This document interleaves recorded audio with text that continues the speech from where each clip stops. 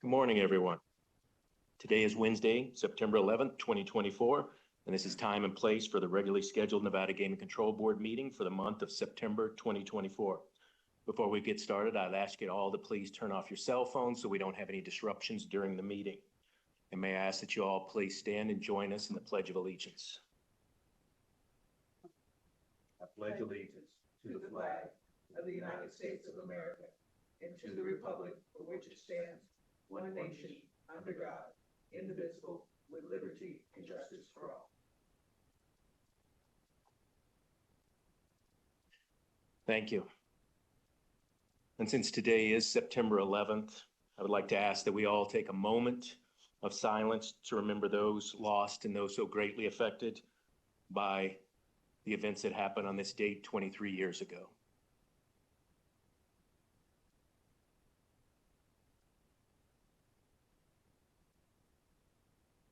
Thank you.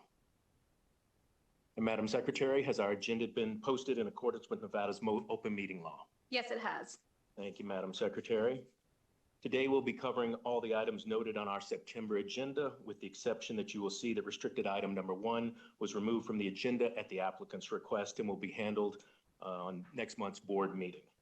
Madam Secretary, let's proceed with our first item, which is public comment.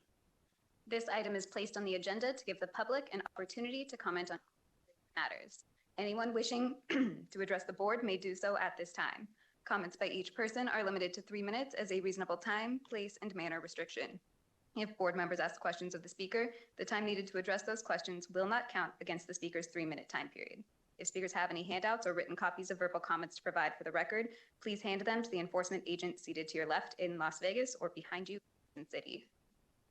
Thank you, Madam Secretary. In accordance with Nevada's open meeting law, matters brought to the board's attention during public comment may not be acted upon by the board. However, we of course want to hear all comments from the public as well as from my fellow board members. Let's start with Carson City. Is there anyone in Carson City wishing to make public comment this morning? Seeing none, let's come here to Las Vegas. Anyone wishing to make public comment, please step forward to the microphones, have a seat in the middle chair. Good morning. Yes, please. You can turn that microphone on there. There's a button to your right. There you are. Thank you. Name is Glenn Hunsucker, Glenn-Hunsucker.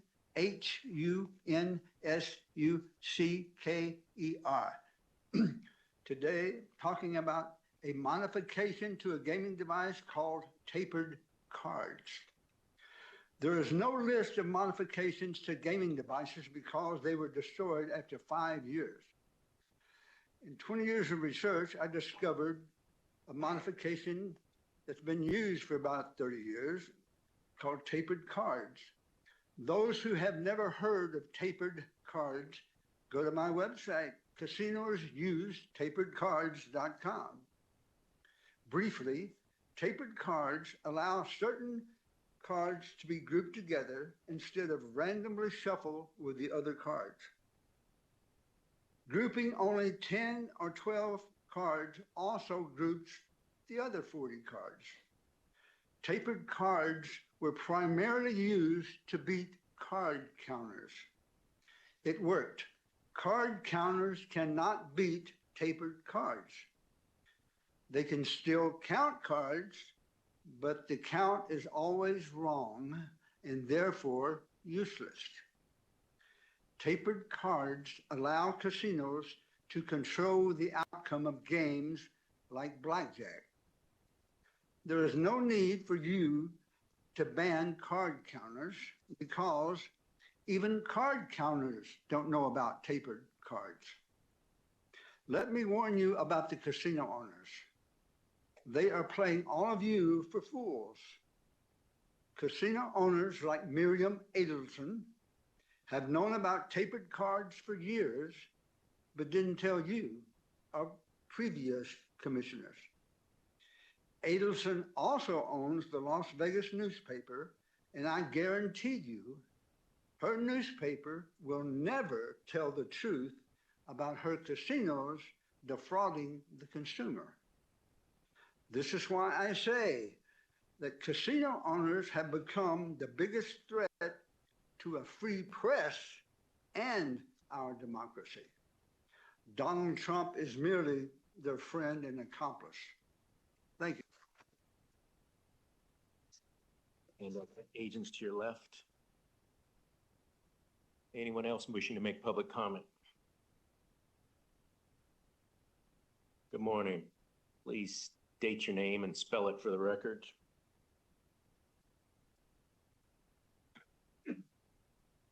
Good morning. My name is Adam Christian, Christian. I work at Red Rock Casino at T-Bones. I've worked there for 18 years. I'm a union leader and I wear my union button every day. There's a certain type of power in a union button. My employer is anti-union, so my union button takes on a special type of power. On December 10th, 2019, the Chief Legal Officer of Station Casino sent a text message to Frank and Lorenzo Fertitta and Chief Financial Officer Stephen Cootie. Mr. Welch's text message said, very, very positive reaction to the meetings so far this morning at Red Rock. Buttons coming off. I would like you to ask Mr. Welch why he reported about buttons to the owners. Thank you. Thank you. Good morning. Good morning, Zachary Pobble for the Culinary Union, and thank you for that moment of silence. On July 29th, Counsel for Station Casinos filed a statement of issues to be raised in the U.S. Court of Appeals DC Circuit. The filing shows Station Casinos Company is rolling the dice in federal court to see if they can fundamentally restructure labor law enforcement in our country by challenging the constitutionality of the National Labor Relations Board.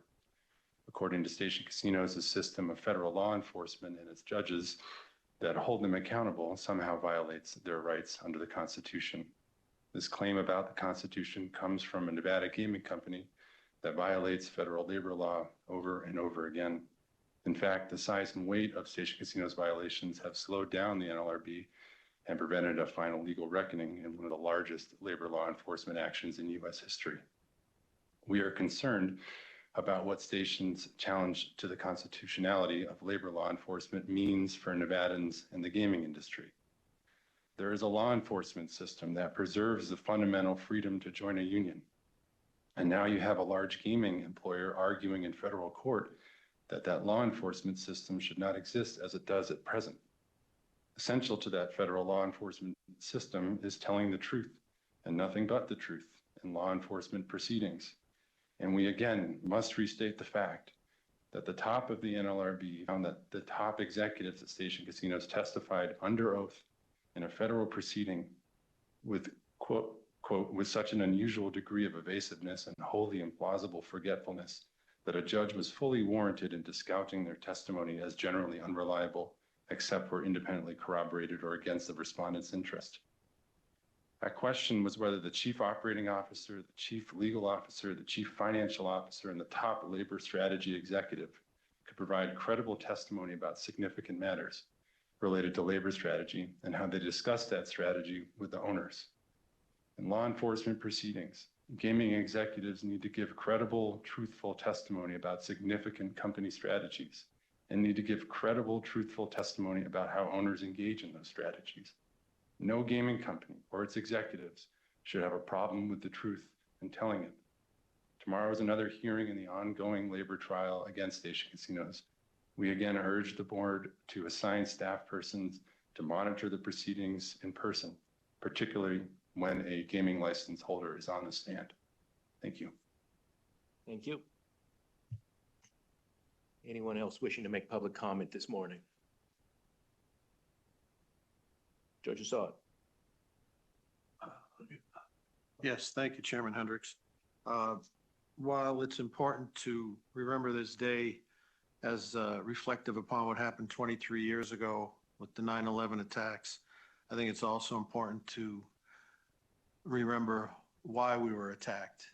There are extremist groups in the world who disagree with our way of life, our Declaration of Independence and the principles that are enunciated therein, our freedom of speech, liberty, freedom of the press, and basically our entire system of democracy.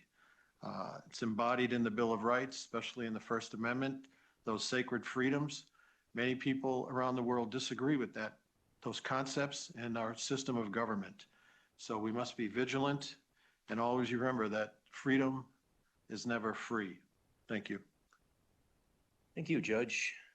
And I just want to take one small opportunity to thank our friends in the legislature for allowing us to use their beautiful new building today. Very nice of them and wonderful new accommodations for us. Anything else? All right, then we will close public comment section, Madam Secretary, and please read in our first agenda item. Pursuant to NRS 241.035, this item is the consideration of the approval of the Nevada Gaming Control Board disposition for August 2024 and the meeting minutes for the workshop held on August 21st, 2024. Thank you, Madam Secretary. I know that we've all had the opportunity to review the August board disposition, as well as the opportunity to review the minutes from our regulatory workshop that was held on August 21st, 2024. I did not have any questions or comments regarding either the disposition or the minutes. Do either of my fellow board members have any questions or comments regarding either of those? Nothing for me, Chair. Okay, then I would entertain a motion. Let's do them separately. Let's take a motion on the August disposition first. Thank you, Chairman Hunter. I would move that we approve the August 24th disposition meeting minutes. That's actually the August board meeting disposition, correct? Yes. Yeah, okay, let's take a motion on that first, Madam Secretary. Member Assad? Aye. Member Watkins? Aye. Chairman Hendrick? Aye, that motion passes. So then we'd entertain a motion on the August workshop, regulatory workshop minutes. Yes, I would also move to adopt the August workshop minutes as well. Thank you, Madam Secretary. Member Assad? Aye. Member Watkins? Aye. Chairman Hendrick? Aye, and that motion passes. Thank you, Madam Secretary. Brings us to our non-restricted agenda.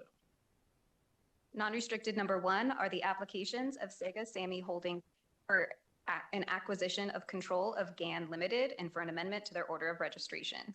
It is also the application of Sega Sammy Creation Inc. for finding of suitability as sole shareholder of GAN Limited. You also have the applications of GAN Limited for deregistration as a publicly traded corporation, for registration as an intermediary company, for licensure as sole shareholder of GAN UK Limited, and to add, remove, or modify conditions to license. It is also the applications of GAN UK Limited for registration as an intermediary company, for licensure as sole shareholder of GAN Nevada Inc., for licensure as a manufacturer, and to add, remove, or modify conditions to license. You also have the applications of GAN Nevada Inc. for licensure as a manufacturer and distributor, for licensure as an information service, and to add, remove, or modify conditions to license. Lastly, you have the applications of Koichi Fukuzawa, Naoki Kamita, and David Ross for finding of suitability and or licensure as an officer and or director. Thank you, Madam Secretary. Good morning. Good morning, Chair Hendrick, Member Watkins, Member Assad, Madam Secretary. For the record, I am Erica Okerberg. I am appearing today on behalf of Sega Sammy for the GAN transaction. Here with me today is Mr. Kamita. We also have Mr. Fukuzawa, the other individual applicant. If there are any questions for GAN, we have Mr. Shearer, as well as Seamus McGill and Sylvia Tiscareno. We have distributed a slide deck, which we ask to be treated as confidential and not be made part of the public record. If I could, I would like to start with an overview of the transaction. I would then turn it over to Mr. Kamita to walk you through the slide deck. And we would then turn it to Mr. Shearer to talk with you about the other applications, including the individual. It's acceptable. Yes, please. Thank you. Thank you. If I could ask the board to please first turn to page 2 of the slide deck. You will see this is a before and after chart to show the effect of the acquisition. I know the board has a more detailed step chart, but this is just the simplified version. If you look on the left-hand side, you will see the entity called ARC Bermuda Limited. That was the special purpose entity created for this transaction. That will merge with and into GAN Limited, with GAN Limited surviving. And GAN Limited at that time will become a privately held company that will be owned 100% by Sega Sammy Creation Inc. We have applied for several different items in order to make this work, which includes the acquisition of control by Sega Sammy Holdings. It includes the application as shareholder by Sega Sammy Creation and the application of GAN Limited to deregister as a publicly traded corporation with the Commission. In addition, We also have filed applications for GAN to obtain its relicensure, as well as to remove certain conditions. As the board will recall, when GAN was initially licensed, there were two conditions placed on their approvals. One was a requirement that the president or CEO and the CFO become licensed within 1 year. We believe that condition has been met by the applications of Mr. Kamita and Mr. Chang. And the second was a condition that the licenses be limited for a 2-year period. We have sought relicensure for those entities because we believe that the board's underlying concerns at the time, which largely related to corporate governance and the finances, will be resolved by this acquisition. So with that, I'm happy to answer any questions you might have on the legal structure or the transaction. If not, I will turn it to Mr. Kamita, and he will walk you through the deck, which includes some of the financial components and the business side of the transaction. Thank you, Ms. Zuckerberg. Yeah, let's go to Mr. Kamita. Good morning. Please go ahead and walk us through your presentation. So thank you very much for your time. I'd like to have I will try to make it quick, but this has like 10 pages or something. So let me go through the presentation. But if you have any questions, just please stop. Ask any questions. So as you see in this page, we have Segasami Group has 95 subsidiaries. And I like to just mention this because Segasami Creation used to be just one of 95 entities of Segasami Group. But we like to talk about our seriousness and our passion to go into gaming business even further. So that's what we like to go through. And then this GAN transaction is one of them. Very, very important. So you see Segasami Creation on the top in the between Atlas, Phoenix, Resort, and Amplitude. There's a top Segasami Creation. We are just, sort of manufacturing business, but we are expanding to online business by having GAN, Coolbet, Silverback. GAN owns Coolbet and Silverback. There's an online business, and we like to move on to online business with GAN together for US market, but also European market as well. If you can move on to the next page, please. So this is a quick summary of our management. So, Segasami Group is basically managed by Satomi family. So we have Senior Satomi, who is the founder of Sami, which is their very, very huge pachinko patchthrow manufacturer in Japan. We are top. And also, as you see in the next, Haruki Satomi, he's son of Senior Satomi. He's very, very good at digitalize the business so that, Sami or Sega, we are kind of sticking to more like a console business or manufacturing business, but he really shifting all the business to digital. So he created mobile business and everything. So he knows about digital business. So here, on the right-hand side, Mr. Koichi Fukazawa, he's behind me right now. He's CFO, but he is leading a gaming business for a long time. He has been involved in Japan IR project, which we were trying to do that in Yokohama City. Of course, all the political situation changed, so we had to cancel that project. But he has been leading that project. And also, of course, we will talk more about our joint venture project in Incheon, Korea. Paradise City. We have 45% of the stake. He has been leading that project as well. Now he was managing the Segasami Creation, and now he's going to manage the online business with me. So that's the quick summary of this management page. If you can move on to the next page, please. So Segasami Group has like a 3 big business domain, which is one is Sega. I hope you guys know Sega. And then Sami, I kind of explained that we were the basically top patchthrow manufacturer in Japan. And now we are going to put more focus on gaming business. We used to have resort business and other businesses as well, but we have already announced in April that the gaming business is going to be our 3rd pillar of Segasami Group business. So if you can move on to the next page, please. Just a quick summary we have been doing so far is on the top left side, casino machines. We have been releasing multiple casino machines, but luckily on the very left side, it says Railroad Riches. This game machine is becoming a big hit. Luckily on the station and, Venetian, we got the nice performance indicator so that we're performing much better than any other machines. And then we got the top 2 and top 3 on the Eilers market report. So, we are kind of growing. We are enjoying this growing moment. And if you go to the right-hand side, you can see land-based casino. I kind of mentioned already, but this is Paradise City. This is kind of gorgeous, great result in Incheon and Korea. Again, we have 45% of share of this business. And now, sorry, I put these pictures in small web manner, but we are willing to move on to this online business with GAN. As you know, Segasami is known for doing all the digital business as well, but I like to work with GAN to make the business bigger. But let me talk about our strategy after. And if you can move on to the next page, please. So Segasami Creation used to be just, again, one of 95 subsidiaries of Segasami Group, but it's going to be, basically core company of gaming business from now on. So as you see, Segasami Creation is kind of next to Sega and Sami, and we are willing to, merge all the business under Segasami Creation entity, Segasami Creation Japan entity. And then Mr. Koichi Fukazawa, he's chairman and CEO, and then I'm president right now. And then that's what, sorry, Mr. Fukazawa is chairman right now, and then I'm president and CEO.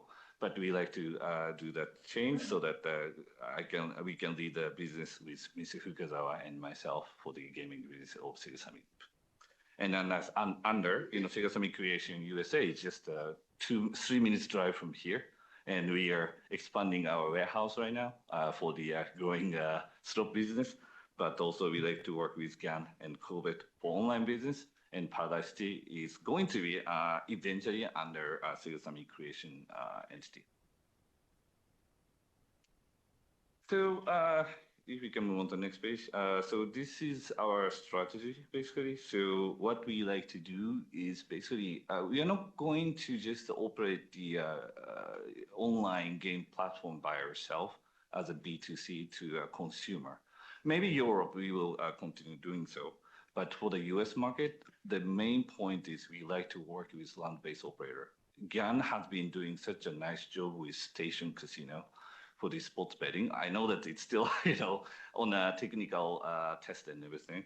But hopefully, if once it goes through, we like to, expand our business with what they do with Station. We like to work with other casinos in Nevada so that we are not going to be somehow enemy of land-based casino. It's more like opposite. We like to be a partner of those land-based casinos so that, we can expand our online platform and everything together rather than just being whatever opposite competitor of land-based casinos. Land-based casinos, I know that they are looking for, some solution and everything for digital. And then, as I said, Segasami is known for online business and digital business. We like to be a partner of those operators. That's our vision. Okay, if you can move to the next page, please. So this page is basically to talk about a little bit of synergies with GAN and Coolbet and Silverback. So Segasami, of course, we have multiple IPs. We will talk about that on the next page. But so when we say IPs, it means characters. Sonic is not very famous and known, but of course it's not suitable for the gaming business probably. But we have multiple IPs and characters, which could be good for the gaming users and gaming players. And next one, I said content co-development. We have already some hit titles. One big thing is, as I mentioned, Railroad Riches. This is big title. And then we have the game called House of the Dead. That is actually coming from Sega classic arcade game. But we have made some slot games already with this character or with this team. So this is what we can do for online business as well. And then eventually we like to expand more on the multiple business domain with GAN and Coolbet partnership. And of course, we have business support, we have future initiatives for the, we are actually making some tables with electric mechanism so that we can track the data. This is good for responsible gaming as well, but we're still making development so that we can't explain too much today. But that's what we can do eventually to make sure that we can be more like a digital solution partner for the land-based casinos. Okay, let's move on to the next page. I'm not gonna go through everything, but as you see, here there are so many characters and IPs we have. I just wanted to show these IPs because Sonic is going to be a little bit difficult for the because this is a little bit of the character for kids and everything. We will have the movie on December, but it means that maybe this is not suitable for the gaming business. But again, you will see so many IPs and characters. So that's one of our strengths. And next one, if you move on to the next page, please. So here, left upper side, it says Railroad Riches Tycoon, but this is the hit title. We like to bring it to online and social as well, so that we can deliver our content to broader audience. So House of the Dead, Panda Treasure, these are our game. So that's what we like to do into online. If you can move on to the next page, please.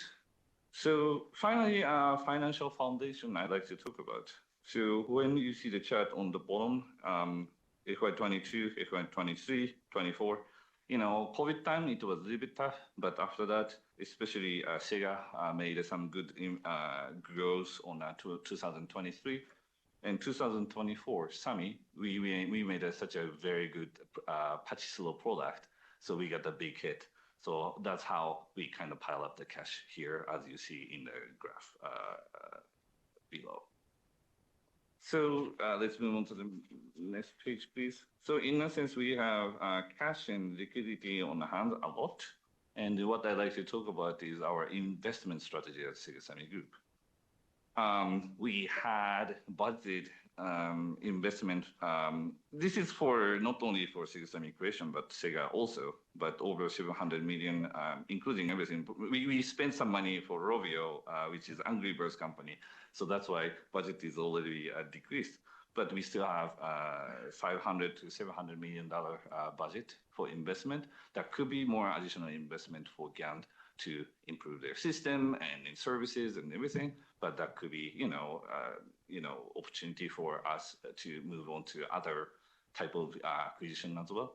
So we just wanted to, show this number because we are a very cash-rich company, and we are ready to support GAN business financially as well. So of course, GAN had a little bit of financial concern before, but I think we are here to support that because we have this cash and we can help out on that with GAN. Okay, so just the license status. Can I just hand over to you? Yes. Yes, of course. Thank you. So this slide is just to show the current status of some of the licenses. If I could, I would just like to note for the record that Nevada is actually one of the first prior approval jurisdictions that we're seeking approval in. And so we'd like to extend a special thank you to all of the staff for all of the hard work to bring this to us so quickly. We do have a few others that are in the queue. The latest one that we expect will be in December of 2024 at this point for prior approvals. And with that, we are, of course, happy to take any questions that you might have. Thank you, Ms. Okerberg and Mr. Kamita. Pleasure having you here and providing us with that presentation. Ms. Okerberg, just in case anybody didn't hear, why don't you repeat the fact that I believe you said Nevada was the first, and we've moved extremely fast. One of the first, Okay. but did move very fast, especially with the rigorous process that Nevada has. So always nice to hear that. And yes, our agents did spend a lot of time on this. A lot of the speed, though, was due to the cooperation of Sega Sammy and GAN to move the process along. So very happy to have done that. Tell me, Mr. Kamita, how will this acquisition, if approved by the commission, would it directly affect Nevada operations in the short term, the long term? Tell me what you see for happening in Nevada. Yes, for with this approval, right? Yes. Yes. So of course, GAN has been working with Station. And then we like to make sure that that business goes well first, and say, thanks to this GAN station relationship, of course, we are developing a good relationship with station. We are not supposed to talk about, future vision and strategy yet. So we are waiting for this approval.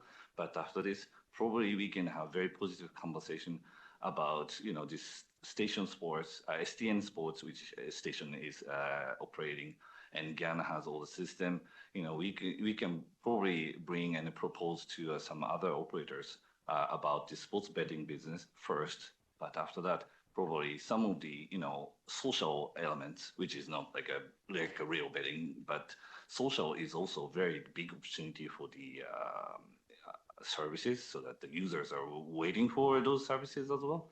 So that's what we can do once this system is approved and station relationship is built up. I know that they're also, working with Fontainebleau as well.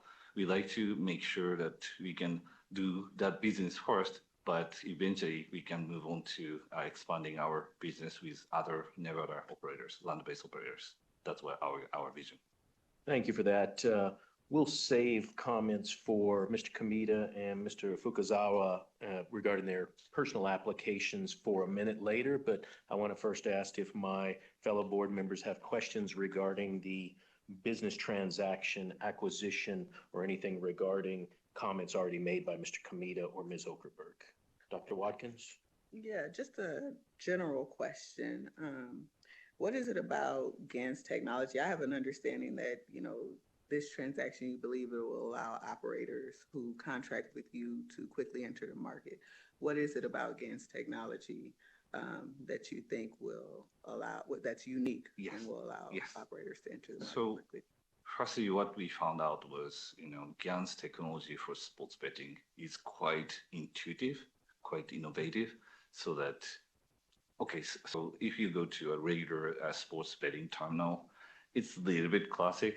From my understanding, Sega is like a digital company, so we have some opinion about digital interface and everything.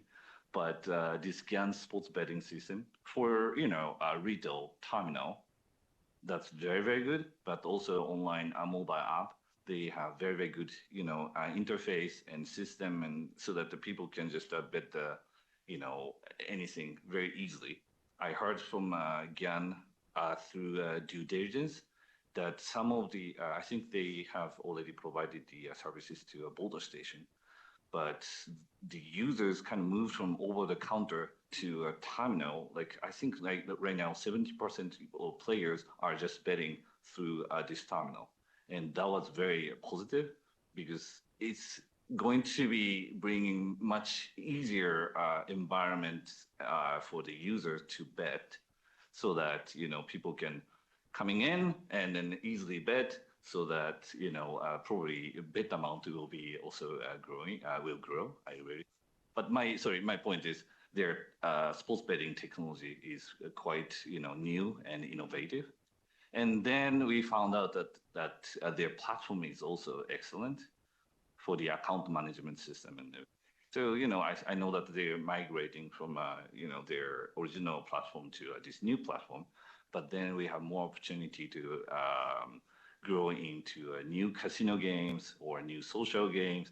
We can have more product portfolio under this platform. So we are really impressed by their new technologies so far. Okay, so what I'm hearing you say is kind of ease of use, one-stop shop, broad ecosystem. Exactly, yes. Kind of thing. Yes. Okay, thank you. Judge, questions about the transaction? Yes, thank you, Chairman Hendricks. Mr. Kamita, welcome. Glad you're here. Wish the weather was a little better for you. The smoke that we're experiencing, blame California. It's not Nevada's problem. But I was just interested in your assessment of GAN with respect to online betting. Are you looking forward to entering that sphere, the online sports betting sphere?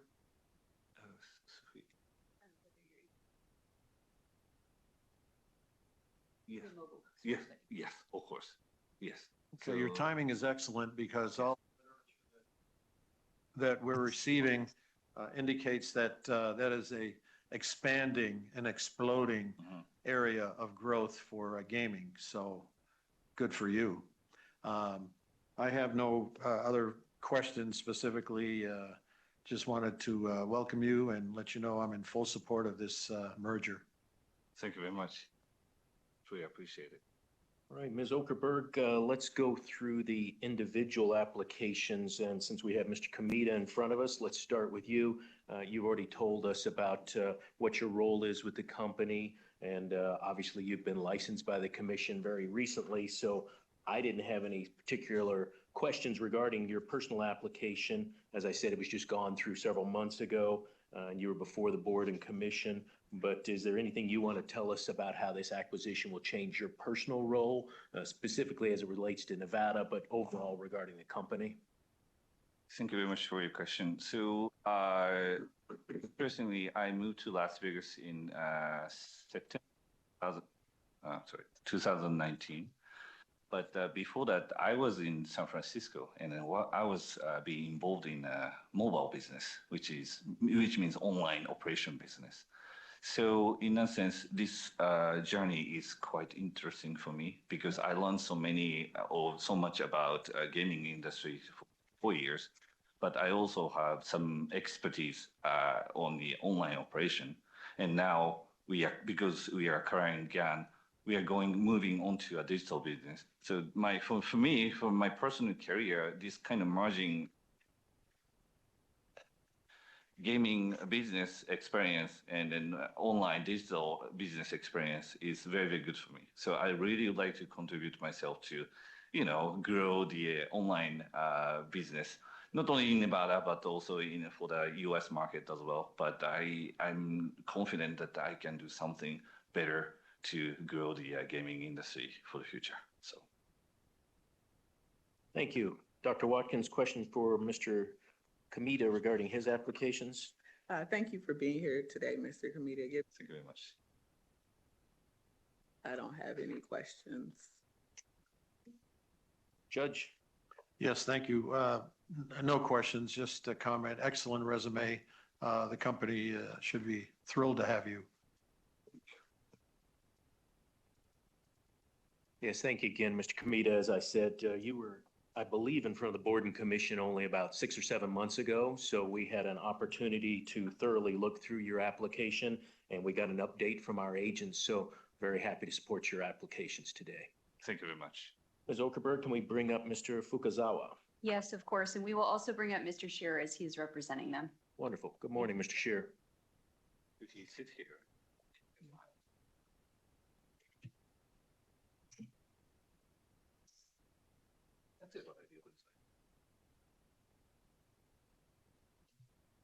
Good morning. Good morning, sir. Pleasure to have you here. Mr. Shearer, do you need to make any introduction, or we just have Mr. Fukazawa introduce himself? Yeah, just for the record, Scott Shearer, Brownstein Hyde Park, half of multiple parties today, but Fukazawa, Mr. Ross, if you have any questions for him when it's his turn, and GAN Limited. Mr. Fukazawa is to my right, and Mr. Kameda is also with us at the table in case there's any need for any translation. Mr. Fukazawa's English is much better than my Japanese, but he nevertheless, to make sure he's answering questions accurately, might wish to have Mr. Kameda help him with translation. Thank you. Good morning, Mr. Fukazawa. Pleasure to have you here. Go ahead and introduce yourself and tell us a little bit. We know you've been licensed by Nevada for many years, but tell us a little bit how this acquisition will affect your personal role with the company and how you will be involved.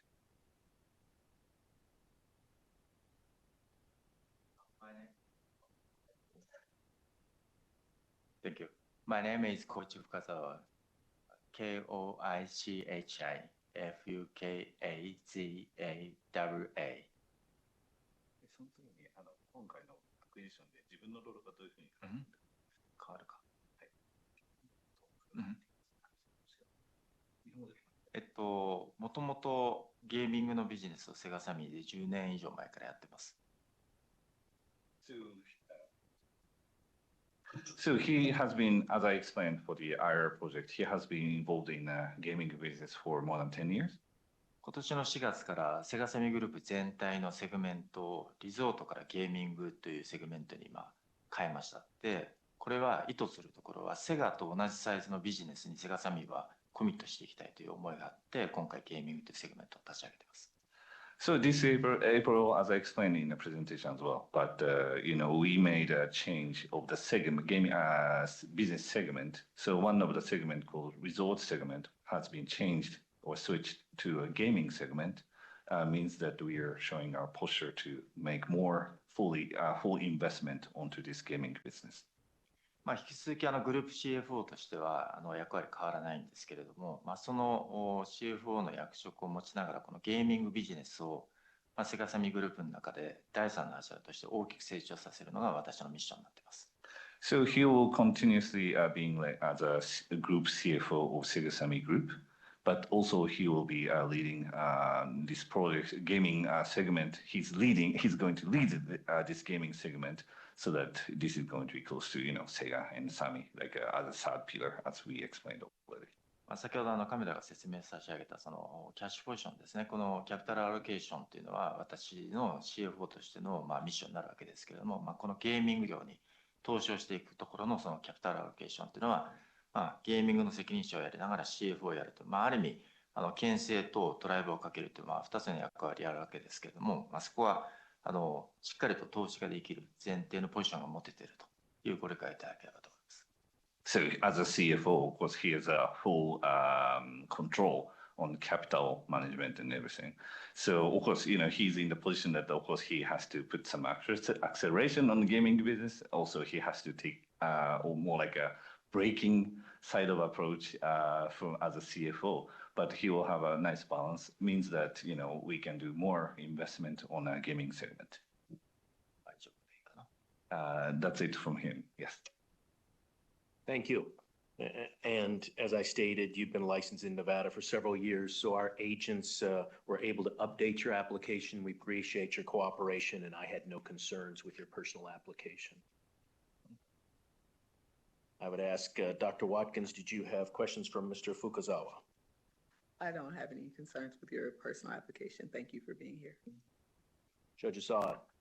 Thank you, Chairman Hendricks. No questions. Welcome to Nevada, Mr. Fukazawa. Nice to have you here. Thank you very much. All right then, Mr. Shear, let's bring up Mr. Ross. Thank you.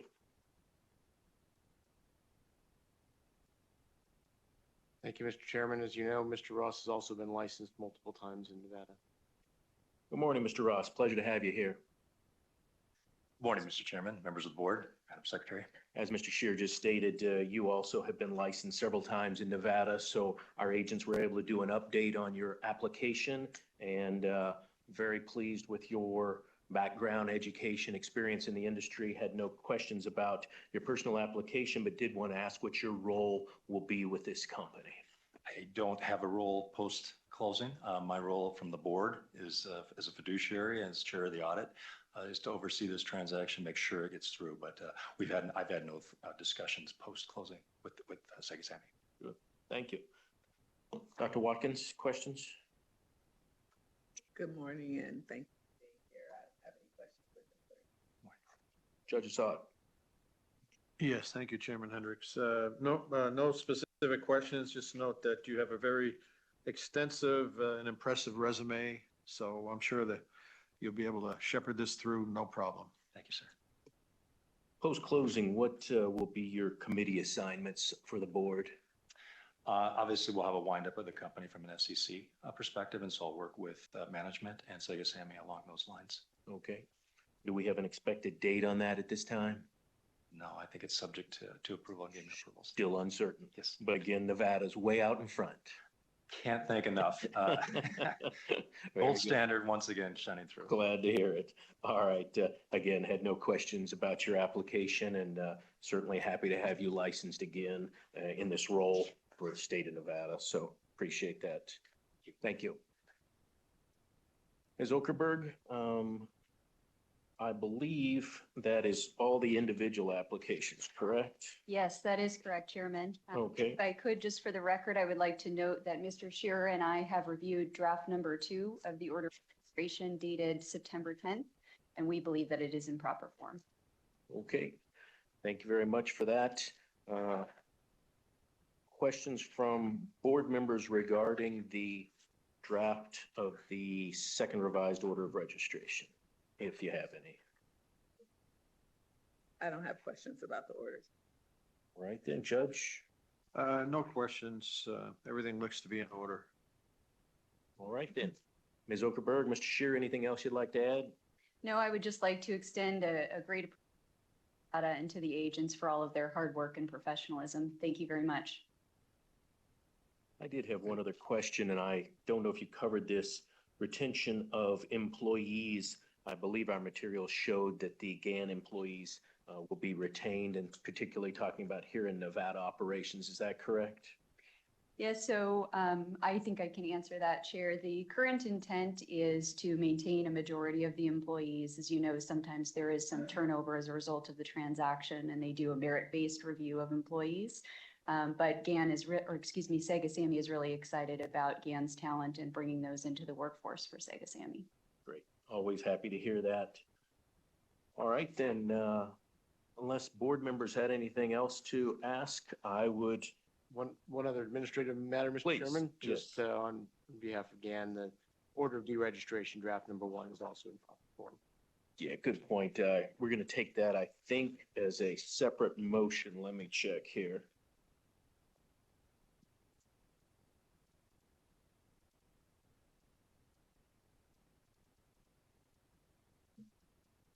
Madam Secretary, do you think we need to take the deregistration as a separate motion? You do not need to, but if you would like to, you can. That's okay. You've read it all in, so we've got it all in the record for. We'll go ahead and take it, but thank you. Any questions from board members regarding the deregistration order?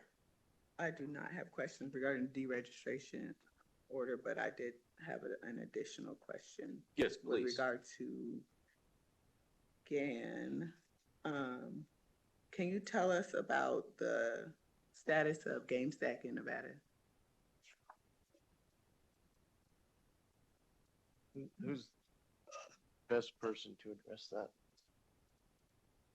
I am Mr. Rob McGill? Lee. Great. Yeah, I think we have Rob by Zoom. Yep. I think he's the Okay. best person to address that. Please, go ahead. Hi, my name is Rob Leakites, Lekites. Good morning, Mr. Chairman, board members, Madam Secretary. I'm the Senior Vice President of Sports Betting at GAN. Thank you for giving me the opportunity to speak with you today. I've been involved with the field trial from the beginning. The field trial is nearing completion, and at this point, we have only one outstanding item, which is going to be resolved with a reporting update that we expect to deploy tonight. Just to kind of give you a picture where what's happened so far. The reporting solution that GAN built was designed to meet the specific reporting requirements defined by Nevada Gaming, while also providing a robust suite of on-demand operational reports for our customers in Nevada. In total, we built nearly 100 reports prior to the start of our field trial. While we've experienced and we've solved for many edge case issues along the way, the primary causes of our extended trial can be attributed to really 3 major items.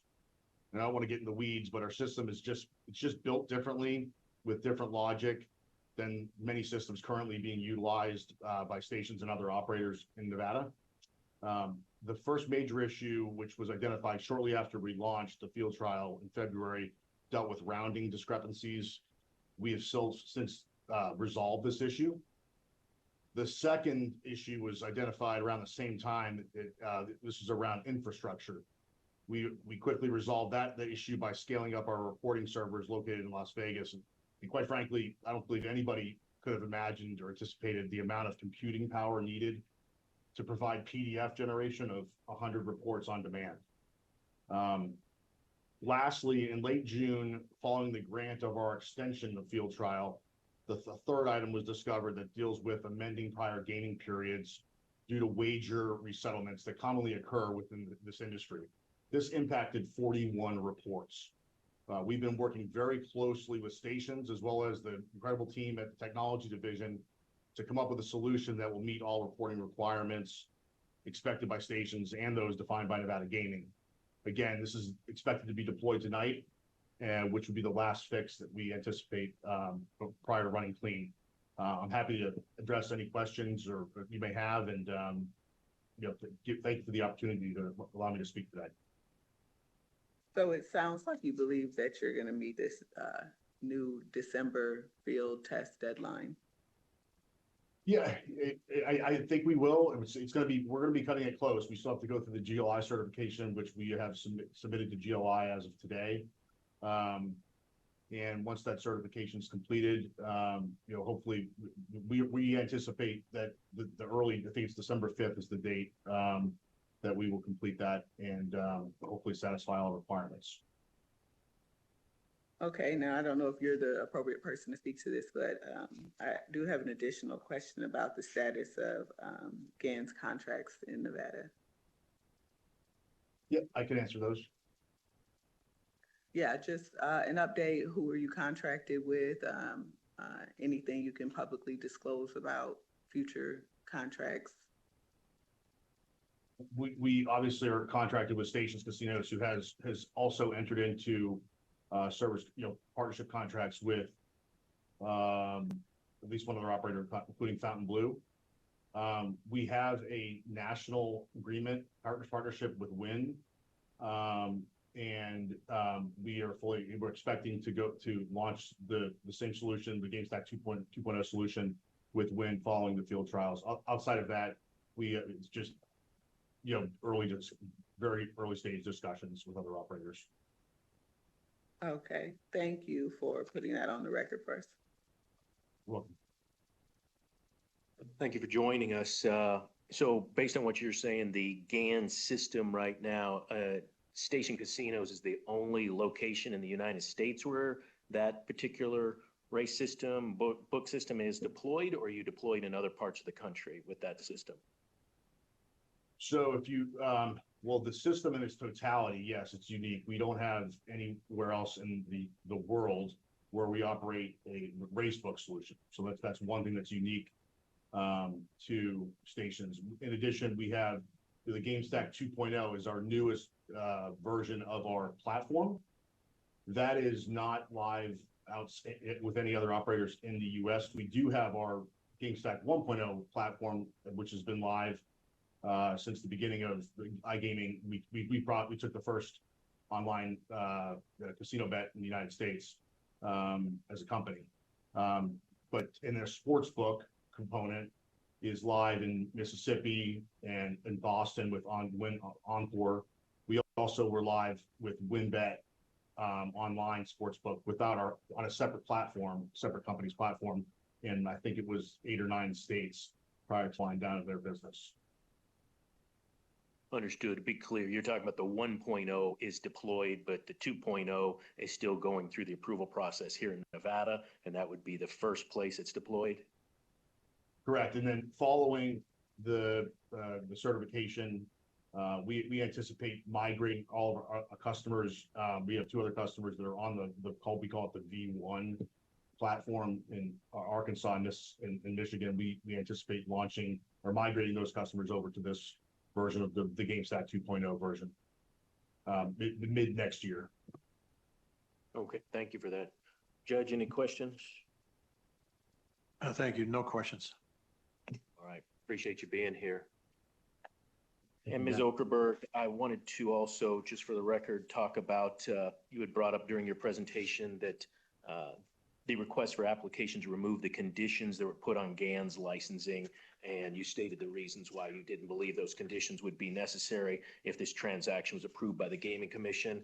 I've gone through those conditions, and I also agree that post-closing of this transaction, if approved, those conditions would not be necessary. So we'll put that on the record as well, and we know that we have those applications on our agenda for approval. All right, then. Anything else from board members? Yes, is to speak to the status of the Beach Point loan? Yes, thank you, Member Watkins. The intent for that loan, Sega CME acquired it. And at this current moment, the treatment is expected to be as an intercompany loan. Thank you. I appreciate that, putting that on the record. That's all.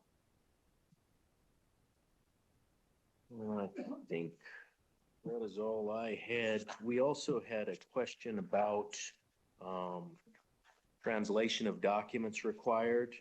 And we've gone through that and makes sense to me. And I know that's been cleaned up in the order. So just wanted to put that on the record as well, that certainly not asking anybody to prepare information that the board doesn't need, doesn't have time to review. We're focused on material documents that we need for gaming regulatory purposes. Is always nice, though, if the documents are available in English, certainly present them to us, but no need to create extra work for licensees or for the Game Control Board agents. So appreciate everybody working to clean that up. Thank you all. Thank you. All right, then, if there's no other questions, I would entertain a motion on non-restricted item number 1. Thank you, Chairman Hendricks. I would move that we recommend approval to the Nevada Gaming Commission of non-restricted agenda item number 1 as read into the record by Secretary Nicole Rupert to include the second revised order of registration, draft number 2, dated September 10th, 2024. Do we also need to put on the record the deregistration order? She already said no. Nope. I already read that in. You've read it in? All right. Very good then. Please call for the vote. Member Assad? Aye. Member Watkins? Aye. Chairman Hendrick? Aye. Motion passes. Thank you all. Thank you for being here. Pleasure. Bring us, Madam Secretary, to non-restricted item number 2.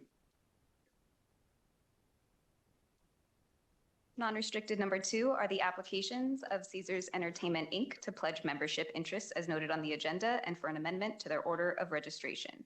It is also the applications of Circus and Eldorado Joint Venture LLC for a transfer of interest as noted on the agenda, for licensure as a manufacturer and distributor, and to pledge membership interests as noted on the agenda. You also have the application of Eldorado Limited Liability for a transfer of interest as noted on the agenda. It is also the applications of Eldorado Holdco LLC for licensure as sole member of Circus and Eldorado Joint Venture LLC, to merge Eldorado Resorts LLC into Circus and Eldorado Joint Venture LLC, with Circus and Eldorado Joint Venture LLC as the surviving entity, and to pledge membership interest as noted on the agenda.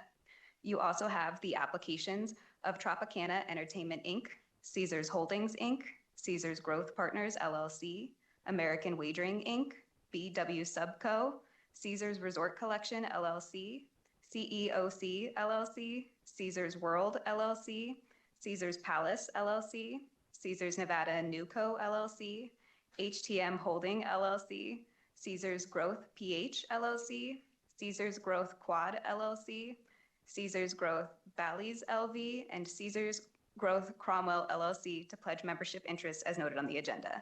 Lastly, it is also the applications of Digital Holdco, LLC, William Hill US Holdco, Inc., and William Hill Nevada One to pledge equity securities as noted on the agenda.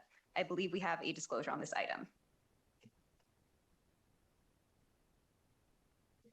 Go ahead. Yes, I have a disclosure on this item. My partner is an accountant at Caesars Entertainment. However, I have no pecuniary interest in the outcome of this matter, and I do not believe the independence of judgment of a reasonable person would be affected by this relationship. I therefore intend to fully participate and vote on this agenda item. Good morning, gentlemen. Mr. Chairman, members of the A.G. Burnett with the law firm of McDonald Carano, here along with my colleagues, Mr. Bud Hicks and Mr. Greg Giordano, who is seated directly to my left. To my right is Mr. Jeff Hendricks. He's the Senior VP and Assistant General Counsel for Caesars Entertainment, Inc. As Madam Secretary outlined, we are here before you with a number of applications. I think it's almost 30 applications, ranging from various transfers of interests, licensure requests for pledges of various entities to U.S. Bank, and of course, to amend the order of registration. What we thought we would do, Mr. Chairman and members of the board, if it's okay with you, is start off with Mr. Giordano here on my left to go through the various applications that have been filed and discuss with you the technical details in terms of those transactions and approvals that are being requested. And then lastly, my partner, Mr. Bud Hicks, is behind me, and he is here to address the corporate restructuring matter that has come up during the course of the investigation that is in your summary. Thank you, Mr. Burnett. Yes, please, Mr. Giordano, walk us through how we got here and got 5 pages of agenda items. Very good.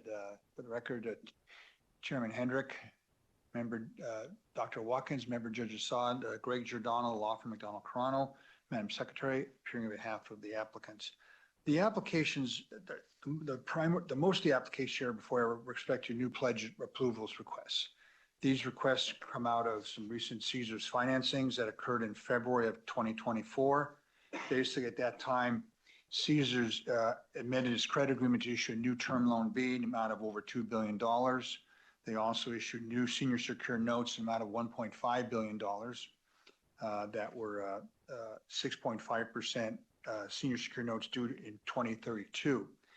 And the proceeds from those financings, along with some cash, was used to first repay the Caesars senior secured notes that were due 2025 that were issued in July of 2020 in connection with the Caesars Eldorado merger to help finance that. And also they were used to repay the old Caesars Resort Collection senior secured notes due 2025. What happened was there are a number of pledges necessary in connection with those secured financings, both the credit agreement amended and restated, as well as the new senior secured notes. So in the order, for example, in the applications, you'll see that there's a request for approval of basically all the Caesars subsidiaries to pledge their gaming equity interests as security for both the credit agreement as amended and supplemented for Caesars, as well as the new senior secured notes with the indenture dated February 6th, 2024. And also then there were also new pledges necessary in connection with the Reno consolidation and how those reorganizations and stuff occurred. They had to repledge things for both the old financings and new financings to secure that adequately.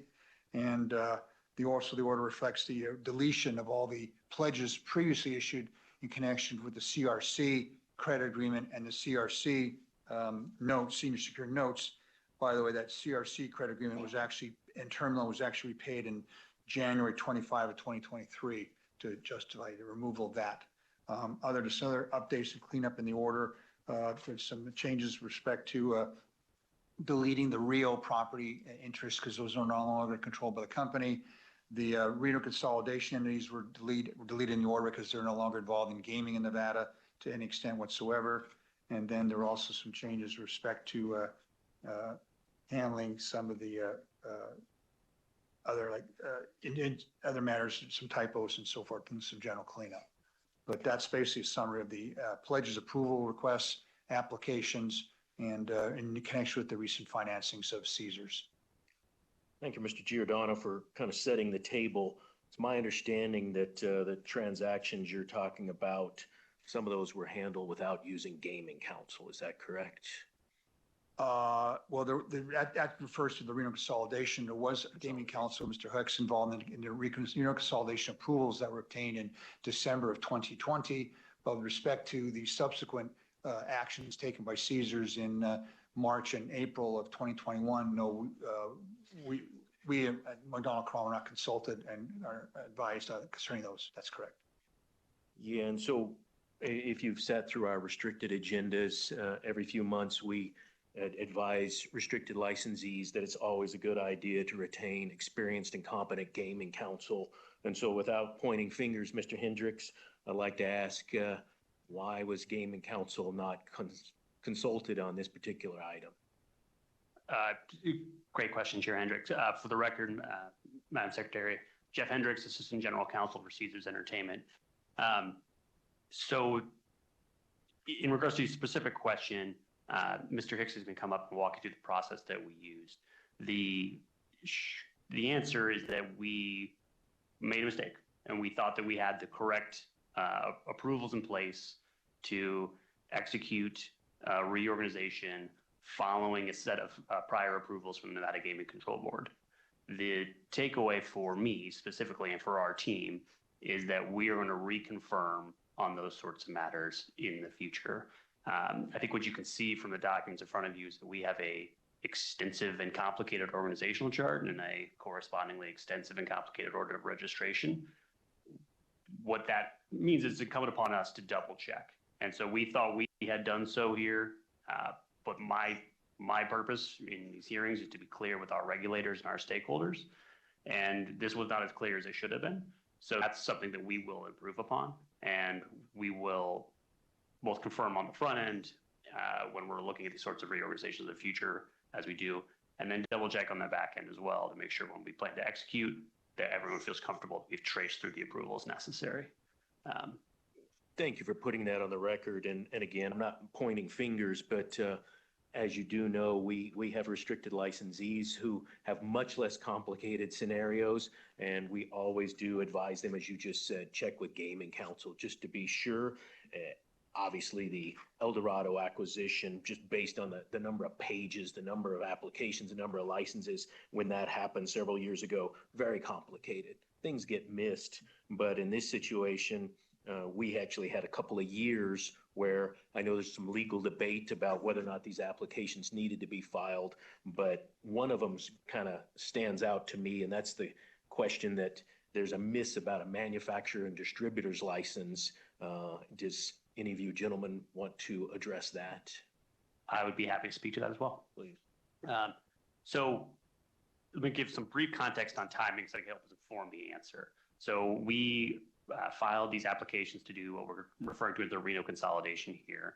And that series of transactions was designed to take 3 gaming licensees and merge their operations into 1 gaming licensee based on the kind of physically contiguous nature and intertwined business operations of our 3 properties in Reno. Simultaneously to that, El Dorado Resorts, Inc. And Caesars Entertainment Corporation entered into a merger agreement, which resulted in Caesars Entertainment, Inc. So we had these 2 sophisticated transactions moving along simultaneously. In regard to the manufacturer's license, we chose not to renew the manufacturer's license at, I believe is Circus, the entity doing business is Circus, because following the completion of the merger with Caesars Entertainment Corporation, we would be able to utilize various licenses held by subsidiaries of that organizational chart at the time to provide those same sorts of internal services that you can provide through a manufacturer distributor's license. So in regards to that, the elimination of that license, we were able to utilize existing manufacturer and distributor licenses that came to the company through the merger. So that was the background of that particular topic. Would you agree then that there were non-restricted locations that were dealing with slot machines that didn't have a manufacturer and distributor's license for a certain amount of time? Not in a way that would require the use of manufacturers and distributors license, I believe. So we didn't engage in the sorts of transactions that require manufacturer distributor approval without the license in place that was previously held by Circus. So the non-restricted licensees that were operating gaming establishments, I don't believe were conducting any sort of business that would require that specialized license. I would be happy to work with your staff to verify that, but that was a topic that we discussed during the Reno consolidation to try to ensure that we did not have any sort of unauthorized activities as we did not renew that particular license. Standard property modifications and moving and buying and selling machines. I'm not talking about getting in the manufacturer distributor business, but of course you know why non-restricted licensees have to have a manufacturer and distributor license to basically run their business, correct? Yes. And you believe that those were in place throughout this time, or you believe there was a time that there was a gap, as you would say, between having a license? Or are you saying that it's not necessary? And Mr. Burnett, Mr. Giordano, Mr. Yeah, I Hicks, think what you're saying is the companies relying, when Eldorado acquired Caesars, a lot of the Caesars companies, which are now affiliated entities with all the Eldorado properties, including the Row and Reno, had manufactured like Harris and so forth. And so with the respect to the companies, other subsidiaries that they acquired having some manufacturer's licenses for the usual sort of non-business manufacturing, like modifying machines or whatever, they felt that those licenses covered all the affiliates of the Eldorado Caesars now family, if you will. And so when Circus CC Reno LLC dissolved and went away, they didn't feel a need right away to go out and get a new manufacturer's license to replace the one that CC Reno had because of the other licenses that were held by the other subsidiaries of Caesars in the, I guess you want to refer to the Las Vegas region, if you will. Well, let me put you on the spot then, Mr. Giordano. Had your office been requested to give an opinion on whether or not that property needed a manufacturer and distributor's license, what would your office have said? Well, I know I'm aware of a lot of companies where they have a lot of different properties, and not every single property has a manufacturer's license. So it's like, as long as there's an affiliate involved, usually that's okay, I think, in how things happen. But in the case of the Reno situation, is a question of, the license was sort of like to transfer or whatever of it going from Circus Reno to something else in the Row was sort of overlooked by both us and the board staff when the whole Reno consolidation came through. It was just something was missed. And so whether it's really necessary as a matter of law, we'd have to take a closer look at that from a standpoint of a legal opinion, if you will. But I think that's the analysis and rationale about why a new license to replace the one that CC Reno had for Circus Reno was not seen to be a need for immediate replacement because of the other licenses held by other Caesars affiliates of the Row properties. Understood. And I want to be clear for the record that I'm not implying there's any intent, any reason to get around it. Caesars is a very sophisticated, multi-licensed entity. And as you said, they have manufacturers and distributors property licenses at property. So be clear, I'm not claiming any intent. It just seemed to me that there was a gap of a certain amount of time where those licenses weren't in place. I would encourage you to reach out with staff and we will have a further conversation about that. Thank you. Dr. Watkins, questions? Yeah, I just have follow-up questions on the conversation that was just occurring. What I'm hearing from Mr. Giordano and Mr. Hendricks seems to be two different things. I think I hear you saying that the license wasn't needed, right? And you're saying that it was you're saying the license wasn't needed because it was, you weren't engaging in activity that required it. And you're saying that the activity was covered by the affiliates. No, I'm not disagreeing with Mr. Hendricks that there was activities that needed license. I'm just saying, following through with his comment about, we don't believe we had any activities, but I'm saying if there were, as Mr. Hendricks pointed out, there were licenses held by manufacturers at Harris and other subsidiaries of Caesars that then became affiliates of the Row when Eldorado merged with Caesars in July of 2020. So that's kind of your even if argument is what you're saying. Right. Usually isn't there, and you can correct me if you have a different understanding, a condition associated with the license that would allow for the affiliates to engage in behavior? It would be, any condition like that would be on the entity that has the actual manufacturer distributor's license as to how that is conditioned. It's on the manufacturer distributor's license granted to a casino company. Mm-hmm. Yeah. Okay. All right. Well, I appreciate the discussion and I agree with the chair. I don't think that there is any ill intent here. But again, as the chair advised, I think anytime there's any kind of restructuring, I will reach out to Gaming Council, especially with a company as large and sophisticated as Caesars. Judge Assad, questions? Yes, thank you, Chairman Hendricks. No, I'm satisfied with Mr. Hendricks and Mr. Giordano's explanation, as well as good report by Anthony Beeler, our agent, as well as Supervisor Sean Crowley. They did a very comprehensive and thorough analysis of this. And I'm satisfied with what I've heard here today. Thank you, Judge. Mr. Burnett, are you the gentleman to talk about the... Mr. Chairman, yes, we've looked at the order. I believe it's draft number 1. still, and we are fine with that. Thank you, and obviously a very large order. This is a hefty one, but the major substantive changes I went through, which are primarily paragraphs 67 through 76 and paragraphs 88 through 97. You're comfortable with all of those revisions, correct? We are. Okay, The other, please. the other change I know for the record is just that we found that actually, while there was a reference before to a seniors, there was a collateral agreement for the senior secured notes with US Bank. We thought there were going to be separate ones. There actually is not. There's only one collateral agreement that's defined in the order as being the US Bank collateral agreements. That's one of the changes I neglected to mention, but otherwise, I think I went over all the changes. And you're correct, Mr. Chairman, the primary changes of the paragraphs you mentioned. Thank you, Mr. Giordano.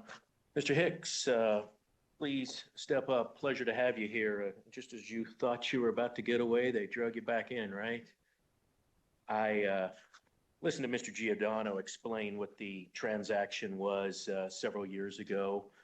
If there's anything else you need to provide, please do. But I'm personally comfortable in what happened back when the transaction, a multi-tiered transaction, very complicated transaction. But if you had anything to add for the record, please do.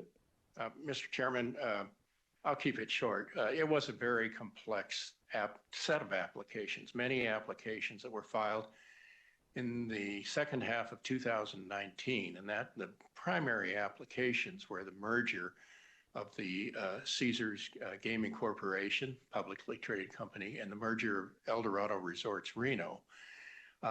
And that's what I was involved with. I was counsel for the Eldorado side. As you can imagine, it was extraordinarily complex because of the financing involved, the fact that, as one of my East Coast compatriot lawyers told me, he couldn't believe that a dumpy little Reno gaming operator could buy Caesars. And I pointed out to him that Bill Harrah had done it 20 years earlier. But anyway, it was a very complex transaction. Also, at the same time, Eldorado was in a growth mode. They had added 3 other public companies to their size before that. And they had acquired a 20% interest in William Hill USA, which of course is the owner of all of the William Hill race and sports books. During this time, they also negotiated a transaction with William Hill Limited of the United Kingdom to buy the entire company and basically to disassemble it, keeping the domestic U.S. operations. So that was all going on in this period of time. Applications were filed with multiple jurisdictions. I'm not sure how many, but 12, 14, 15 jurisdictions across the United States and the UK for these transactions. The Federal Trade Commission was involved because they looked at the anti-competition issues. So it was a very, very busy time. The board's agents got on it in the fall of 2019. We had a clock ticking on doing the deal. It had to be done by March 1st, or Eldorado would have to pay additional fees, ticking fees, to hold the financing in place. And so, you know, everybody was jumping everywhere to get this done. Now, the other great factor that happened here at this time, you'll recall it at the end of 2019, the beginning of 2020, COVID hit. And at that time, all of the restrictions came into place. Your board agents were working from home. The board was basically closed. Our law firm was doing the same thing. And Caesars and all of the gaming companies were frantically trying to hold their gaming businesses together during those extraordinarily trying times. It took longer to go through the application process in all the different jurisdictions, including Nevada, than planned. Eldorado ended up having to pay an additional $270 million in ticking fees to close the deal when it finally closed in July of 2020. So you can imagine it was a crazy time. Now, at the same time, or actually before, in an unrelated application, El Dorado had decided to consolidate the three Reno properties, the El Dorado Hotel, the Silver Legacy Resort, and Circus Circus Reno. Because in the interim, they had bought all of the interest in Circus Circus Reno, and now they were operating all three hotel casinos. And and I'm sure you're familiar with the layout in Reno, but they are all contiguous. They are all interconnected through air bridges. And so El Dorado made the business decision to consolidate the three into a single gaming establishment. It's very similar to what happened down here with Bally's in the Paris property. And Harrah's had also done it up at Lake Tahoe, at the Harrah's South Shore Lake Tahoe, and the property across the street, the Wagon Wheel. So that was the decision of the parties to do that. And so basically, we were processing this all in that milieu, and the gaming agents, like I said, they were great to work with, but it was a mess, quite frankly. It was very difficult, and it was difficult for them. It was difficult for us. They were, of course, focused on doing the El Dorado Caesars merger, and we were encouraging them to do that because of these anticipated then ticking fees. And so the Reno combination application, we call it the Reno consolidation application, was sort of set aside while the agents worked on the El Dorado Caesars merger. As indicated before, the El Dorado Caesars merger finally came in front of the board in July of 2020. And in fact, I think we were the first time the board had reconvened face-to-face, mask to mask, to facilitate the hearing. And we attended that, and were successful in getting approvals of the merger, the financing. The William Hill matters had been taken care of by then. And then it was only the Federal Trade Commission that we all had to wait for while they made their decision. The agents then picked up the pledges. There were all pledges made at that time, just like we were talking about today, the initial pledges that were made on the financing. Those were delayed, approval of the pledges, and also the Reno consolidation matter was delayed. So we went from July to December of 2020, and finally we were on the commission's agenda for the pledges, the pledge approvals, and for the Reno consolidation. Now, during this period of time, and the agents, like I said, they were great to work with, but none of us identified the issues that are bothering you today, that your current agents fell on or discovered when they were doing their investigations on the current pledges. And the issue was, well, what was going to happen to the two companies, that is the El Dorado and Circus Circus, when they combined in to have Silver Legacy take over the whole gaming operation, become a single establishment. And that question was not looked at by us or by the board. And I remember sort of laughing with the agent about it, saying, my God, this has just been sort of a nothing application because everything else was so big and complex. So anyway, that occurred. Now, approximately, 5 months later, in April of 2021, we had the approval in hand to do the Reno consolidation. The two properties filed changeover transition reports with the Gaming Control Board as required by the board's memorandum on that. And on quarter's end, March 31, 2021, they facilitated all the transactions. They basically, what it was in a legal sense, it was the closure of two casinos and the expansion of an existing casino into those premises. And so that's the way it was treated. And then there were countdowns, there were cash countdowns, cage countdowns, chip transfers, the whole thing, the whole process that the companies go through when they close down.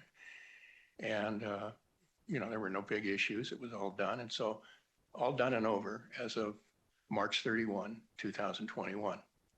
Now the problem that occurred was, again, Caesars corporate, they have their own corporate division. They had been dealing with the decision of what do we do with these entities, these business entities, after we are no longer in the gambling business.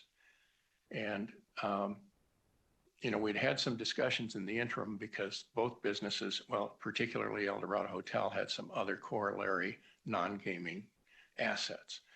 And during that period of time, those things were cleaned up so that by the time of this changeover, both El Dorado Hotel, it was El Dorado Resort Limited Liability Company, and the Circus entity both had no other businesses or assets to worry about other than the gaming. And, they own the properties, or El Dorado owned the properties, Circus leased the properties.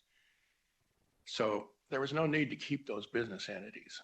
And so in the corporate staff, they did what they had been instructed to do during this whole period of time. They were looking at all of these multiple opportunities to simplify the corporate structure. Because as you can imagine, there were, I don't know how many subsidiaries, Jeff, but probably well over 100 in the whole company. And so they had decided let's just merge the El Dorado Hotel entity and the Circus entity into Circus, or into Silver Legacy. They did that the day following the changeover. And so now, we'll skip forward to the current time. Your agents found this and raised the question of whether there should have been authorized transfers of interest of the equity ownerships of those companies to the Silver Legacy entity. There were no equity transfers, but there was a merger. And so it gets into sort of a hyper-technical legal discussion, which I'm happy to walk through if you want me to. And I think lawyers disagree on some points. But I appreciate that. And there is some difference of opinion, very good faith difference of opinion on whether or not the applications needed to be filed. But I think all of you gentlemen would agree with me that the Game Control Board agents, it's their job as they go through this to look at orders, to look at past history, as you very well explained, Mr. Hicks. Again, not claiming any intention, not claiming any basis of ill will at all on behalf of Caesars. These things happen in a complicated, extremely complex transaction. But we come now 4 or 5 years later, it's time to clean it up. So exactly. And Mr. Chairman, I can tell the board this. I can assure you that had we identified the issue in 2020, it would have been corrected. Had it been identified any time after that, between now and then, we would have corrected it voluntarily. And in fact, when your agents pointed it out to us in June of this year, we had a discussion. We looked at it. We did the research. We came up with our analysis. But, we counseled our client that, look, as we would always do, look, if that's the way the board wants to do it, let's do it that way and let's get it done. And so they prepared the applications and filed them. So that's why we're here. We're trying to correct the misunderstanding that I think happened and, avoid all of that legal mumbo jumbo that we lawyers love. Good. Pleasure having you here. Thank you for going through that history and explaining a little bit better about what we have in documents in front of us. And thank you all for working with our agents to clean this up. Mr. Burnett, anything else you'd like to add? Mr. Hendricks? Just wanted to know briefly, Bud just described an incredibly momentous time in our company. And I feel like it's appropriate to say that we appreciate the board's assistance throughout that time period. Obviously, dramatically changed our company, the nature of the gaming industry, I think domestically and in Nevada. None of that could be done without the board's incredibly expedient review, sophisticated analysis, and professionalism. So I want to thank the board staff for their assistance there and for the board's time this morning as we could walk you through, again, all of these topics. The last thing I'd mention is that when we asked for the approval 4 years, we made a promise to the board and to Nevada that we would be great stewards of this company and quickly reduce our leverage and monitor our financial maturities. And we have been doing so by paying down debt about $1 billion a year since the transaction closed and refinancing various debts. And those activities led to these changes in the order and the request to pledge these assets, which then identified the issue we've been discussing for the past 20 minutes. So just want to give a little context to why you saw this dramatically revised order. We believe that that's part of our goal to follow through on the promises we made 4 years ago, and which we will continue to do. So thank you. Thank you, Mr. Hendricks. And absolutely, Caesars Entertainment is a very well-respected licensee in the state of Nevada, and your efforts to do that on behalf of the financial obligations and all of the employees that you hire and the lives that you touch to make the economy in Nevada better is very well respected. To me, this is a lot of paperwork, but glad that we've cleaned it up and had a couple years to do that, and maybe we won't have to revisit this in a few years. Anything else from board members? I'll just add that it's good to see you again, Mr. Hicks. Thank you for being here, and thank you for that very detailed explanation of the events that brought us here. I appreciate that. And also, Mr. Hendricks, for putting this in context of, why we ended up here and painting a positive light to this situation. And thank you to Caesars for all it does in the community. Thank you, and good to see you again, Mr. Burnett. And that is all. Thank you, Member Watkins. Just one comment. It's a privilege to be here today because I attended my first Gaming Control Board meeting as a Deputy Attorney General in January 1974. So this is my 50th anniversary in front of the Gaming Control Board, and I appreciate the opportunity to be here today. Congratulations. Judge Assad, anything else? Thank you, Chairman Hendricks. I'm satisfied with what I've heard. The authorized transfers of interest are now authorized. So I'm satisfied with the explanations from Mr. Hicks and Mr. Hendricks and Mr. Bell. And I'd just like to comment and say it's an honor and a privilege to have you here, Mr. Hicks. Your reputation precedes you, and I'm honored to be able to see you here in person and hear that excellent presentation that you just recited. So thanks. Thank you, Judge. My pleasure. Mr. Burnett, anything else? Nothing else, Mr. Chairman. Thank you. All right, then I would entertain motion on non-restricted item number 2. And just to clarify, this is the 15th revised order, is that right? Draft number 1. Draft number 1. Sir. Okay. That being said, I move that we recommend approval to the Nevada Gaming Commission of non-restricted agenda item number 2 as read into the record by Secretary Nicole Rupert to include the 15th revised order of registration draft number 1 dated August 12th, 2024. Madam Secretary. Member Assad? Aye. Member Watkins? Aye. Chairman Hendrick? Aye. Motion passes. Thank you all. How is the court reporter doing, Madam Secretary? All good. All good? All right, then please read into the record non-restricted item number 3. Non-restricted number 3 are the applications of Terrazzo LLC doing business as Prospector Hotel and Gambling Hall for a non-restricted gaming license, slot machines only, and for licensure as a manufacturer and distributor. It is also the applications of AMS 2012 Trust and Jeffrey C. Pfeiffer Gaming Trust for registration as a holding company. You also have the applications of AM3 2012 Trust, Anthony Marnell III, Jeffrey C. Pfeiffer Gaming Trust, and Rex Marnell for licensure as a member, manager, or key employee as noted on the agenda. It is also the applications of Anthony Marnell III, Matthew Woodhead, Rex Marnell, and Jeffrey Pfeiffer for finding of suitability as a trustee and or beneficiary as noted on the agenda. You also have for board consideration only the application of Gregory Wells for registration with the Nevada Gaming Control Board as a minority interest holder as noted on the agenda. Lastly, and also for board consideration only, you have an alternative for Jeffrey Pfeiffer in the form of the application of Jeffrey C. Pfeiffer Gaming Trust for registration with the Nevada Gaming Control Board as a minority equity interest holder as noted on the agenda, and the application of Jeffrey Clyde Pfeiffer for registration as a trustee and beneficiary of the Jeffrey C. Pfeiffer Gaming Trust. Thank you, Madam Secretary.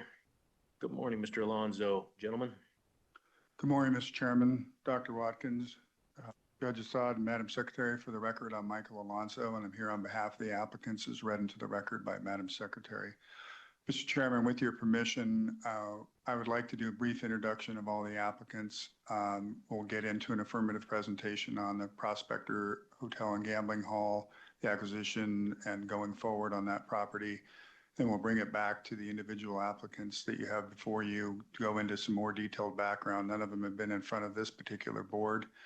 And then do questions on the affirmative presentation on the property first, and we'll go through that, and then we'll get into all the individuals and be able to do Q&A with them as well, if that works for all of you. Yes, please, let's do it that way, and then we'll just take the individuals in the order they are presented. And hopefully my notes match up with that, Mr. Chairman. Okay, please proceed. And with that, it's my pleasure to introduce Anthony Marnell III, who's one of the trustees of the the AM3 2012 Trust. He's also the manager of Terzetto LLC, which is the corporate applicant for the gaming license to acquire the Prospector Hotel and Gambling Hall in Ely. It's also my pleasure to introduce Rex Marnell, who is to Anthony's right, and he's an applicant to be found suitable as a beneficiary of the AM3 2012 Trust, and he's also an applicant to be licensed as a key employee at the Prospector in the capacity as Vice President of Operations.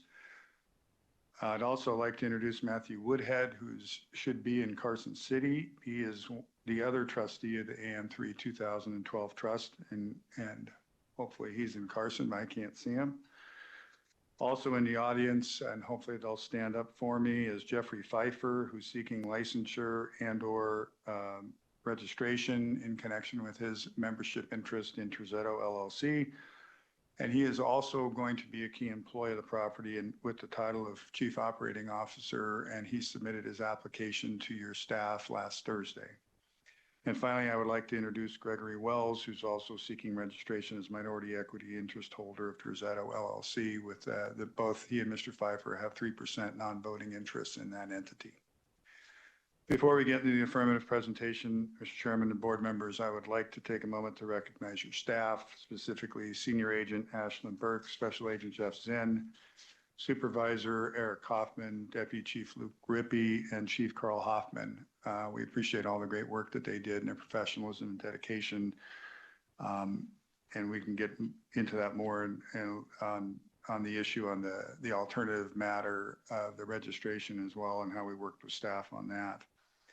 Just briefly, and Mr. Marnell will get into this in more detail, in late 2023, the trust entered into a transaction, a purchase and sale agreement with Prospector Enterprises Ely LLC to purchase the assets that make up the Prospector Hotel and Gambling Hall in Ely.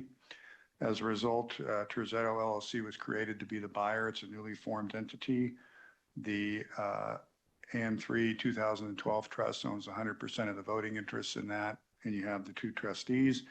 Terzetto has applied for the non-restricted license to own and operate the Prospector. It's also applied for manufacturer and distributors licenses to be used in connection with that operation. With that, you have a handout that the Marnells, plural, will go through with you.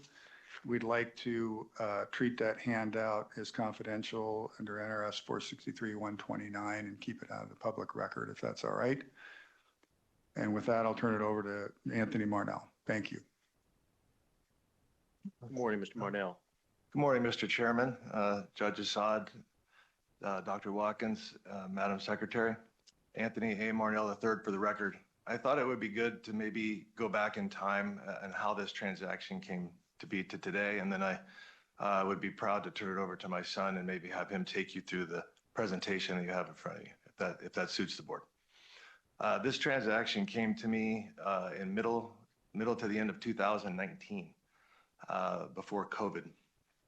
And it's a transaction that I felt kind of fit with what the Marnell entities are doing in gaming. And at the time, we were still at the Nugget and had just, I believe, exited Laughlin to Golden Gaming. So I thought it was a good fit in Nevada for us. I'm not usually looking for properties that are this small. But this property I thought was really unique. I think it's unique in the location it sits in Ely.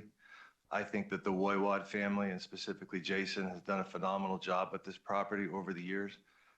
It's been heavily invested in and kept in phenomenal condition.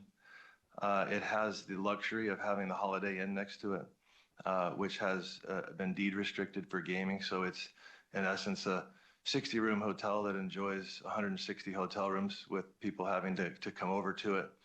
And it's very uniquely positioned. And I thought, over time in Ely, that there could not be some growth from mining and different things that come and go in the area.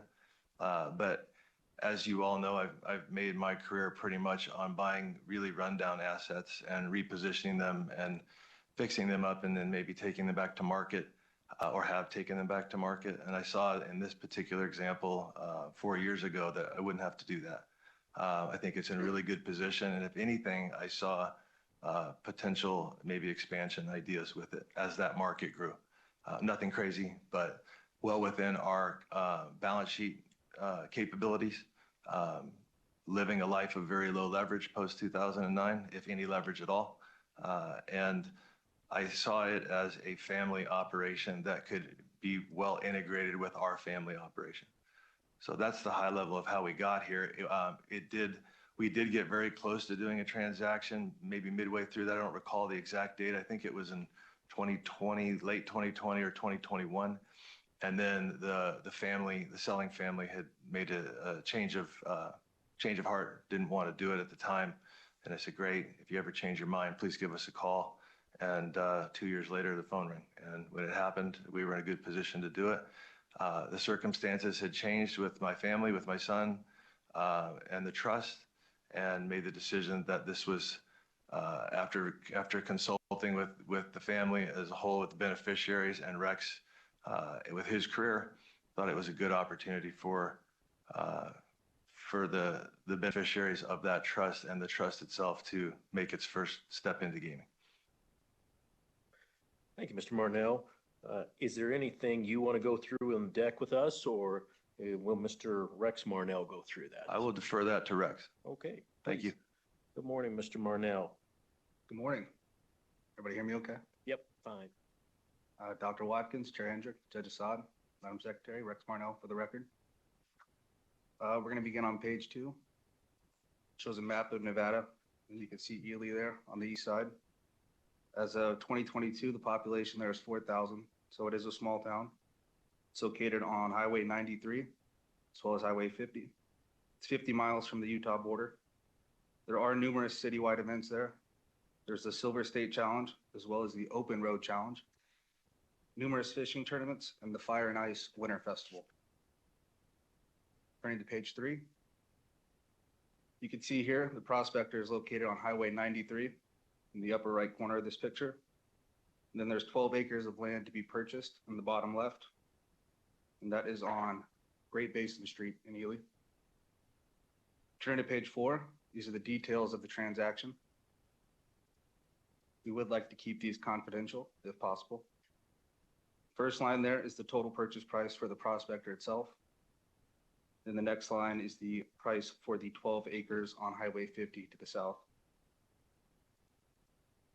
And then at the bottom there, you'll see the trailing 12-month EBITDA. Turning to the next page. A couple photos of the property. You'll see it's in excellent condition. They've done a great job maintaining everything there. We're really looking forward to take it over. Turn to page 6, an overview of the property there. Currently, there's 60 hotel rooms, 138 slot machines, 1 restaurant, and 1 bar with 12 seats. There is a sports kiosk offering through William Hill. We are evaluating plans for a future expansion. That would include 60 to 90 additional hotel rooms, 20 to 30 additional slot machines, and an expansion of the bar that would include 10 more seats. Page 7. Currently, there's 27 full-time team members at the property and 11 part-time. All of those team members will be retained. We will be offering health benefits and a bonus plan. Those team members will also retain their seniority and the benefits they currently have. On page 8, you'll see an organizational chart of Terzetto, as well as the current manager at the prospector, Elizabeth Williams. I will be reporting day-to-day to Jeff Pfeiffer, the COO of Terzetto, and then he will be reporting to my dad. Page 9, marketing and advertising. Currently, the property has an excellent marketing plan. We plan on keeping that in place until we can better understand the market and the seasonality of Ely. We will keep Margarita's Restaurant as our current tenant. We plan on maintaining the current theme that they have and not changing anything. Be happy to take any questions at this time. Thank you, gentlemen. Appreciate you going through that for us, and we're always happy to see when there's investment in our less populated counties, and always extremely happy to see where employees are retained and offered additional benefits. So thank you for all of that you're doing if this transaction gets approved. I didn't have any other questions about the actual transaction. I think you did a fine job of explaining it, and always love to see photos of what the properties look like. So I don't get to Ely very often, so I appreciate that. Let's first just take questions on the transaction, possible acquisition. Dr. Watkins, did you have questions? Yes, thank you, Chair. You mentioned a potential future expansion. Did you guys have a date in mind for that? There currently is no timeline on that. We're exploring all options. And you also mentioned that you would be retaining the entire team, but I think I have something different. Is there, are you retaining all employees? All employees, that's correct. Okay, The current general manager there is the current owner, so he will no longer be there. That might be where there could be some Okay. confusion. okay, thank you. So he'll no longer be in place as general manager. Okay. And then with regard to the reward system that's currently in place, how will that be handled? As far as player rewards, Mm-hmm. all players will keep their points, and that system will stay in place for the time being. Okay. And do you anticipate putting a new system in place? We do not at the moment. Okay. I think that is all the questions that I have. Oh, complimentary and credit services. Currently, there is no credit services at the property. Okay. That's all I have. Thank you. Thank you. Judge Assad, questions? Thank you, Chairman Hendricks. Just wondering, are you, during the expansion procession there, are you looking at any table games? Currently, we are not. Okay. It'd be nice to have, but I think it's a tough market to do that in. And It's maybe been tried out there space. before, and it did not work. Would you have enough space if you did want to add some blackjack tables or roulette wheel? We could. Okay. And I love Anthony's at the M Resort. Any chance you're going to put in an Anthony's Steakhouse out there for the locals? The idea has been floated around, but we haven't made up our mind yet. I think it'd be a big hit. I think the new restaurants are going to be called Rex's. Rex's? Okay. As long as it's a good steakhouse. It doesn't flow as good. The names. Yeah, it really doesn't. I agree with you. That's all I have. Thank you. And Mr. Rex Marnell, what is your intended time to be on property every week? Immediately after the takeover, probably spend at least a week up there, if not two. And then it would turn into a bi-weekly there for 3 to 4 days at a time. Okay. And you have a manager that's been at the property for several years, and she will continue to working full-time, probably more than full-time, correct? Correct, yeah. Okay, great. Thank you. Mr. Alonso or Mr. Marnell, anything else you'd like to add about the potential acquisition? No, sir. All right, great. All right, Mr. Alonso, I think we've got, how many is it? 4 individual applications? 5. 5, I can't count. 5 Thank you. individual Yeah, we got 5. Let's start with Mr. Anthony Marnell III. Anthony, and I'll just go through his background and I'll do that. And Anthony's Chairman, Chief Executive Officer of Marnell Companies. He's responsible for all of the Marnell family of companies, including his primary companies, Marnell Gaming LLC and Marnell Gaming Management LLC. He earned a Bachelor of Science degree in Hotel Administration from the University of Nevada, Las Vegas. He began his career in the gaming industry in 1995 and held the position of Corporate Vice President of Marketing for the Rio All Suite Hotel and Vice President of VIP Marketing for Harrah's Entertainment after the Rio was acquired. In 1999, he became Vice President of Global Strategies for Osti LLC and Vice President of Investments for the Marnell family of companies. Seeing a need for updated workplace technology, Anthony founded TriRiga, which focused on integrated workplace management software in 1999. Under his direction, that company went from an industry startup to a global leader in integrated workplace management software, and it was sold to IBM in 2011. In 2005, Anthony was first licensed in connection with Marnell Gaming's purchase of the Saddle West Casino in Pahrump. He was then licensed in connection with Marnell Gaming's purchase of the Colorado Bell Casino and the Edgewater Casinos in Laughlin in 2007. And he was licensed in 2009 in connection with the M Resort Spa Casino. In 2015, Anthony was licensed to purchase and operate the Nugget Casino Resort in Sparks. And his company, as you know, sold that to Century Casinos in 2022. Anthony also has significant experience working in tribal gaming operations as a consultant and an operator. He has worked with the Palms 29 tribe in California, and he is currently working with the Cowlitz tribe in Vancouver, Washington, as well as 2 tribes in Alaska. In 2009, Governor Jim Gibbons named Anthony to the State Board of Equalization. He served in that role until 2013. In 2014, excuse me, he was appointed to the Nevada State Athletic Commission by Governor Sandoval and has been reappointed to that commission by Governor Sisolak and Governor Lombardo, and he's also served as chair of the Athletic Commission. As Anthony mentioned earlier, he sold the, excuse me, Marnell Gaming sold the Edgewater Casino and Colorado Bell to Golden Entertainment in 2019. Upon that sale, Anthony was appointed to serve on the board of directors of Golden Entertainment until earlier this year.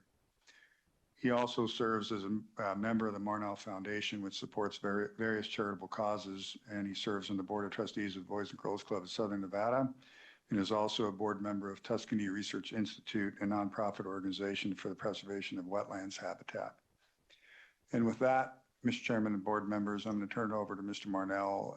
He has some comments he'd like to address with the board. Thank you, Mr. Alonso. Please, Mr. Marnell. Get this to work. Thank you, Mr. Chairman. I am honored to be before the Gaming Control Board for the first time as the manager of Terzetto LLC in the acquisition of the Prospector Hotel and Gaming Hall in Ely, Nevada. It's hard for me to believe that 25 years ago, I was before the Gaming Control Board and Commission seeking my first license at that time.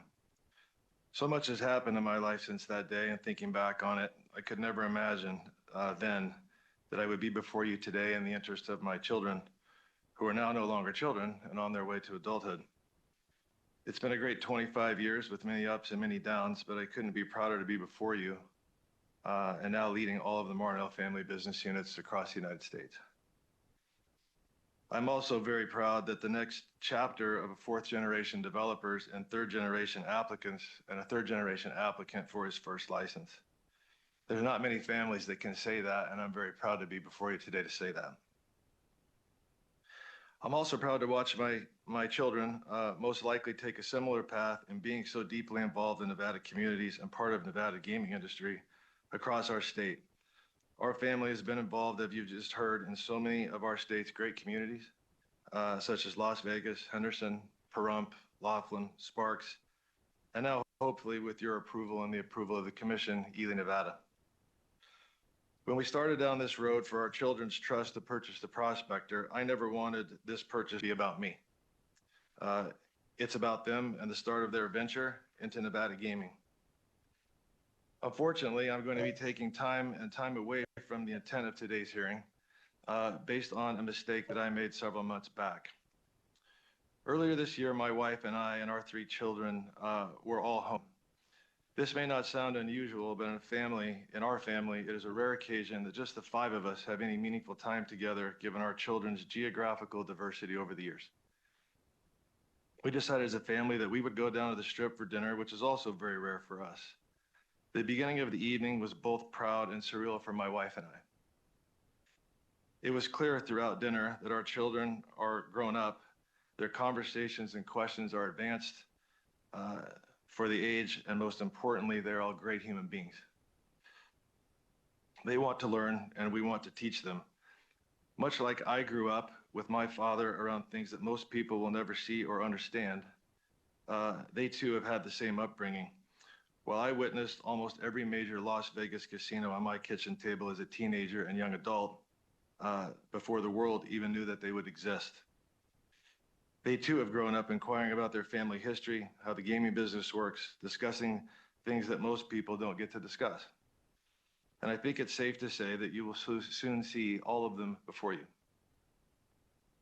All of our children are legal adults. However, 2 of them are not of drinking and gambling age. Over the course of that evening, all of us had a drink at dinner, and that was a mistake on my part, as I should have never let that happen. Later that evening, my wife and I went into the casino to gamble, and one of our children used a fake ID and was allowed to game for a very brief moment. This should have never happened, and I am deeply regretful for my actions, and I'm more regretful for my inaction. I made a mistake that is very out of character for me. I take my name, my career, my job, and my family very seriously. The board has every detail to that evening, as I self-reported the next day to my investigative agent and cooperated fully with agents regarding the incident. As you know, I have spoken to all the board members and gone through this incident in detail.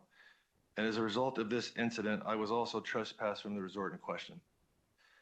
I'm responsible for my actions, and there are no excuses. And I want to reiterate, these are my actions and nobody else's. I commit to the board and the commission that this or anything like this will never ever happen again. And if licensed, you can expect that the next 25 years of my gaming career will be like the last 25 years of my gaming career. This concludes my remarks today, and I would defer to the board for any questions that they may have of me on this incident or anything else you would like to talk about, Mr. Chair and Board. Thank you, Mr. Marnell, and thank you for that presentation.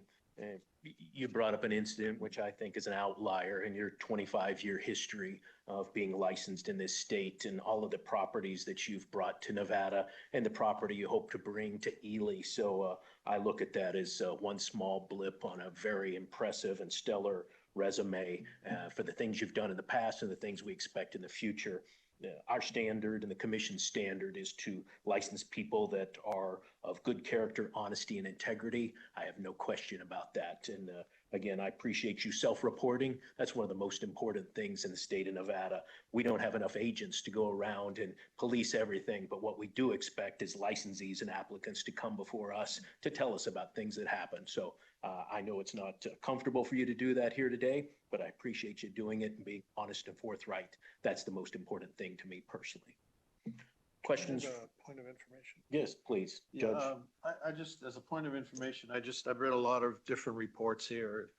The agents did an excellent job. Special Agent Zinn, Senior Agent Ashlyn Burke, and Deputy Chief Luke Rippey, they did a great job. And we had our enforcement people do a report as well. I was just wondering about at the steakhouse itself, the SW Steakhouse. There was some mention in there about underage drinking, and under NRS 202.020, it's perfectly legal for a parent to give their child, even if they're 15, these kids were 18 and 19, some wine with dinner. There were religious exceptions to underage drinking. When I was an altar boy, we used to drink some wine before the priest would give the communion to the parishioners. There's employment exceptions to it. So the report seemed to make a big deal about that. I just wanted to make sure I had that right. You did give permission, correct, to your children to have a glass of wine with dinner? I did, Judge Assad, but I appreciate what you're saying, but I don't look at it that way. I'm accountable for this, and I could have, for that entire evening, prevented all of it.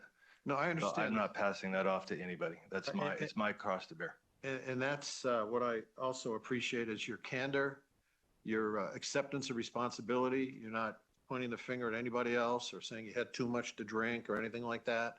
I just wanted to clear the record that it is okay for parents to allow their kids to have a drink with dinner, especially when they're 18 or 19 years old. It could be a religious function, if nothing else, as well.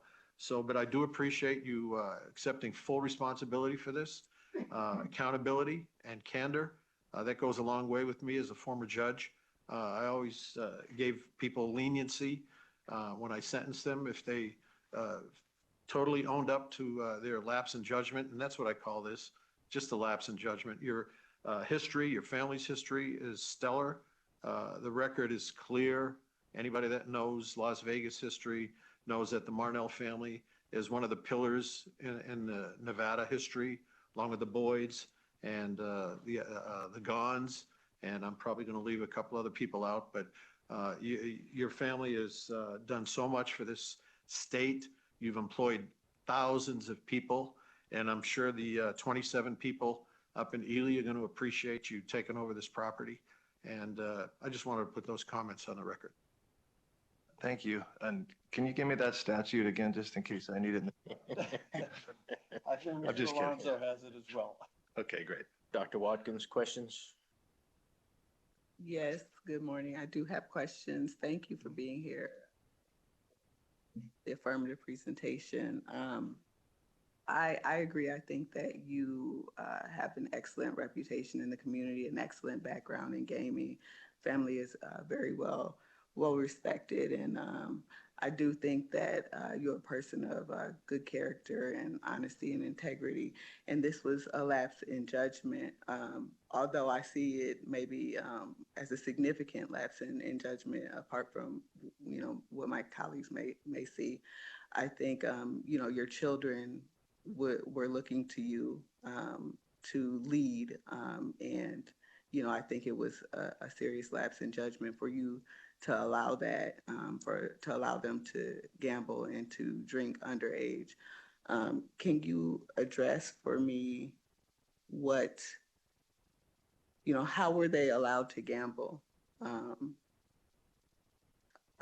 underage children, how were they allowed to gamble? Through the use of IDs. Okay, and you said they're not of age? They are not. Okay. They are adults, but they're not of gambling age. Okay. I appreciate you being forthcoming and your self-reporting. I think it's important for our licensees to self-report. And I think, just given your history, without it, I would perhaps question this incident more. But you're a licensee, you're here to protect the industry. Your job is to protect the industry. And, if you're complicit in activities that are not, that are violations, gaming regulation violations, or violations of the criminal law, then I think that is, poor judgment, especially, given that your children were there and looking to you for leadership. But I also think that, in general, you are a person of good character and suitable to be in the gaming industry. So I wouldn't hold this lapse in judgment against you. But we don't allow minors to gamble in our casinos, and you being a part of an incident where minors were gambling in our casinos I think is of concern. But I won't hold it against you today. Well, I appreciate that, and I concur with what you just said. I'm very well aware that the first line of defense is the licensee in our industry. And as you well know, of all of my self-reports, whether it's my own issue or issues I've seen, you rely on the licensee. We are the first line of defense. And as we've talked privately and here today publicly, it's 100% my fault, and I did let them down. There's no question about that. I appreciate your humbleness and your willingness to accept responsibility. I think we all make mistakes. I have made mistakes in my life. You made a mistake in your self-report the next day, ensuring that the board had all the facts. I respect that and appreciate that. because it gives me knowledge on which to make my decision. And again, totality of circumstances, overall, great person, great character, suitable to be in this industry. But this was a lapse in judgment. Thank you. And I also don't want to minimize the fact of underage gambling. Certainly you as an operator in the past 25 years would not tolerate it on your licensed properties, and I'm sure you going forward would not tolerate it. So I don't want to leave the impression that it wasn't an important issue that the Nevada gaming regulators have to pay attention to. And as you stated, for the record, licensees have to pay attention to. You are the front line of defense. You're the ones who are supposed to be sure that all laws are followed. So I appreciate you stating that for the record. Mr. Alonso, who should we talk to next? Next up, Mr. Chairman, is Rex. This is Rex's first time applicant. He's a graduate of Bishop Gorman High School in Las Vegas and attained a bachelor's degree in business management from Augsburg University of Minneapolis, Minnesota. Started working in the resort industry at the M Resort as a line cook. Spent many summer school breaks working with his dad at Marnell Companies, shadowing him or working with database marketing department. Prior to moving to Las Vegas late this summer, Rex worked at the Nugget Casino Resort in Sparks for approximately 2 years, and he covered many positions in casino operations, hotel operations, and food and beverage. Those positions included several positions in the slot department, for example, as assistant auditor, slot shift supervisor. He was a dealer, table game supervisor, table game shift manager. He worked a hotel front desk. He was a housekeeping attendant and a marketing coordinator. And his final position at the Nugget was as a director of casino operations. And with that, I'd like to turn it over to Rex to address the board as well as first-time applicant. Thank you. Good morning. I'm very excited to be here today and have the opportunity to continue my career in gaming. I understand the immense privilege and responsibility that come with being a licensed gaming operator in the state of Nevada. I'm extremely proud of the legacy my family has here in Las Vegas and the gaming industry as a whole, whether that be the works of my grandfather, Tony Marnell, or the incredible gaming career my dad has had thus far. I'm beyond grateful for the opportunity to further that legacy and continue in their footsteps. While these are some massive shoes to fill, I look forward to doing the best I can and believe I have a wonderful group of individuals around me to continue to guide me in my career. During my time at the Nugget, I was surrounded by a great team who passed on a lot of knowledge to me. That operation consisted of roughly 900 slot machines and 24 table games. The Prospector will be much smaller in comparison, having only 138 machines and no table games. During the transition, I'll be relying on Elizabeth Williams and Troy Hester, who both have extensive knowledge of the property to help me get a better understanding of the day-to-day operations. Jeff Pfeiffer and I have been working hand in hand through this acquisition. Him and I work together extremely well, and his experience has been invaluable in this process. I look forward to continuing to work with him as well as my dad. I'd like to take a moment to reference the incident that my dad spoke about earlier. That was a difficult situation for me because it not only involved my dad, but also my brother and my sister. In hindsight, I should have spoken up and reminded my dad of all the times he told us to never do the sort of thing we were doing right there in that moment. While it was a difficult learning experience, it was a learning experience nonetheless. I can only tell you going forward that I will speak up and act accordingly. I take the role of being a key employee very seriously and will do whatever is necessary for us to comply with all rules and regulations. Thank you. Thank you, Mr. Marnell. Pleasure having you here. I enjoyed hearing you say that you've kind of started from the bottom up and learning the gaming and the hospitality industry from all different angles. That's always interesting to hear and learn about as you become a leader, that you can say, I know how that job is done because I've done that job. So always like hearing those stories. Your first time going through the gaming licensing process, how did you find the process to be? Thorough. That's usually the word we hear, thorough. Very good. I went through your background and all of your financial education experience, and very comfortable supporting your application today as you start your journey in Nevada's gaming industry. So happy to be here and happy to support your application. Thank you very much. Dr. Watkins. Yes, I agree. Great background, and happy to see you coming up under your father. And I think he's a great person to be able to learn from. Um, I do understand that you were present when the incident occurred, and I appreciate you acknowledging that. I think you understand now, after having gone through this experience, what, the expectation of licensees is in those kind of circumstances. What would you do differently in that circumstance today? I don't think I would let it get as far as it did. As soon as we stepped foot into that room to go gamble, I would have stopped us right there. So this is not where we're supposed to be right now.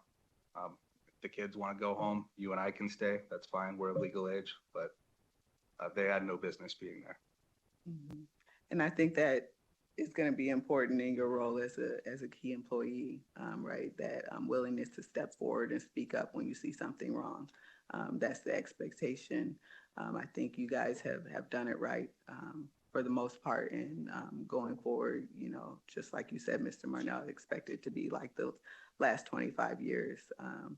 And our system is clearly working, right? You self-reported. You've learned a valuable lesson, and I'm happy to support your application moving forward today, just with the understanding that if something happens like that in the future, then it's the expectation that you speak up and say something about it. Absolutely. Thank you. Judge Assad? Yes, thank you, Chairman Hendricks. I'm just looking at the American Express receipt. Did you try the Chateau Latour? I don't have an American Express. No, but your dad did. Oh. Did you have any of the Chateau Latour there? I did. How is it? For $2,800 a bottle, it better be like a Petrus 82. It was very good. Okay.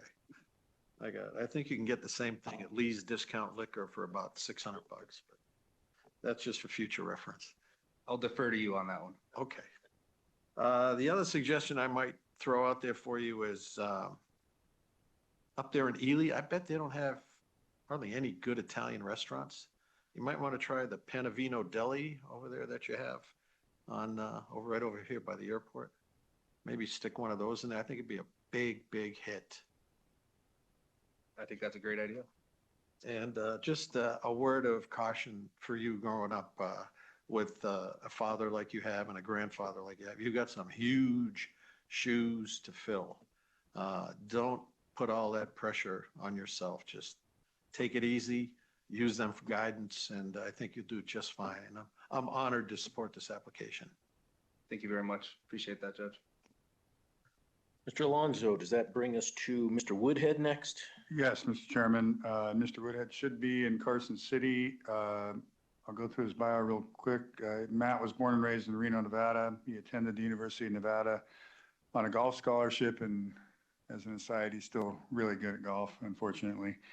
He graduated in 1990 with a Bachelor of Science in Finance. He received his Juris Doctorate degree in 1993 from the University of Southern California Law School. He also has an LLM in taxation from McGeorge School of Law. He practiced law at the law firm Hill Lane, which is now Holland and Hart, from 1993 to 2008. Became a partner in 1997. He headed up the estate planning and taxation group. His practice focused primarily on complex tax and business structuring for high net worth individuals and their companies involving trusts, partnerships, LLCs, corporations, and charitable foundations. In 2008, Matt joined the Marnell family of companies as chief legal officer.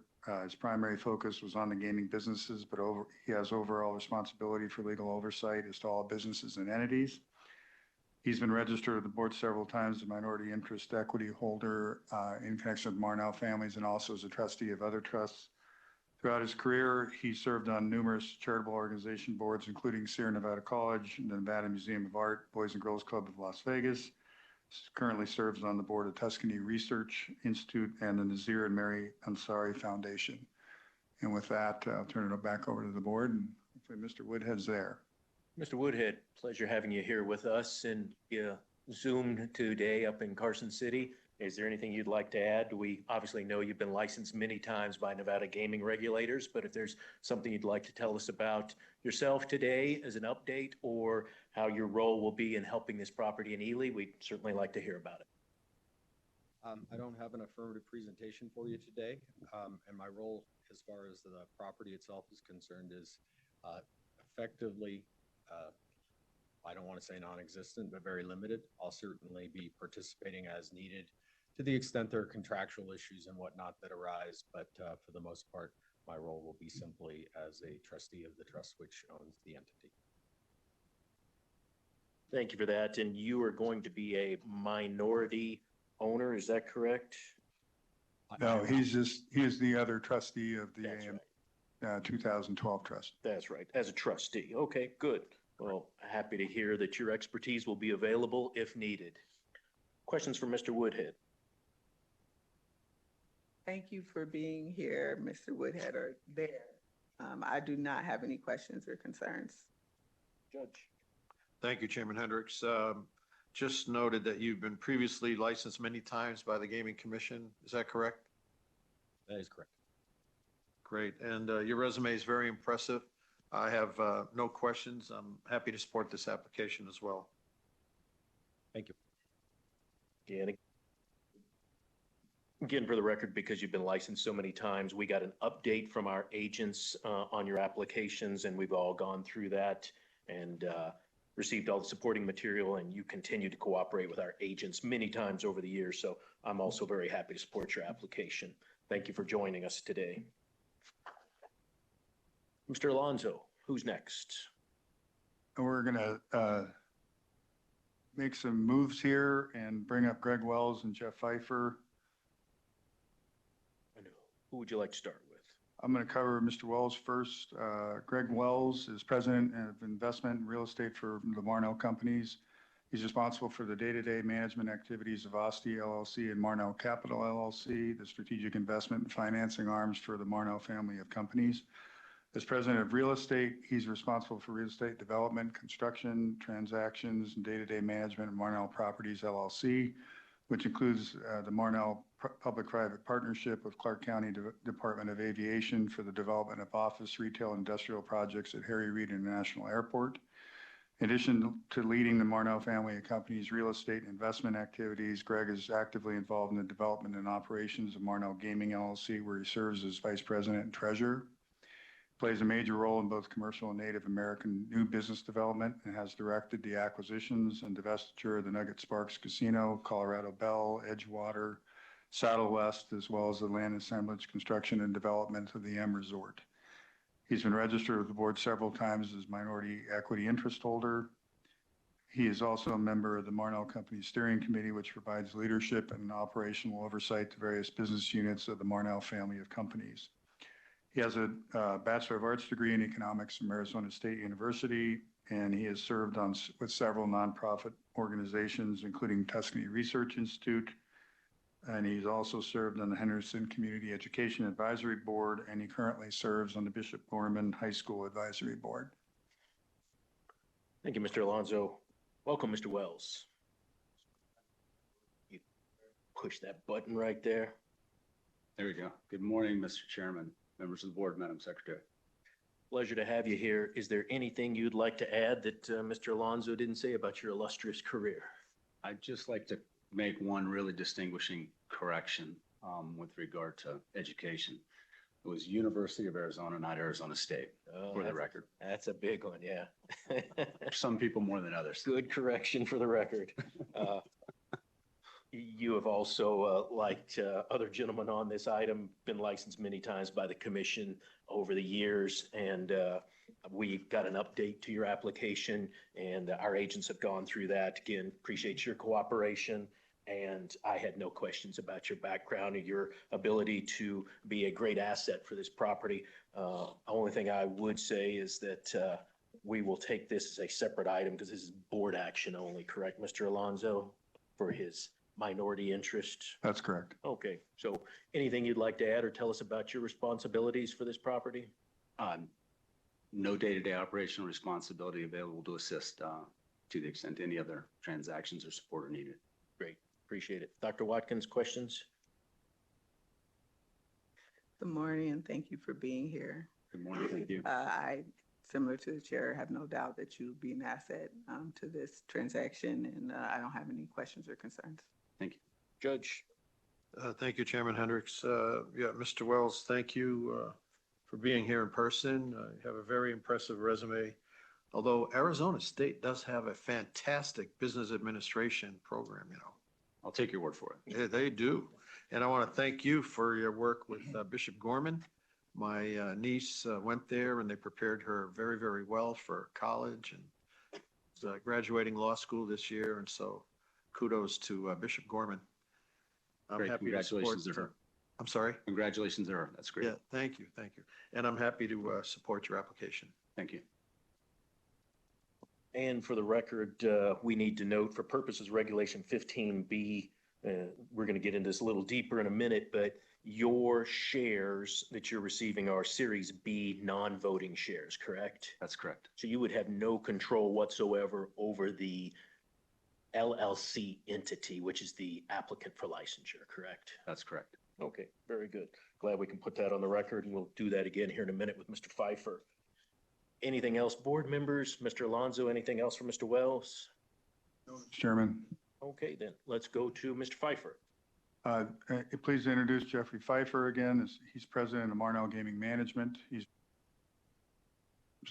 responsible for the oversight of gaming operations for the company's owned operations, as well as tribal casino operations that would be under consulting or management agreements. He's been with the company since 2007 when he joined the Colorado Bell and Edgewater Hotel Casinos in Laughlin as senior vice president and general manager. He was licensed in those capacities as a key employee. He was promoted to chief operating officer for Marnell Gaming in 2016, where he served until being named chief operating officer of the Marnell Company's Marnell Gaming in 2022.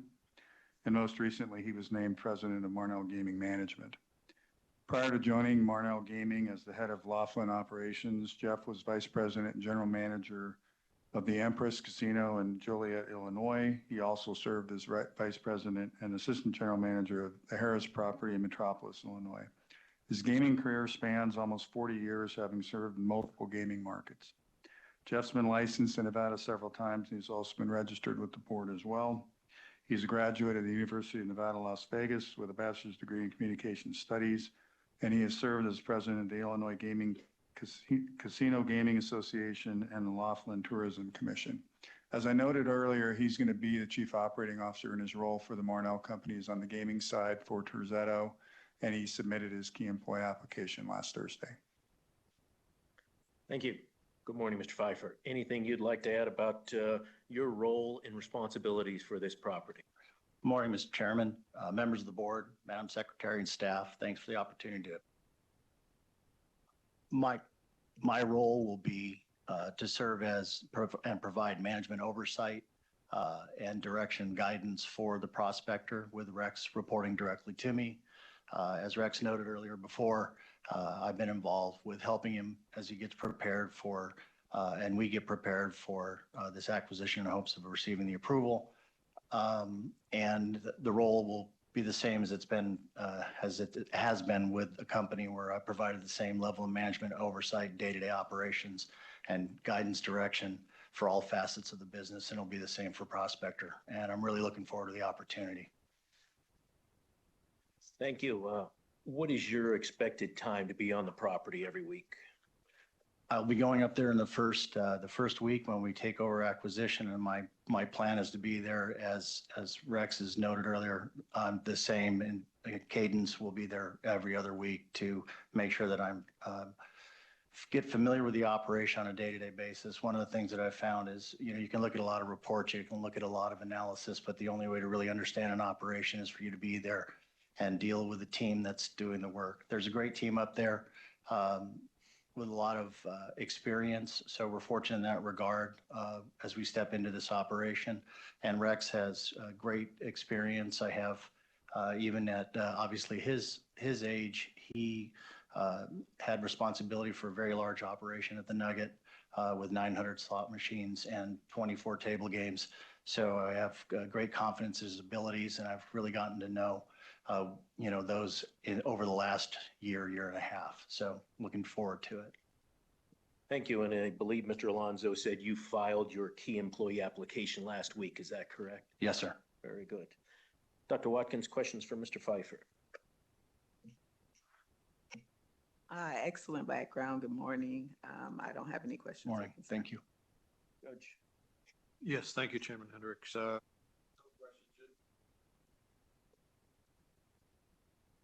No questions, just a comment. As Dr. Watkins said, you have an excellent resume, great experience in the gaming industry, and Marnell family's lucky to have you. So I'm happy to support your application. Thank you. And I as well. Your times you've been in front of Nevada's regulators for many years, so no questions at all about your application, your experience, your background. So happy to support your application, which brings us to an interesting legal question that Mr. Alonso and I may delve into here for a brief moment. The reason why this is on an agenda today as an alternative is under the Commission's Regulation 15B, there is a word used, and the word is control, about whether or not a minority interest owner has control over a property or control over the LLC or the entity. In 15B's instance, it's actually an LLC. So to give the board the opportunity to talk about this today, open meeting law, we had to have an option to do that. And I went back and I looked at the regulatory history when that regulation was passed, and it didn't really define what control means. But for your purposes and your application today, you've already filed a key employee application. And as I asked Mr. Wells, I will ask you, your shares are Series B non-voting shares of the LLC, correct? Correct. So you have absolutely no control over the LLC, correct? Correct. Okay, so to me, I believe that's what the commission was trying to do many years ago, was determine whether or not somebody had control over the licensee. You're in a situation where you will be providing operational control. I don't believe that's what's met and what was meant by the commission back when they passed that reg. That may be a conversation for a future day where a regulatory workshop comes up, and maybe we define that a little bit better for Regulation B and its subsets in general. But for me, the fact that you have non-voting shares, the way that regulation reads is that you will have no control other than voting your shares. Well, you can't even vote your shares, so I don't believe that was what the intent was. For my purposes, if you would want to have control over the operation, we would have said to you, file a key employee application rather than make you file for a licensure. And the fact that you've already filed a key employee application takes care of the fact that that investigative process would be exactly the same if you'd filed for an application. So we're going to go through your background again, which you've done many times here in the state of Nevada. I see no question about that. Our agenda then would flow to very similar to Mr. Wells, of you being approved by this Gaming Control Board for purposes of registration versus licensure. That's my comments. Mr. Alonso, if you want to add anything, please feel free. Thank you, Mr. Chairman. And I agree with you. That was the discussion I think we were having with staff. I do want to point out for the record that staff, as we kind of worked through this and we had somewhat of a disagreement over the term control, were very helpful in trying to create this workaround, and that's how we ended up with these items on the agenda so that we could continue to move forward, and we appreciate that, and I appreciate the work of the chief as he and I tried to work through this. But I do agree with you, and I think the control is defined in that regulation, and it's not just voting. I mean, you can vote, but it's also whether or not you have control contractually or otherwise. The board staff has the operating agreement, which makes it very, very clear that the non-voting units have no control. There's no other contract. There's no other written agreement, oral or otherwise, between Terzetto and Mr. Pfeiffer that would give him any control over the LLC. And lastly, just for the record, Anthony Marnell is the manager, and he's applied for licensing in that capacity, and he's also at the top of the organizational chart. So either way, Mr. Pfeiffer reports to Mr. Marnell, and he doesn't have any control. Thank you, Mr. Alonso. And just for the record, Mr. Pfeiffer, you do understand that the commission and the board chair at any time could require you to file for licensure. Yes, sir. which again, in my opinion, is unnecessary because you've applied for a key employee application. So I see them being one and the same in this particular instance. So again, I'm fine with registration. Dr. Watkins, any questions or comments? Just a comment. I do believe that the intent of that regulation was related to control of, was not related to control of the operation, but the control over the licensee. So I similarly agree with the chair's statements regarding that matter, and given your non-voting shares, I'm fine. I'm in complete agreement. No questions. Thank you. All right, then, Mr. Alonso, anything else you'd like to add? Just for the record, Mr. Chairman, there are 3 proposed conditions, as I understand it. There's this standard key employee condition, which we have no concerns about. And we've also worked with staff on the manufacturer's the license condition, which is a standard condition, as well as a distributor's license. They're both limited to modifications and/or, the acquisition or sale of machines that are related to the property. And we have no concerns with those proposed conditions. Thank you for putting that on the record. I will say that the breadth and depth of this application was extremely impressive. For a slots-only location in Ely, it's a significant amount of applications, a significant amount of education and background and legal firepower. So, Mr. Rex Marnell, you've got a strong support group behind you, and I'm sure you will do very well if the commission approves this in starting your journey in gaming in Nevada. So look forward to watching that as the years come. Anything else from board members? Not from me. Thank you. Nothing further from me either. All right, then I would entertain a motion. Let's do the registrations first so we don't confuse those. So unless Judge, are you making the motion? Sure. Do you want to do the registrations? Do you want to do the applications first, leaving out the last applications? We can do the registration first. Okay, let's start then with Mr. Wells' registration. Okay, I would move that we approve Mr. Wells' registration with the Nevada Gaming Control Board. Madam Secretary. Member Assad? Aye. Member Watkins? Aye. Chairman Hendrick? Aye, that motion passes. Let's do registration for Mr. Pfeiffer. And I would move that we accept Mr. Pfeiffer's application for registration with the Nevada Gaming Control Board as well. Madam Secretary. Member Assad? Aye. Member Watkins? Aye. Chairman Hendrick? Aye, that motion passes, bringing us to the applications read into the record by Madam Secretary, understanding that there was an option on the applications for registration of Mr. Pfeiffer's Gaming Trust and applications for him to be a member manager key employee. Those will not be necessary. Judge, do you want to go ahead and make a motion on the other applications? Yes, thank you. Move that we recommend approval to the Nevada Gaming Commission on non-restricted agenda item number 3 as read into the record by Secretary Nicole Rupert with the following conditions. A key employee application must be on file with the Gaming Control Board at all times and refiled within 60 days of a change in the person occupying that position.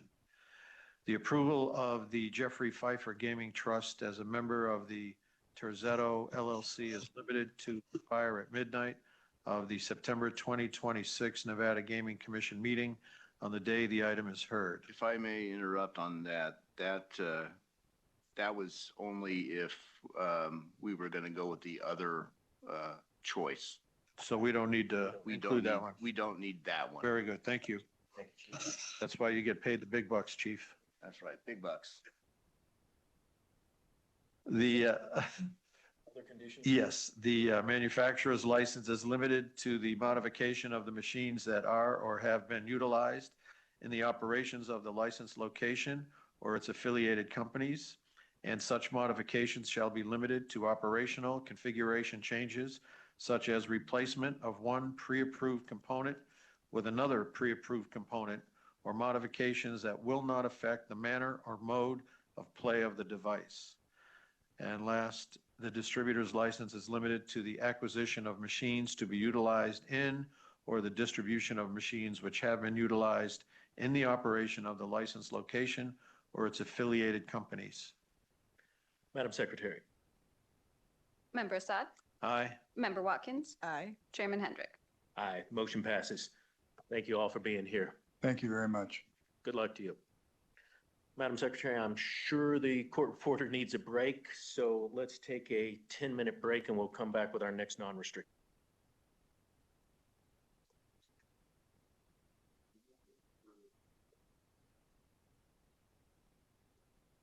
Really set the world on fire. We can speed up here. Yeah. Speed up.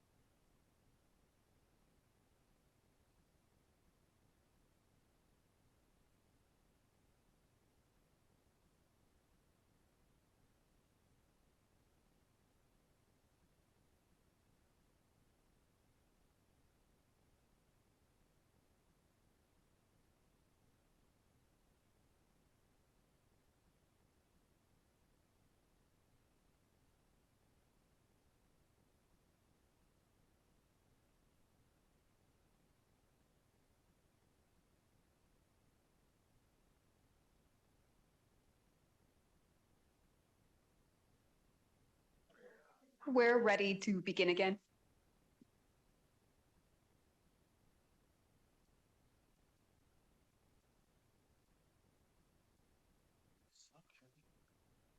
All right, let's go back on the record. Madam Secretary, I believe we are on non-restricted item number 4. Non-restricted number 4 is the application of John Helderman for licensure as a key executive at Bowtie Hospitality LV LLC. Good morning, Ms. Vermees. Pleasure to have you here. Good morning, Mr. Haldeman. Push that button. And let's try this again. Good morning, Chair Hendrick, Dr. Watkins, Judge Assad, Madam Secretary, Sonia Vermees from Brownstein Hyatt Farber Schreck. I'm here on behalf of Bowtie Hospitality LV LLC, doing business as Fountain Blue Las Vegas. To my right is the applicant, John Helderman. He is the Chief Financial Officer for Fountain Blue Las Vegas. Also here in the audience this morning, we've got Stacy Michaels, Chief Administrative Officer, and Melissa Schuba, Director of Regulatory Compliance. This is Mr. Helderman's application for licensure as a key executive. By way of brief background, Mr. Helderman earned a double major in economics and business management with a minor in history at North Carolina State. He then earned a law degree at UNC School of Law and is licensed, I believe, still in a couple of states, and then got smart and decided not to be a lawyer anymore. He has a long history in the gaming industry, which started back in 2009 when he left a senior management position with Deloitte & Touche to join Caesars. He also spent time as the president and CEO of Goodwill Industries of Southern Nevada. He can tell you a lot more about himself and answer any questions you might have, so I'll let him do that. Thank you. Good morning, Mr. Helderman. Good morning, Mr. Chair, Member Watkins, Mr. Assad, or Member Assad. How are you doing? Very good. Tell us a little bit about yourself and your role at Fountain Blue. You've been there approximately a year now, correct? That's right. Coming up, it'll be a year next month, and I'm the Chief Financial Officer for Fountain Blue, and the departments that report to me are accounting, finance, IT, procurement, and financial planning and analytics. I work closely with the executive team. We have executive committee meetings every Wednesday. I'm missing it right now, so Stacy and I are, and make sure we have good communication about different developments on the property. But I'm happy to tell you anything else about my background and where I'm from and anything you want to know. You've been involved in Nevada's gaming industry for many years. This is your first time applying for application in front of the Gaming Board and Gaming Commission, though, correct? That is correct. And how was the application process? I heard the word thorough before. I would agree with that. You know, the application, the bar applications were thorough as well. I still had some of those records that I was able to lean back on to get it, old addresses and things like that. And when I was the CFO for a slot machine company, we had applied for a licensure in a number of state and tribal jurisdictions. And so I had those to rely on as well. Yes, that's always helpful to have your entire life in one file. That's right. Are you licensed or applied in other jurisdictions currently? No. How about previously? I was licensed as in a number of states and tribal jurisdictions as part of when I was the CFO of Blueberry Gaming. And what made you decide to not be an attorney? You know, that's an interesting question. When I went to law school, I was very interested in the tax classes and the bankruptcy classes and just the corporate things. And I wanted to be more on the business side, making decisions about the business instead of just being sort of an advisor. And I've thought a lot about that over the years. Like, should I have gone to the big law job and pursued that route? But I think everything happens for a reason. And I'm where I am now because of all the choices I made. Thank you for that. Went through your application and again, appreciate your cooperation with our agents and all of their questions they had. Very comfortable with your background, your education, obviously your extended education in the legal field and your education in the financial field, as well as your experience here in Nevada. So I am very happy and pleased to support your application today. Dr. Watkins, questions for Mr. Helderman? Good morning, Mr. Helderman. Thank you for being here today. Just given your extended education and multi-industry background, I think you have an excellent resume, and I don't have any questions or concerns regarding your application today. Thank you. Judge Assad? Yes, thank you, Chairman Hendricks. So thanks for being here in person. Appreciate that. Your resume is very impressive. You are you on the AML Compliance Committee at Fontainebleau? Yes. Good. Yes, you are. Good. I think that's important that you are. We need people in the accounting department, CFOs, and so forth, and sometimes even the president. But some presidents think that they don't need to be on the AML committee, so that'll be a discussion for another time. I also wanted to ask you. You went to well, first of all, your wife was born in Boston. You're born in Winston-Salem, North Carolina? That's right. What part of Boston was she from? I do not recall, but it was very early in life. She moved to Florida shortly after that and went there for school. And then she graduated from high school in Maryland. Oh, okay. I was wondering how someone from North Carolina hooks up with a woman from Boston. But well, she graduated from high school in Maryland. Then she went to UNC. That's where you met. That's where we met. I got and you. I was trying to recruit her to come work for my firm and recruited her for something different. Smart choice. Yeah. How's that working out? It's been great. I definitely married up. There you go. We got 4 kids, and it's congrats. Nice. So the other question I had is, are you a Wolfpack fan or a Tar Heel fan?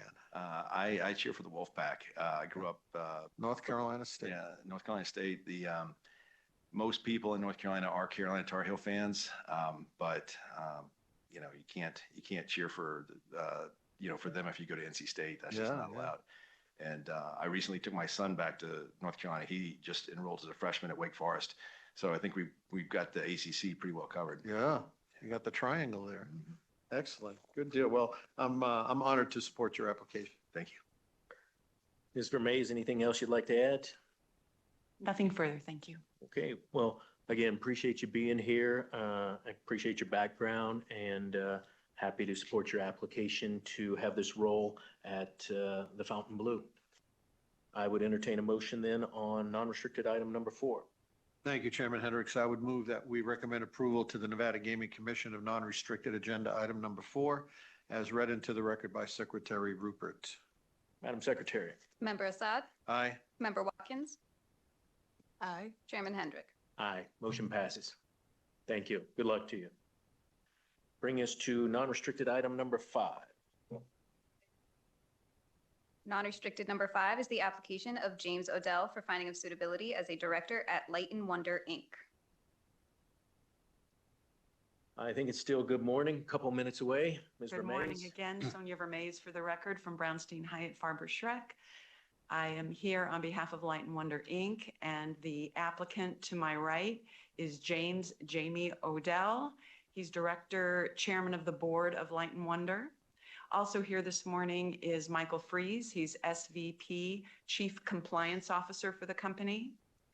Just by way of background on Mr. Odell, and again, this is his application for finding of suitability as a director. He traveled here from Down Under, where he has lived for the past 14 years.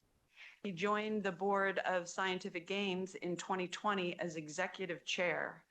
Prior to joining what is now Light and Wonder, he was the CEO of Aristocrat Technologies from 2009 to 2017.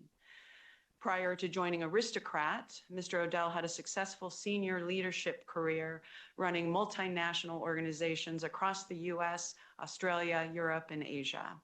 He is eminently qualified and has quite an illustrious background and career.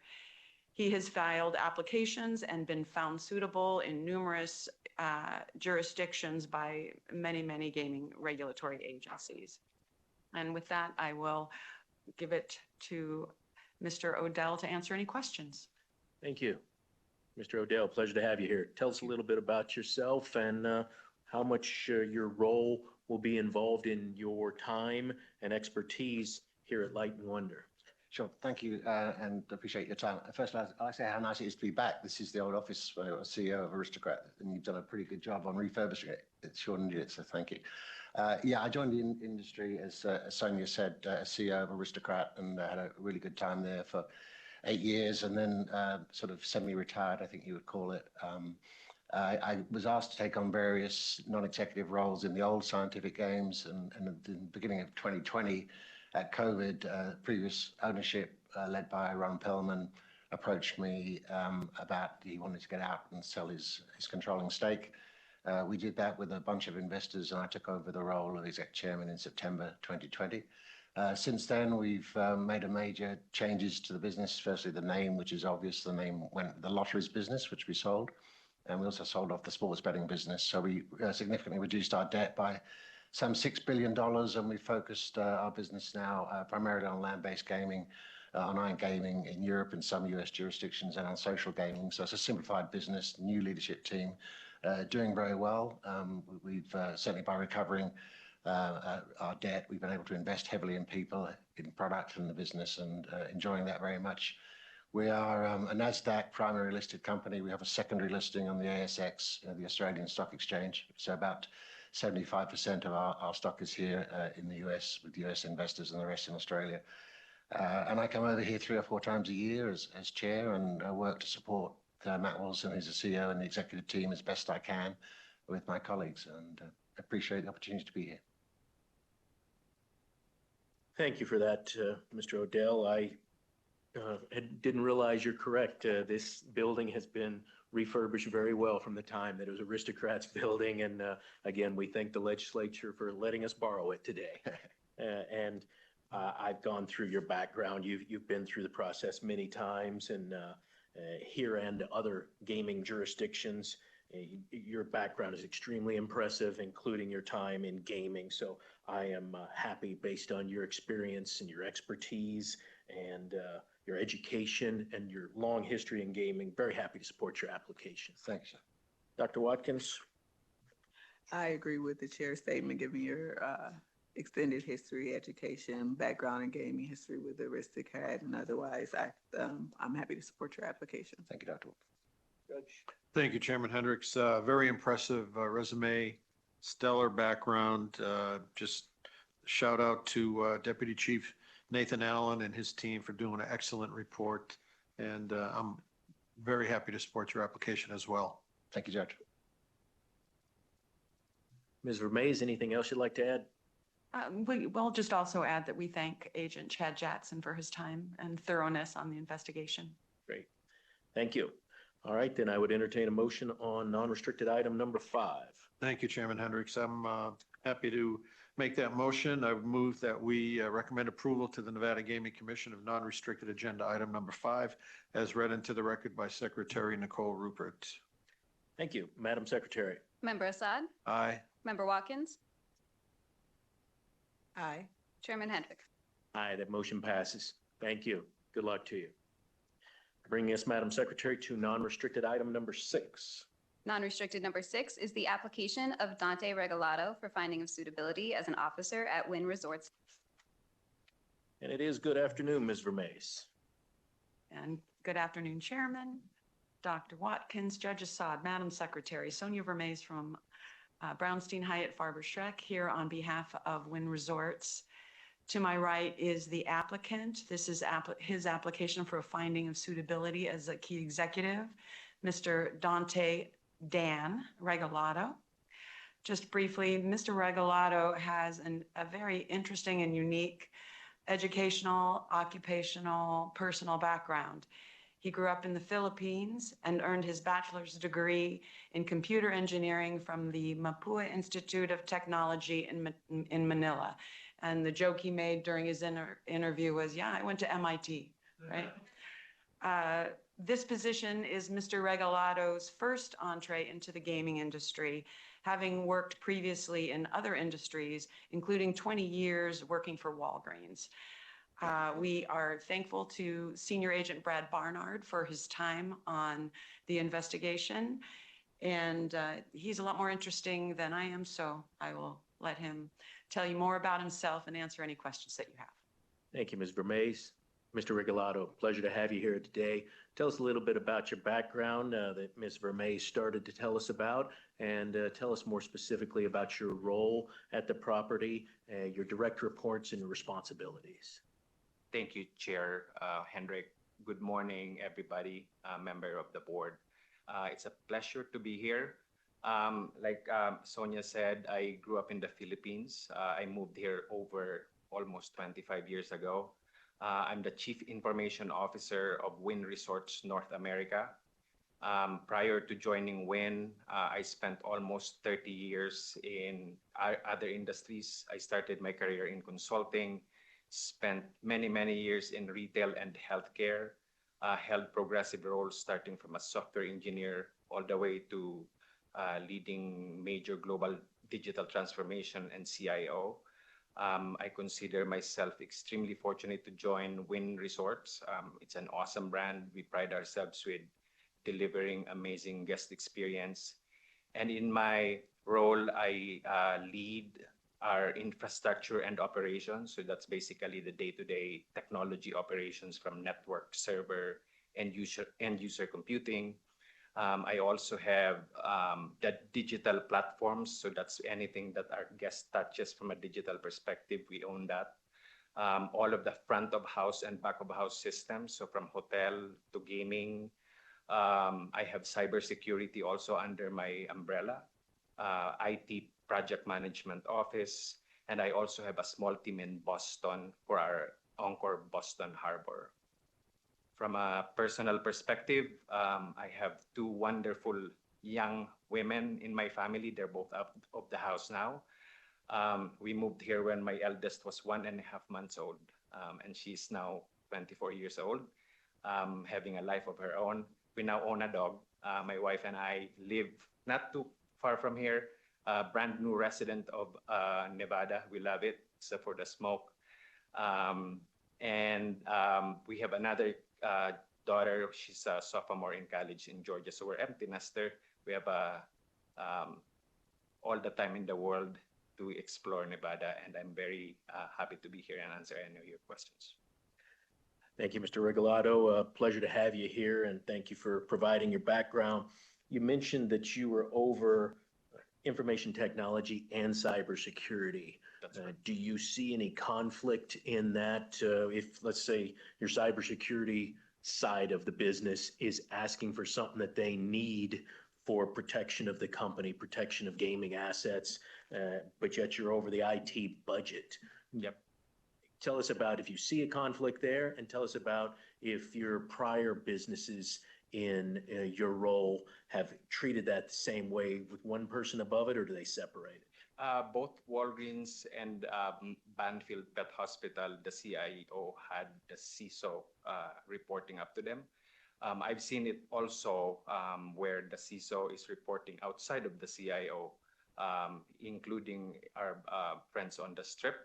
I see benefit to both. From our organization perspective, it's definitely beneficial because the CISO and all of my other leaders sit in my leadership team every other week. And we discuss all IT related and making sure that we're connected at the hip. From a funding budget perspective, we respect the budget that we've allocated to our information security program. And it's hefty, even now after the incidents on the Strip.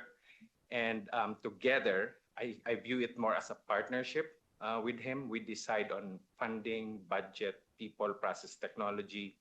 And if there is any event that we have a conflict that we cannot resolve between ourselves, we pull in our CFO, who I directly report to.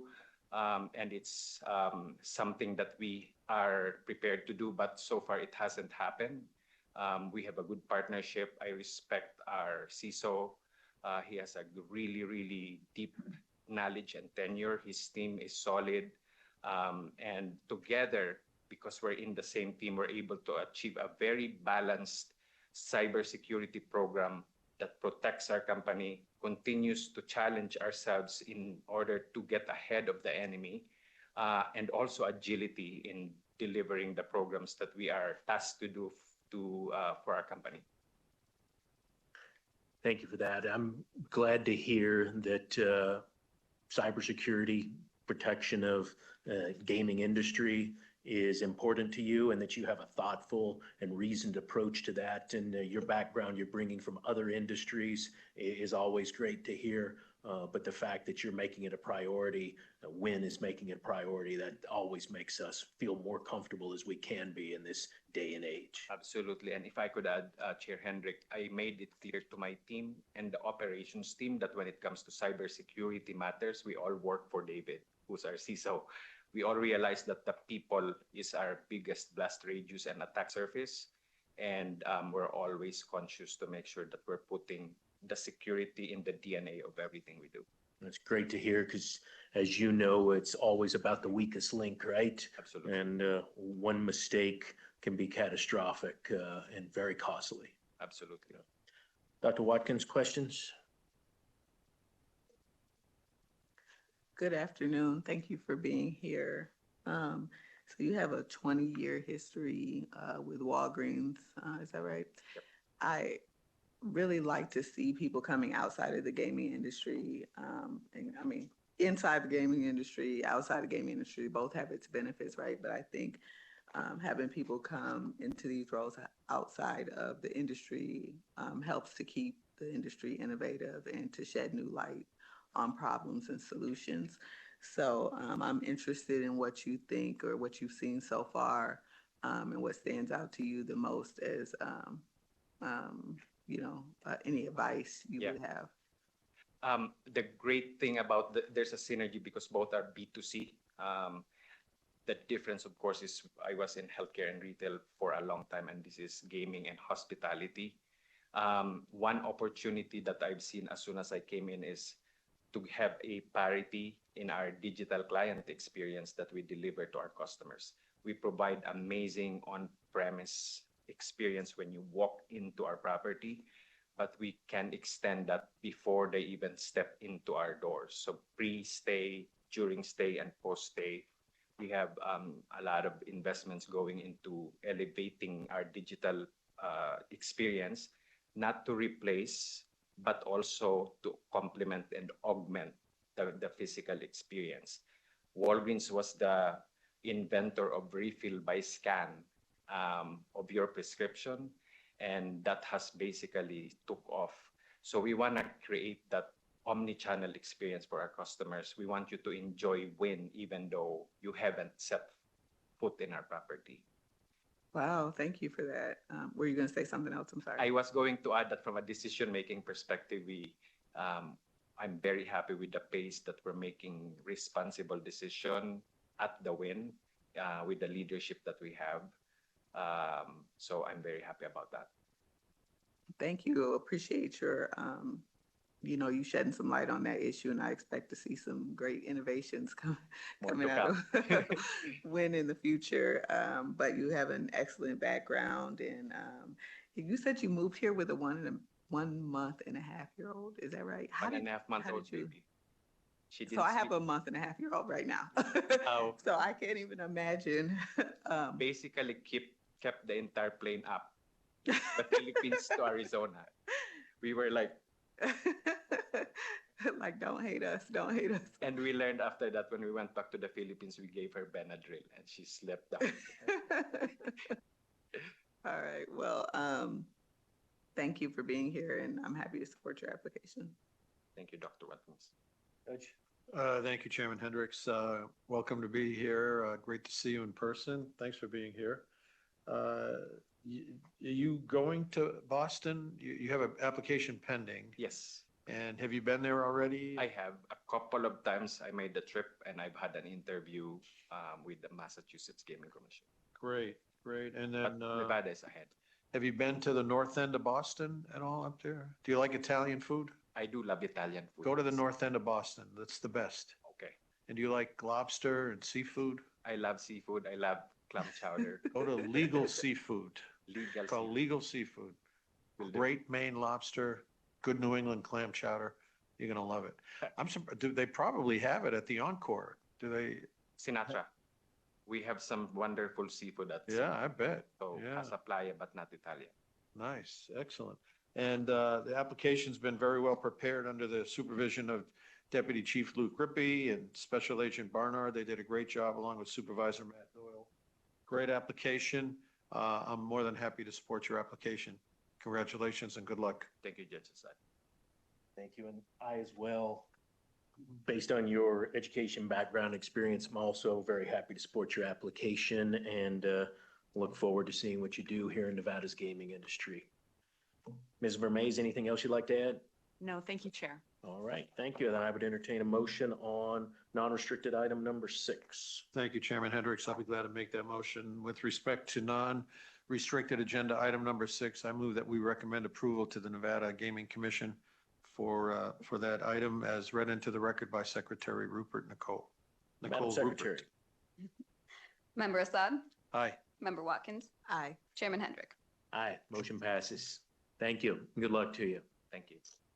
All right, Madam Secretary, I believe that concludes our morning agenda for non-restricted items, and we are scheduled on our agenda for a 1 o'clock start for a restricted agenda. So we will be in recess for approximately 45 minutes, and we'll come back at 1 o'clock. Thank you.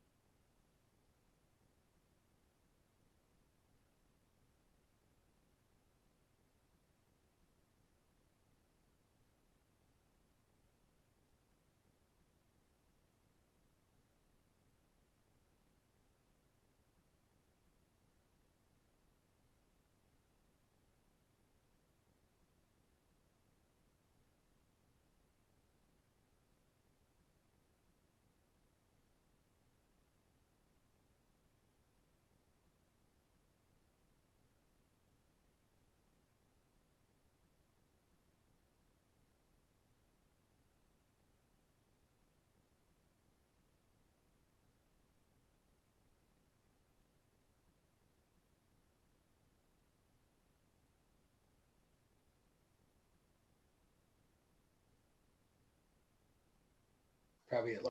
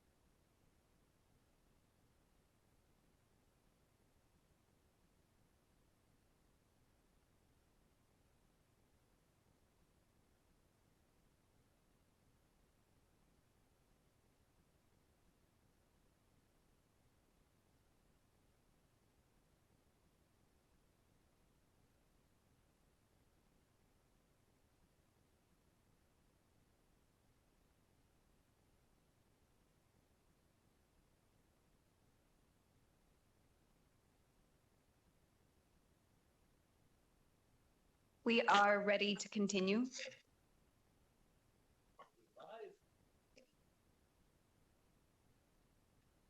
Good afternoon, everyone. We are back at our 1 o'clock restricted agenda. Madam Secretary, please read in for our consent agenda items. Restricted number 2 is the application of FT Pub 13 LLC doing business as Flowing Tide Pub and Grill for a restricted gaming license, and the applications of FTP Holding Company LLC and Jason Talati for licensure as member or manager, excuse me, as noted on the agenda. Restricted number 7 are the applications of Best Bet Products Inc. doing business at Montana Bar and Steakhouse and DLS Entertainment Properties LLC for a waiver of the provisions of Nevada Gaming Commission Regulation 4.080 as noted on the agenda. Restricted number 8 is the application of Winners Gaming Inc. doing business at Shop and Go for a restricted gaming license. Thank you, Madam Secretary. The items on our consent agenda today are those that the board's investigation agents have all worked up detailed files on for each of the items, and reports have been submitted to board members. No areas of interest or areas of concern were raised regarding any of these 3 items. And because I was not aware of any questions or issues regarding the items, appearances by the respective applicants were waived for today's meeting. We've read in, it was number 2, number 7, and number 8. Is that correct, Madam Secretary? Correct. All right. Then I would entertain a motion on the consent agenda items unless fellow board members have questions regarding any of the items. I do not have questions. Neither do I. I would move that we recommend approval for restricted items number 2, 7, and 8 to the Nevada Gaming Commission as read into the record by Secretary Rupert. Madam Secretary. Oh, we need, there's the conditions on them? Conditions, yes, there are conditions Couple on. conditions, onto it. yep. You Thank know you. what? I don't know if I have those. Do you have them? Is this, No. you I got don't them? have Perfect. Thanks. Yeah, so we'll put it in, just for 7 and 8. Okay. Thanks.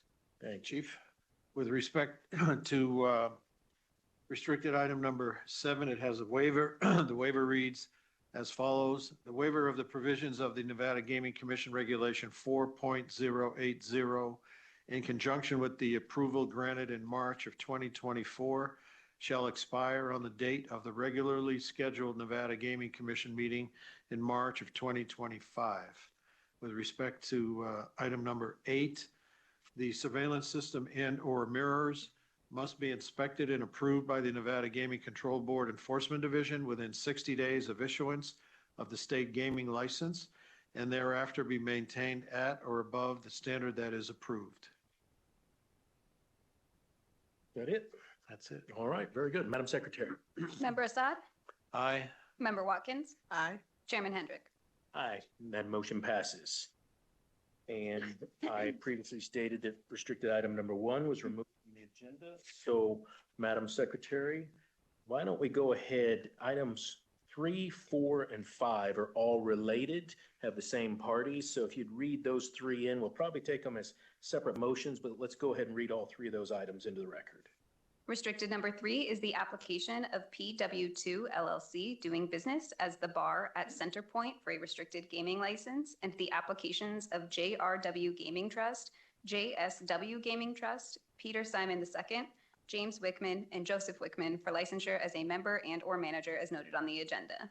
Restricted number 4 is the application of PW2 LLC doing business as the bar at Tropicana in Durango for a restricted gaming license, and the applications of JRW Gaming Trust, JSW Gaming Trust, Peter Simon II, James Wickman, and Joseph Wickman for licensure as a member and or manager as noted on the agenda.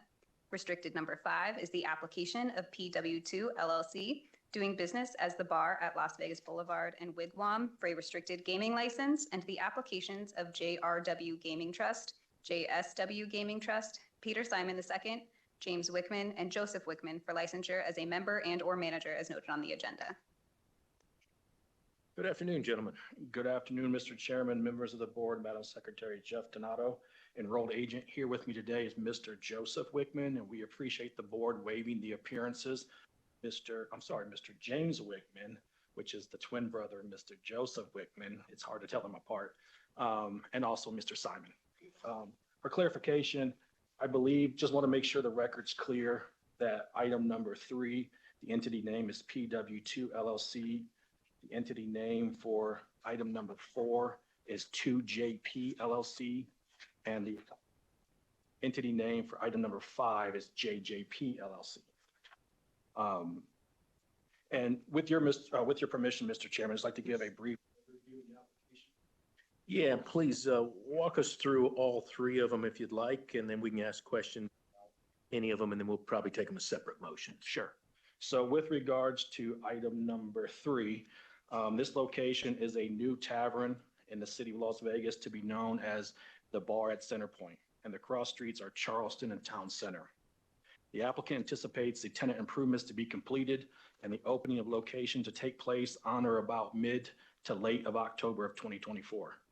The business operator is requesting approval to hold a restricted gaming license for the location, has entered into a participation agreement with the SRO, which is Sartini Gaming, for the operation of the 15 machines. In accordance with Regulation 4.080, the applicant acknowledges and understands the responsibility to activate its restricted gaming license within 6 months from the approval date, and the applicant does not foresee any issues with activating it within that timeframe. That would conclude the presentation for item number 4. For item number 5 and 6, very similar. They are more housekeeping items on behalf of the applicant, in which right now the gaming licenses for those 2 locations are held by the SRO. And what we're doing is simply changing those over to the business operator to put those more in line with the questions. And with that being said, we're here to answer any questions that you may have. Thank you, Mr. Donato, and pleasure having you here, Mr. Wickham. My question was first just general in nature regarding Centerpoint. Is this on the west side of the shopping center? Yes, it's on the west end, right behind the CVS and the gas station. Yeah. It used to be a retail store. Gotcha. And when did you take over that location? Roughly 90 days ago, 120 days ago. Yeah. And you think you'll be ready to open when approximately? Mid-October. Yeah, we just got our final rough inspections. We've drywalled the bars in place. We're just doing final touches. Great. And that's good to hear. That's pretty fast.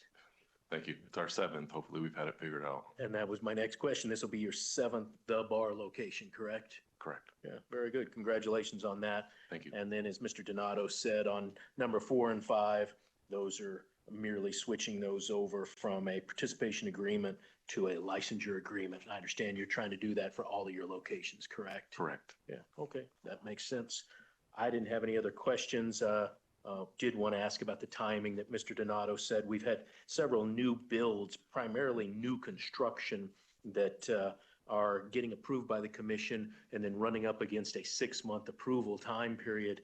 But since this is a actual existing shopping center and you're doing the build out internally, you feel comfortable that you'll be ready to go in a couple of months. Correct. Yeah, I bet you're ready to go in a couple of months. November 1st at the latest. Great. Yeah. All right, very good. Thank you. Dr. Watkins, questions?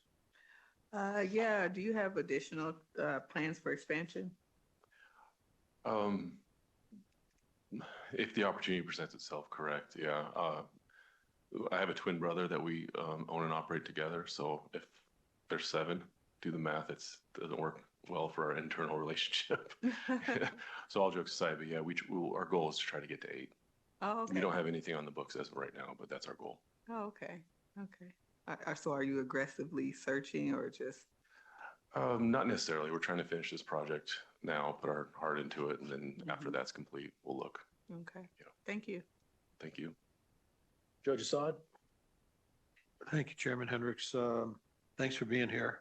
Thank you. Nothing in particular, just wanted to thank Agent Partee and Special Agent Peters for writing these reports up. They did a nice thorough job, so I don't really have any questions. This is your 6th license by the Nevada, well, will be once you get through the commission.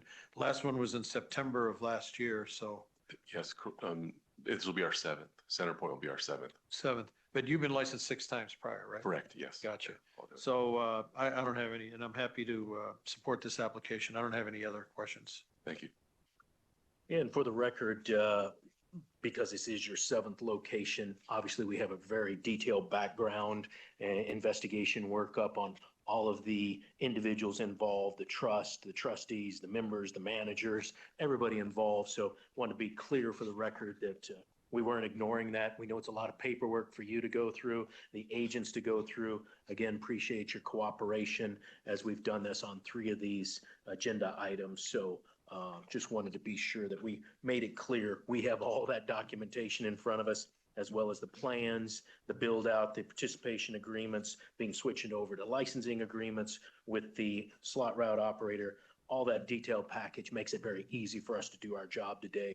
And the fact that we have these as 3, 4, and 5 on the agenda made it even easier for us today, Mr. Donato. Anything else you'd like to add, Mr. Donato? No, I'd just like to thank Agent Partee for all of her hard work on these 3 applications as well. Great, appreciate that.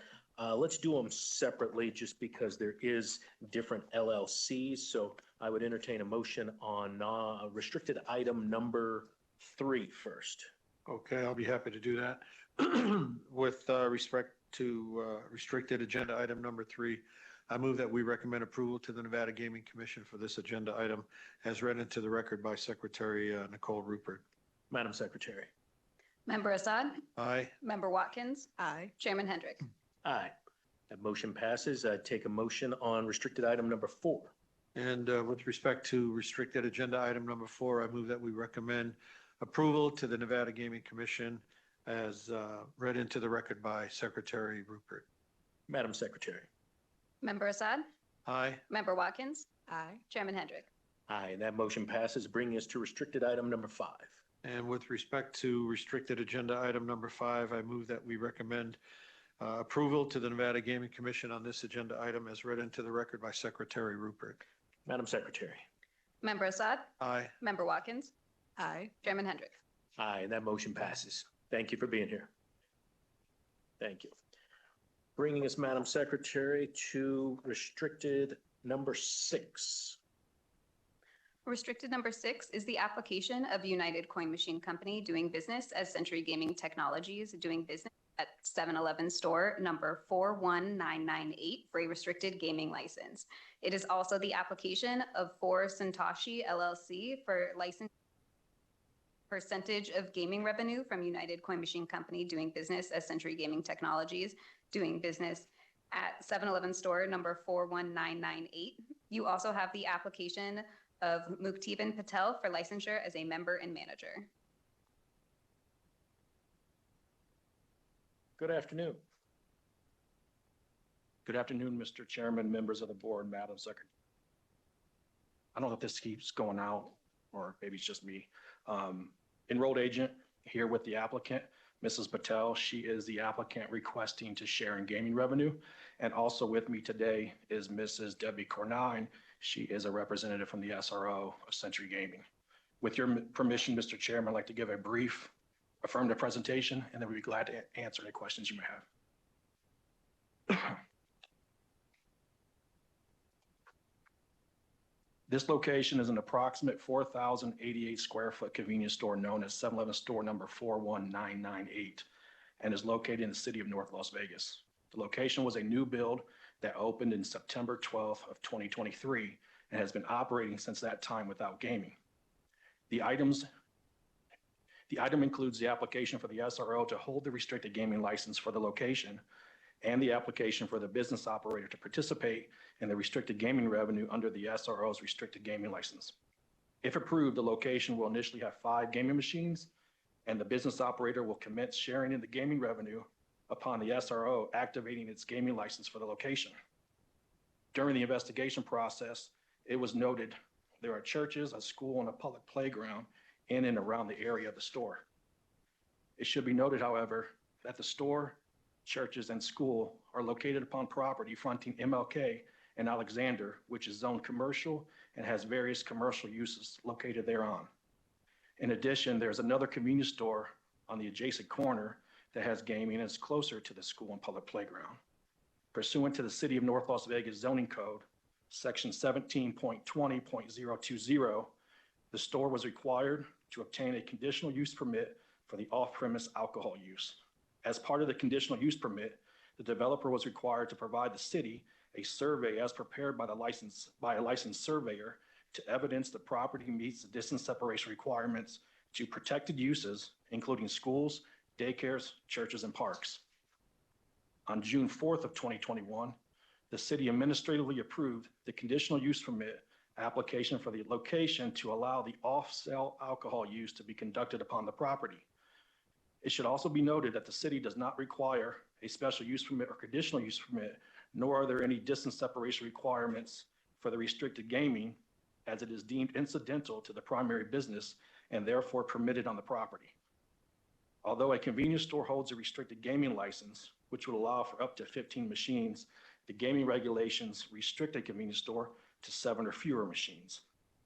Furthermore, there have been other locations previously approved for restricted gaming that are located in the vicinity of churches, schools, and playgrounds.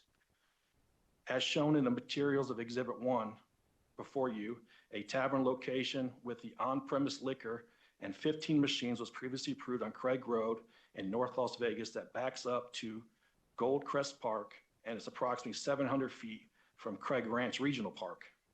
The gaming application was approved in 2017, which was after the completion of Craig Ranch Regional Park in 2013 and Gold Crest Park in 1999. Additionally, there is a convenience store in the same commercial center at the corner of Craig Road and Revere that has gaming and is directly across the road and closer to Craig Ranch Regional Park.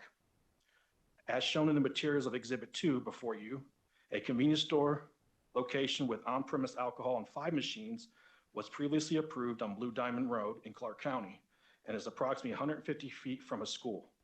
That is located in the same commercial center. The gaming application was approved in 2021, which was after the school obtained its C of O in 2020.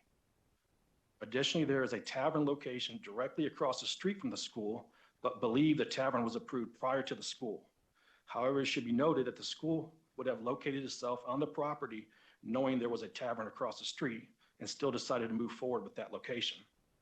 In addition, the Nevada Gaming Regulation in accordance with Nevada Gaming Regulation 3.010, the Board and Commission, in making their determinations whether a location located in the vicinity of churches, schools, and playgrounds is suitable, may consider all relevant factors, including whether the location is located in a commercial area.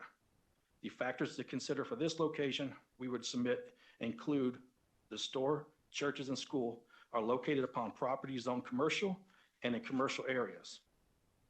There is another convenience store adjacent to the applicant's store that is located closer to the school and playground. The City of North Las Vegas approved the conditional use permit for the alcohol use, and gaming is permitted as the city deems the gaming incidental to the primary business. The gaming regulations restrict a convenience store to 7 or fewer machines. A tavern with 15 machines was previously approved and is located between 2 parks, and a convenience store with gaming was previously approved between the 2 parks as well. The convenience store with 5 machines was previously approved and is located next to a school. Based upon these factors, we submit the applicant has met the burden set forth in Regulation 3.010, and we respectfully request your favorable recommendation on this item. With that, this concludes our presentation. We're here to answer any questions you may have. Thank you, Mr. Donato. Very well explained and very detailed, and you're correct. Under Nevada Gaming Commission Regulation 3.010, there's a requirement that there be a sufficient showing of suitability. Whenever there's a applicant who's based on a vicinity close to churches or schools, you walk through the steps very carefully, explaining on what this location has to do in relation to those other establishments. I was going to go through those in questions for you, but you've answered most of my questions because you did note that there's 2 other licensees, a couple of them actually closer to the school, and then I think you also noted for the record that this is a neighborhood commercial area as defined by North Las Vegas, correct? That is correct. And that's another factor to be considered under 3.010 is the commercial use, commercial designation of the particular neighborhood. So again, thank you for going through all that in such detail. That was my primary questions. And then I think also yourself and our agents have tried to contact those three establishments and didn't get any negative feedback from any of those, as well as didn't receive any negative feedback from North Las Vegas. And this is really more of a zoning issue in its primary instance before it becomes a gaming issue. So again, pleasure to have you explain that. And also very pleased that you have worked with our agents to go through all those factors to make the suitability question easier for us to understand and ultimately the Gaming Commission to understand. Thank you for all that. Dr. Watkins, did you have questions? Just a comment. Thank you for your affirmative presentation here today. It's very helpful. I appreciate you coming prepared to demonstrate the suitability of the location near churches and schools. I don't have any further questions. You've answered all of my questions, and we have additional background information here. So thank you. Thank you, Chairman Hendricks. I don't have any questions. I concur with the chair's comments, so I'm happy to support this application. Thank you. And again, if we had the churches and schools here, either in writing or in person, telling us that they were opposed to this, it might be a different situation on whether or not the applicant has met their showing of suitability. But because they didn't file any objections, and because again, this is in the first instance, probably would have arisen at the North Las Vegas zoning level. It gives me more comfort that we won't see that. And then again, ultimately, the fact that there's other licensees in closer proximity makes me comfortable in moving forward with a recommendation for this. Ms. Cornine, is there anything you'd like to add on behalf of your client? No, I think Mr. Delano adequately covered everything. Great. Did an exceptional job, and I Thank you. appreciate that. And Ms. Patel, you understand from all this conversation that you and your employees will have to do some heightened scrutiny to be sure that you're protecting your business and protecting the neighborhood, correct? Yes, correct, definitely. Good. Well, pleasure having you here. Thank you for showing up. And again, I'm happy to move forward with the recommendation. With that, I would entertain a motion for restricted number 6. Thank you, Chairman Hendricks. I'll make that motion with respect to restricted agenda item number 6. I recommend that we recommend approval to the Nevada Gaming Commission of that item as read into the record by Secretary Rupert with the following condition. The surveillance system and/or mirrors must be inspected and approved by the Enforcement Division within 60 days of issuance of the state gaming license and thereafter be maintained at or above the standard that is approved. Madam Secretary. Member Assad? Aye. Member Watkins? Aye. Chairman Hendrick? Aye, the motion passes. Thank you. I'd like to thank Senior Agent Jones for all her work on this application and wish her the best of luck. I know I'm just waiting for that email to say she's out of office to have her baby. So congratulate. We appreciate all her work. Very good. Thank you all for being here. Good luck. And number 7 was on consent, correct? Correct. Yes. And number 8 was on consent. That should conclude the restricted agenda. Is that correct, Madam Secretary? Correct. All right, then. What is our next item? You have one request for final approval of a new game. That item is Knockout 52, submitted by M&M LLC. All right. Do we have the applicant online with us? Yes, Mr. Chairman, I'm here. My name's Frank Magnolo. I can hear you. I can't see you. Are you on video or only audio? I'm just on audio. Is there a video here? I don't know. No. Yeah, no.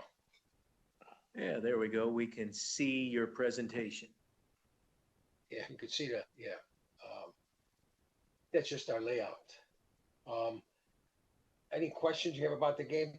The game was voted the first place winner at the show at the Sahara in March of this year. And we had a field trial at the Strat, went well. And not only did we win the first place there was two prizes at this convention. First place winner got to go to the Strat, and the second place winner got to go to Firekeepers in Michigan. So since that time, we're waiting to get approved in Nevada, which would be tremendous. But since the show, we were live at Firekeepers for the last 5 months, and going through the country, we're going to be, let's go from east to west. We'll be going live at Foxwoods, Mohegan Sun. In Illinois will be Paradise. It's a Boyd property. They sponsored the game.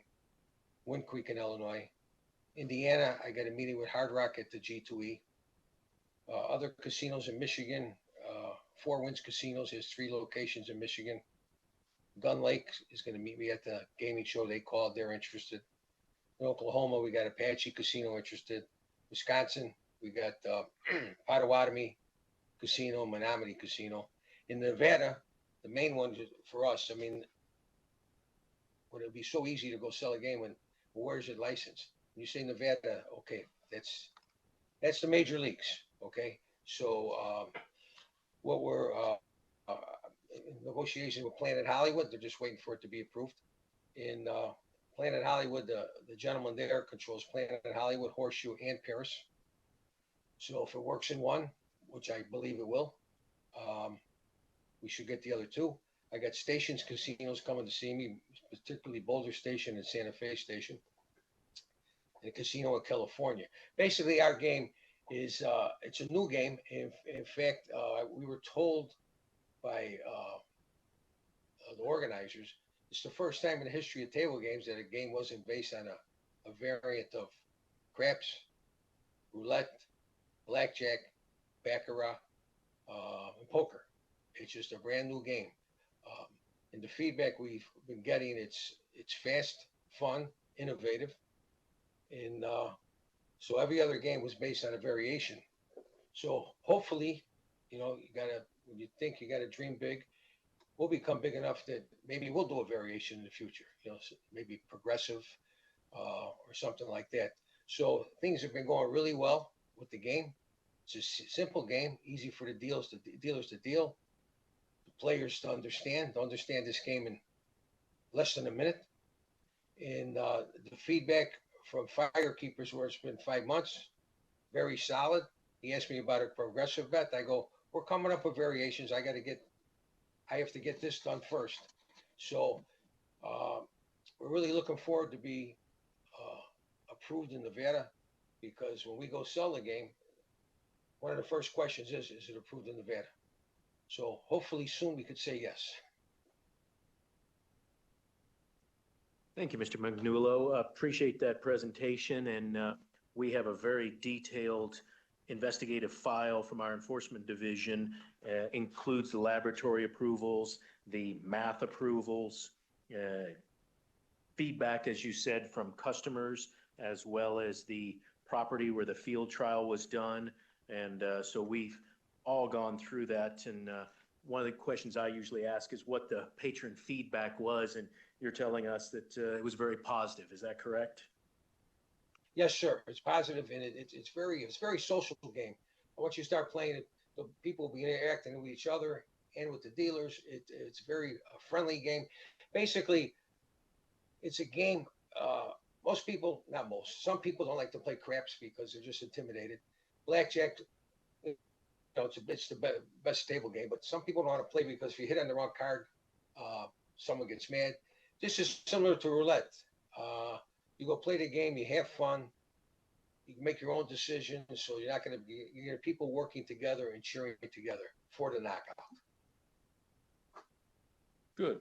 And dealer comments, you touched on that a bit. How easy was it for the dealers to pick up the rules and explain them to patrons? Very easy. It's basically, you have to just be able to deal ace through king in 4 rounds. So it's ace through king, so they deal ace 2, 3, 4, 5, 6 all the way through.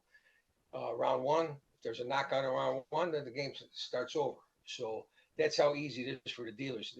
They learn this game in minutes.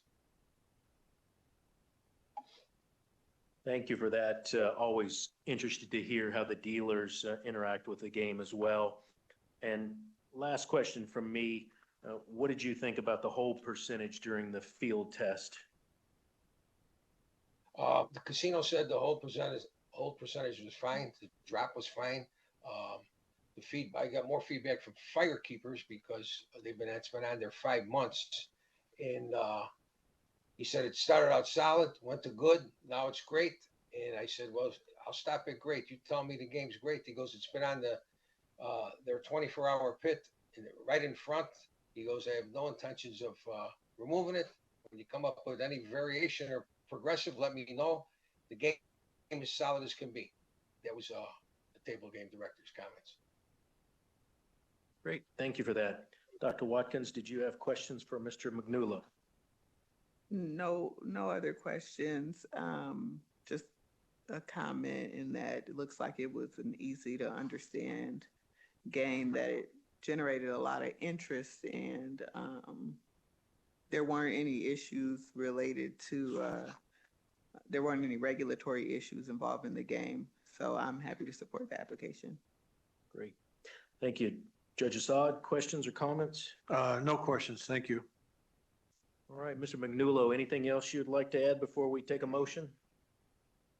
Well, I appreciate your time, and if you're coming to the G2E show, stop by booth 3216, see a knockout in person. Very good. I always like the infomercials. I will look for it at G2E this year. I would entertain a motion then on the new game, if somebody would like to make that. This just stays with us. Does this go to the commission? It goes to the commission? Okay, then I would move for recommendation that to the Gaming Commission that we approve this new game, Knockout 52, under NGO 0109-24. All right, Madam Secretary. Member Assad? Aye. Member Watkins? Aye. Chairman Hendrick? Aye, motion passes. Thank you for joining us here today. Good luck to you, Mr. Magnulo. Thank you. Thank you very much. All right, then. What is our next item, Madam Secretary? You have one casino patron dispute appeal. That item is Station Casinos LLC versus Chad Manis, case number 23LV00073. The hearing examiner recommends the agent's decision awarding payment to the respondent be reversed. Thank you, Madam Secretary. Regarding this patron dispute, I'd like to make a disclosure that is not required by Nevada ethics laws, but is something that I like to try to do in keeping with my belief of full transparency. And this is similar to a disclosure that I have made in the past regarding Station Casinos. This item happens to do with Station Casinos LLC, and therefore I am going to make a disclosure. It is public knowledge that I was a previous executive employee of a company majority owned by Frank Fertitta III and Lorenzo Fertitta. I left employment of that company more than 7 years ago. I also had previous business dealings with those two gentlemen. However, none of those business matters currently exist. To be very clear for the record, I was never an employee of Red Rock Casinos or Red Rock Resorts in any way whatsoever. And I have no pecuniary interest in Red Rock Resorts or Station Casinos matters. And this disclosure relates to my business in the past and not any current commitments. For the record, I do not believe this disclosure is required by law because it has nothing to do with a gift, loan, pecuniary interest to me, any commitment by me in a private capacity to the interest of another person, nor involves any representation or counseling within the past year. Consequently, I do not believe the independence of judgment of a reasonable person in my situation would be materially affected by the prior dealings, and moreover, my personal judgment is not affected. Therefore, I'll be fully participating and voting on this matter, as well as any future matters relating to Red Rock Resorts or Station Casinos or their affiliated companies, unless, of course, there is any separate ethical considerations that require disclosure, possible extension at the appropriate time. With that, I would say that I have reviewed the hearing examiner's recommendation. I have also gone through all the exhibits. I have looked through all of the information that was provided to us in this Packard and Record on Review. I did not have any questions or comments. I would like to confirm for the record that my fellow board members also reviewed the hearing examiner's recommendation, as well as reviewed all of the exhibits. and ask whether or not any board member has any question or comments or needs to provide, and needs to ask for any further discussion regarding the recommendation. Chair, I had an opportunity to review the materials and I do not have any questions or comments. Judge Assad. Yes, thank you, Chairman Hendricks. I've also reviewed the material, and it's pretty clear cut. The rules for the House said that the teams, all the teams in this future bet must play a full 17-game schedule. The Cincinnati Bengals, in this case, did not play the 17 games. Regardless of the total being 9.5 and the Bengals won 11 games, they didn't play the 17.5. I mean, they didn't play the 17 because of a injury to a Buffalo Bills player during one of the regular season games. So the rules are the rules. In this particular type of scenario, you really have to take a look at it from the perspective of the House. If they, and the same rules apply in baseball. When there's an over and under on the game, excuse me, like 8.5 on a baseball game, the rules state that the game must go the full 9 innings. So even if you had like 7 runs, 8 runs, you're over, say, 6.5, and it's a 7th inning, and you think you won your bet, you still got to wait for the game to end because it could be a rain out, could be a disqualification for some reason. So it's great if you think you won because you had the over, but the people that had the under, you know, they're going to be happy. So it just depends on the situation. They have to have clear-cut rules. This is a clear-cut rule. It says you must play the full regular season number of games. There was 9.5 was the number here. Let's say it was 4 and 4. Let's say they won 8 games and they're going up to maybe another 3 or 4 games to go, and they don't finish the season. So the House would basically have to say, as they did here, you have no action, and you give the patron back his money. So it's pretty clear cut to me. So I support the hearing examiner's decision to overrule the gaming agent's recommendation. Thank you, Judge, and I as well. As I said, I had no questions or comments, but agree with the hearing examiner's review of it. And as the judge pointed out, the House rules were clear that there are no winners, no losers. It's simply no action. So I would agree with the hearing examiner's recommendation. And if one of my colleagues would like to make a motion, now would be the appropriate time. Yes, I'll make that motion. I move that we recommend approval of the hearing examiner's recommendation in this case to deny payment and overrule the gaming agent's recommendation. Thank you, Judge. Madam Secretary? Member Assad? Aye. Member Watkins? Aye. Chairman Hendrick? Aye. That motion passes. And Madam Secretary, I think our next item is the regulatory item. Is that correct? Let's take a, please.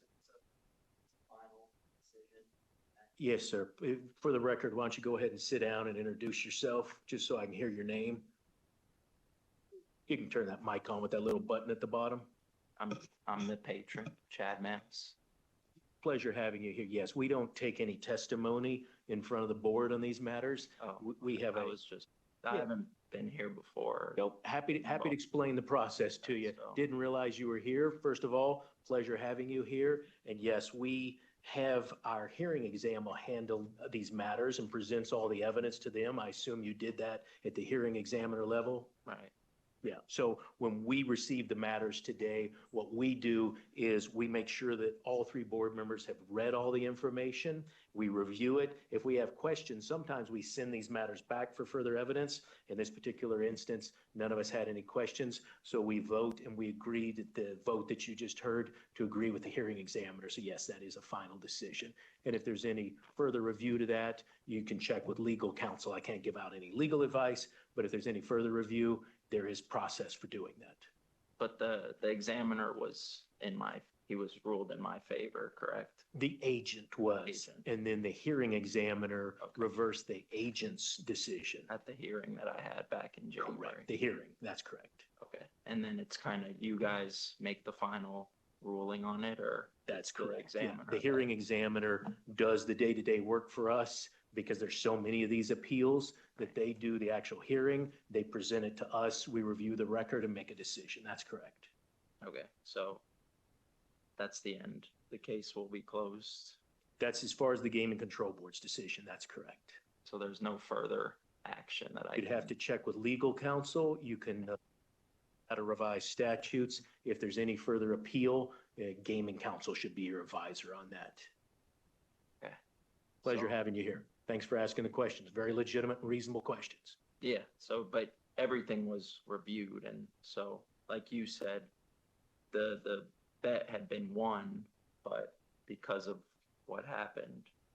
At the agent level, you're correct. The agent made a decision, but then there was a hearing where both sides got to present their case, and then that was the decision that was made that the board voted on today.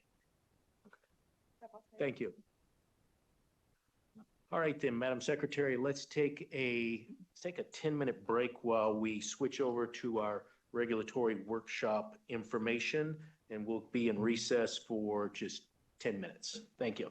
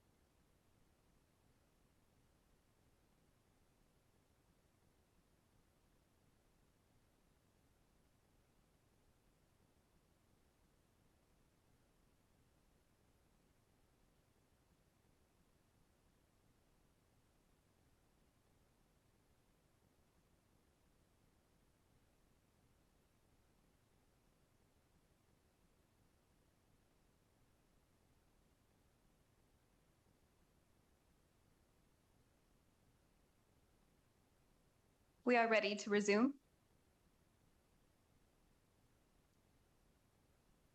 All right, thank you for that recess. We have now got our regulatory materials in front of us. This is regarding, as agended, a proposed amendment to Nevada Gaming Commission Regulation 5. Deputy Attorney General Lawrence, is this your presentation? Yes, it is. All right, do you want to tell us a little bit about go through the history of how we got here? I know we had a reg workshop on this last time. You don't need to rehash everything that we did last time, but I know that meeting concluded with this needing a little further revision. Do you want to set the table just so that this record, if anybody listens to this video, will have a little bit of historical basis on how we got here today? Understand. I will do that. Thank you. Good afternoon, Chair Hendrick, Dr. Watkins, Judge Assad, Madam Secretary. For the record, Nona Lawrence with the Attorney General's Office. Previously, there was a workshop in May of 2024.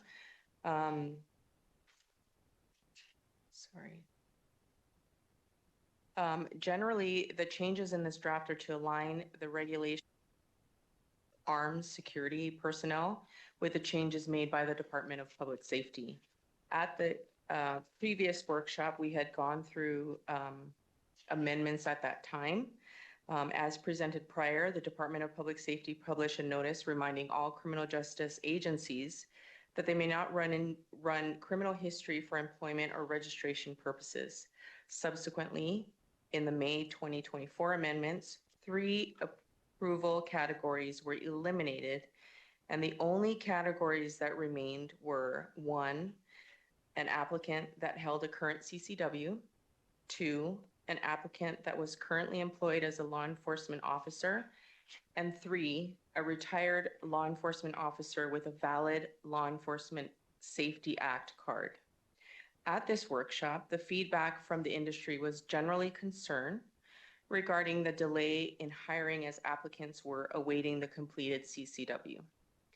To address this, Chief Torgerson and Special Agent Kevin Adams worked closely with the stakeholders and the Nevada Sheriff offices and determined that preliminary criminal justice checks were being performed prior to the issuance of a firearms permit application receipt.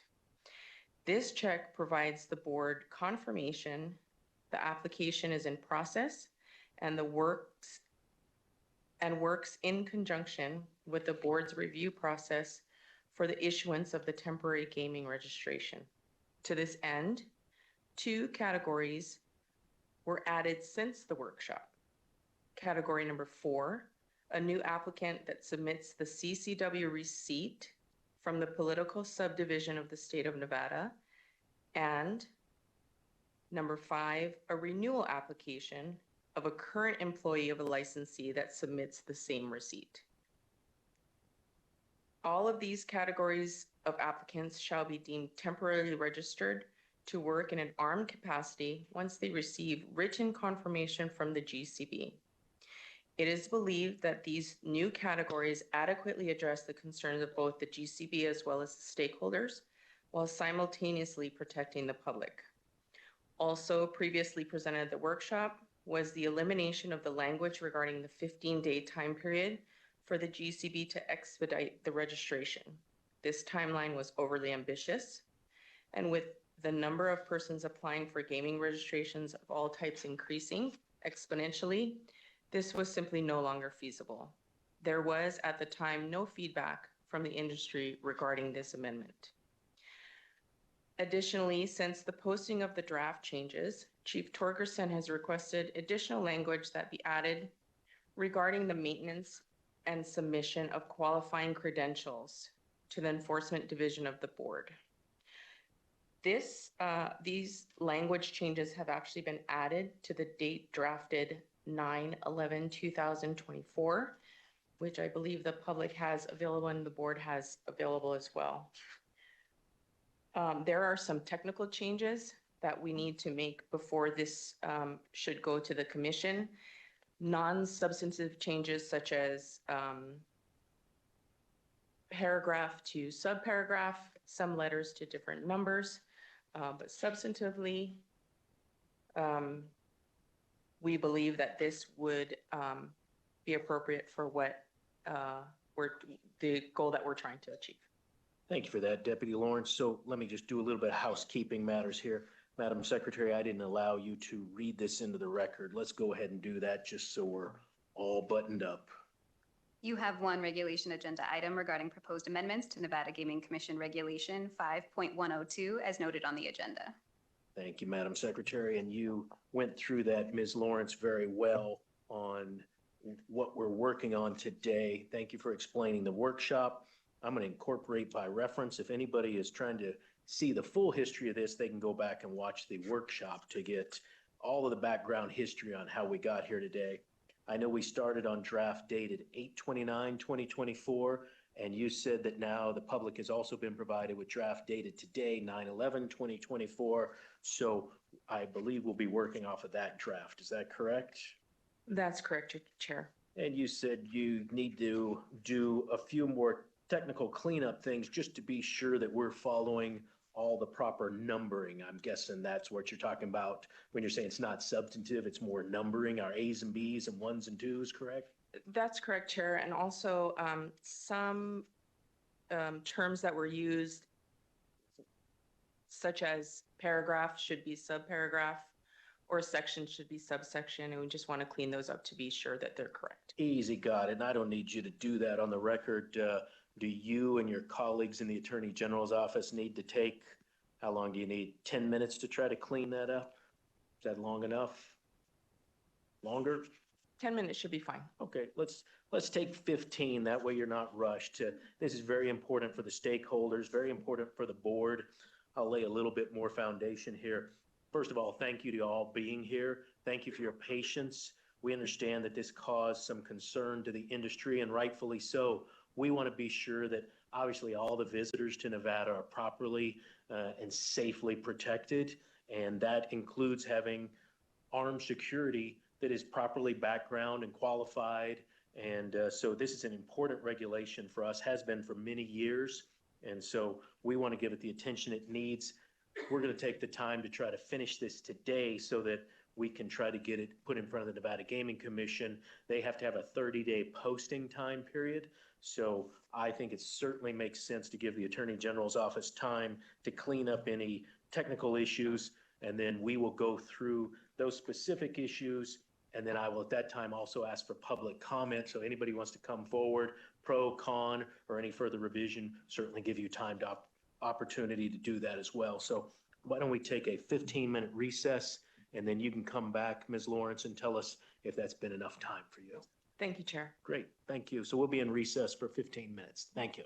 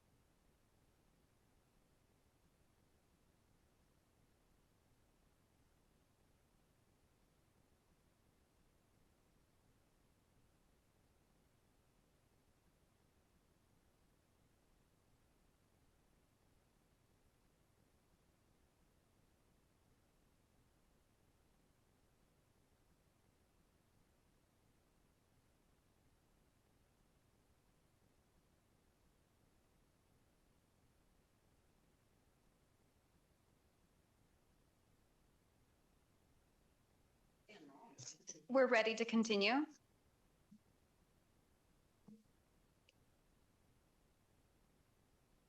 All right, we are back on the record with our regulatory item. Deputy Attorney General Lawrence, are you prepared to go through an explanation of what the revisions have been since the time we met at the workshop and any revisions that are being happened today here as we speak live? Yes, the non-substantive revisions to the draft dated September 11, 2024. If it works for the board, we'll just go down each section and what it should be changed to. Let's do that. We have in front of us draft dated 9/11/24. Make any changes? We've got copies in front of us. I know the public has got copies provided to them as well. And so go ahead and we will make these non-substantive changes. Okay, there's nothing on the first page. The second page, under subparagraph 5, which reads, submits a renewal of registration as a gaming employee in an armed security personnel position in conjunction with meeting the criteria, and that should be subparagraph 4 instead of subsection D.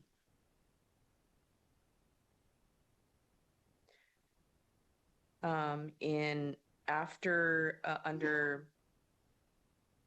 subsection B, B1, there should be the word and after the semicolon.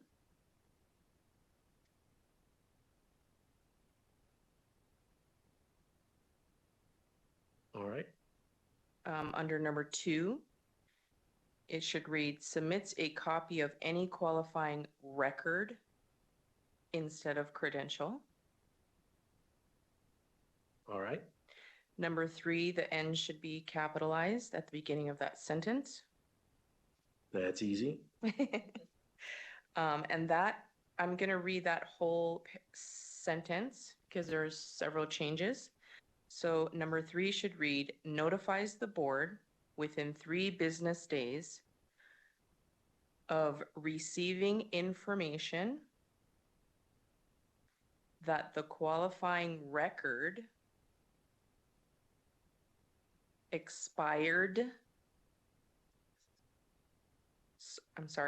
expired or has been suspended, revoked, or denied. The licensee shall develop its own internal procedures on how to manage employee record status as required herein.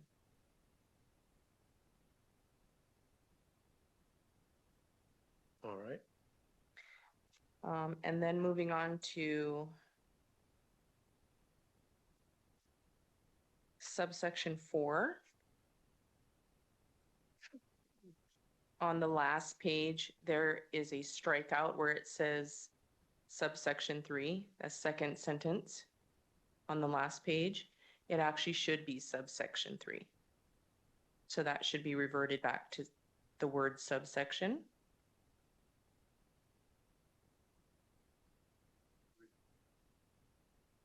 Correct. In the second sentence, it says employment set out in subsection 3. That should, subsection is the correct word. Okay. And then in subsection 5, the last sentence, well, the only sentence that's going to be there should read, if the qualifying record for any registration under this section has expired, has been suspended, or has been suspended, is revoked or denied, the board will rescind the temporary registration and the employee may only work in an unarmed capacity.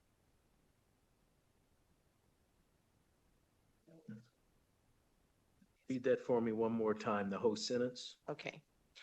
If the qualifying record for any registration under this section has expired or has been suspended, revoked, or denied,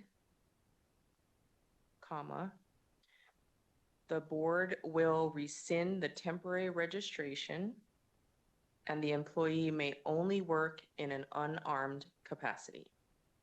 Very good. Is that all the changes we're making to the draft dated 9/11/2024? Yes.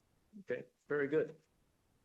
All right, anything Chair. else? Yes, please, Dr. Watkins. Real quick for clarification, going back to, I'm not even sure what section this is. But where it says notifies the board within 3 business days. Are you with me, Ms. Lawrence? Yes. Okay. 3 business days of receiving information that the qualifying record has expired. Is there an or there as well too? When you said it, I didn't hear you say an or. Yes, Is there- or has been suspended, Okay, revoked, or denied. okay. Thank you. All right, Deputy Attorney General Lawrence, is there anything else you need to tell us about? And you can still take a moment later to walk us through any substantive changes that need to be discussed. But anything you need to tell us before I open it up from public comment? I don't believe so at this time, Chair, but I would defer to Chief Torgerson if she has anything that she wanted to add. Chief? No, I think you've covered it well. I just want to thank you so much for your support with, some content changes last minute. And I know that can get kind of dicey. So I think you've done a fabulous job. And I just want to thank the teamwork there. Thank you. Okay, so a couple of items. What I'm looking for now, we've got a bunch of legal words in front of us. What I'm looking for is how this works in the real world. And if there's anybody here in the public who have now seen this, had an opportunity to look at it, and you want to tell us, does this work for you being able to hire and retain armed security, please step up and come to the microphone.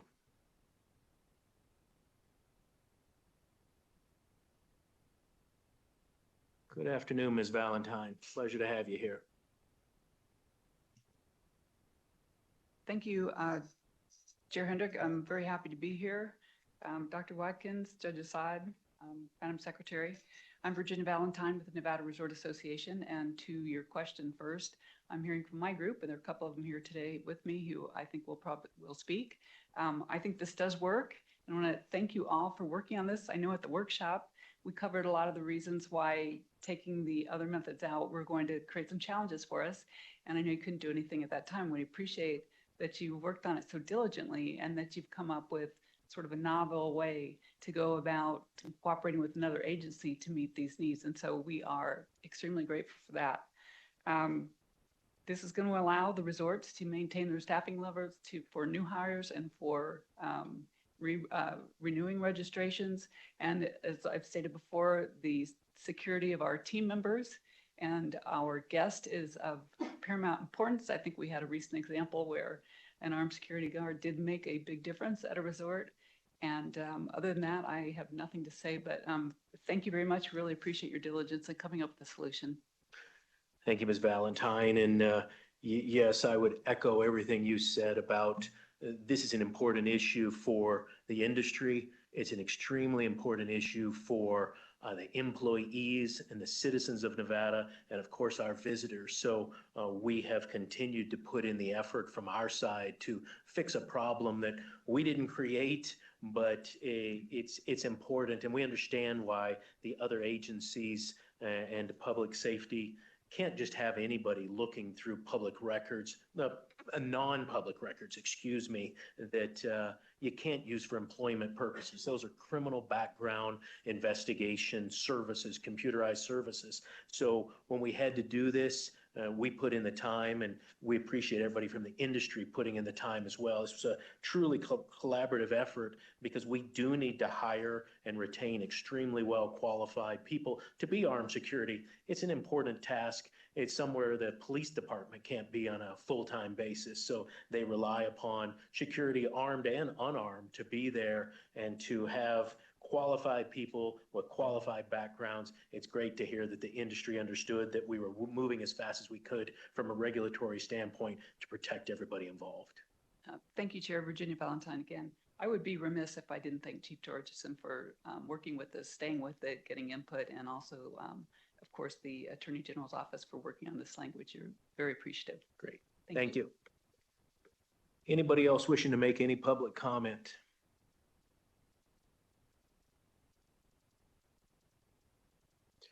Good afternoon. Go ahead and state your name for the record, and you can spell your last name.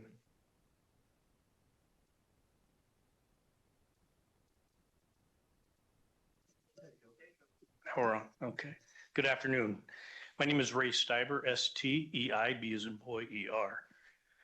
Good afternoon, Board Chair Hendrick, Board Member Watkins, and Judge Assad. As I just stated, my name is Ray Steiber. I'm the Executive Director of Special Operations and Corporate Security for MGM Resorts International. Excuse me.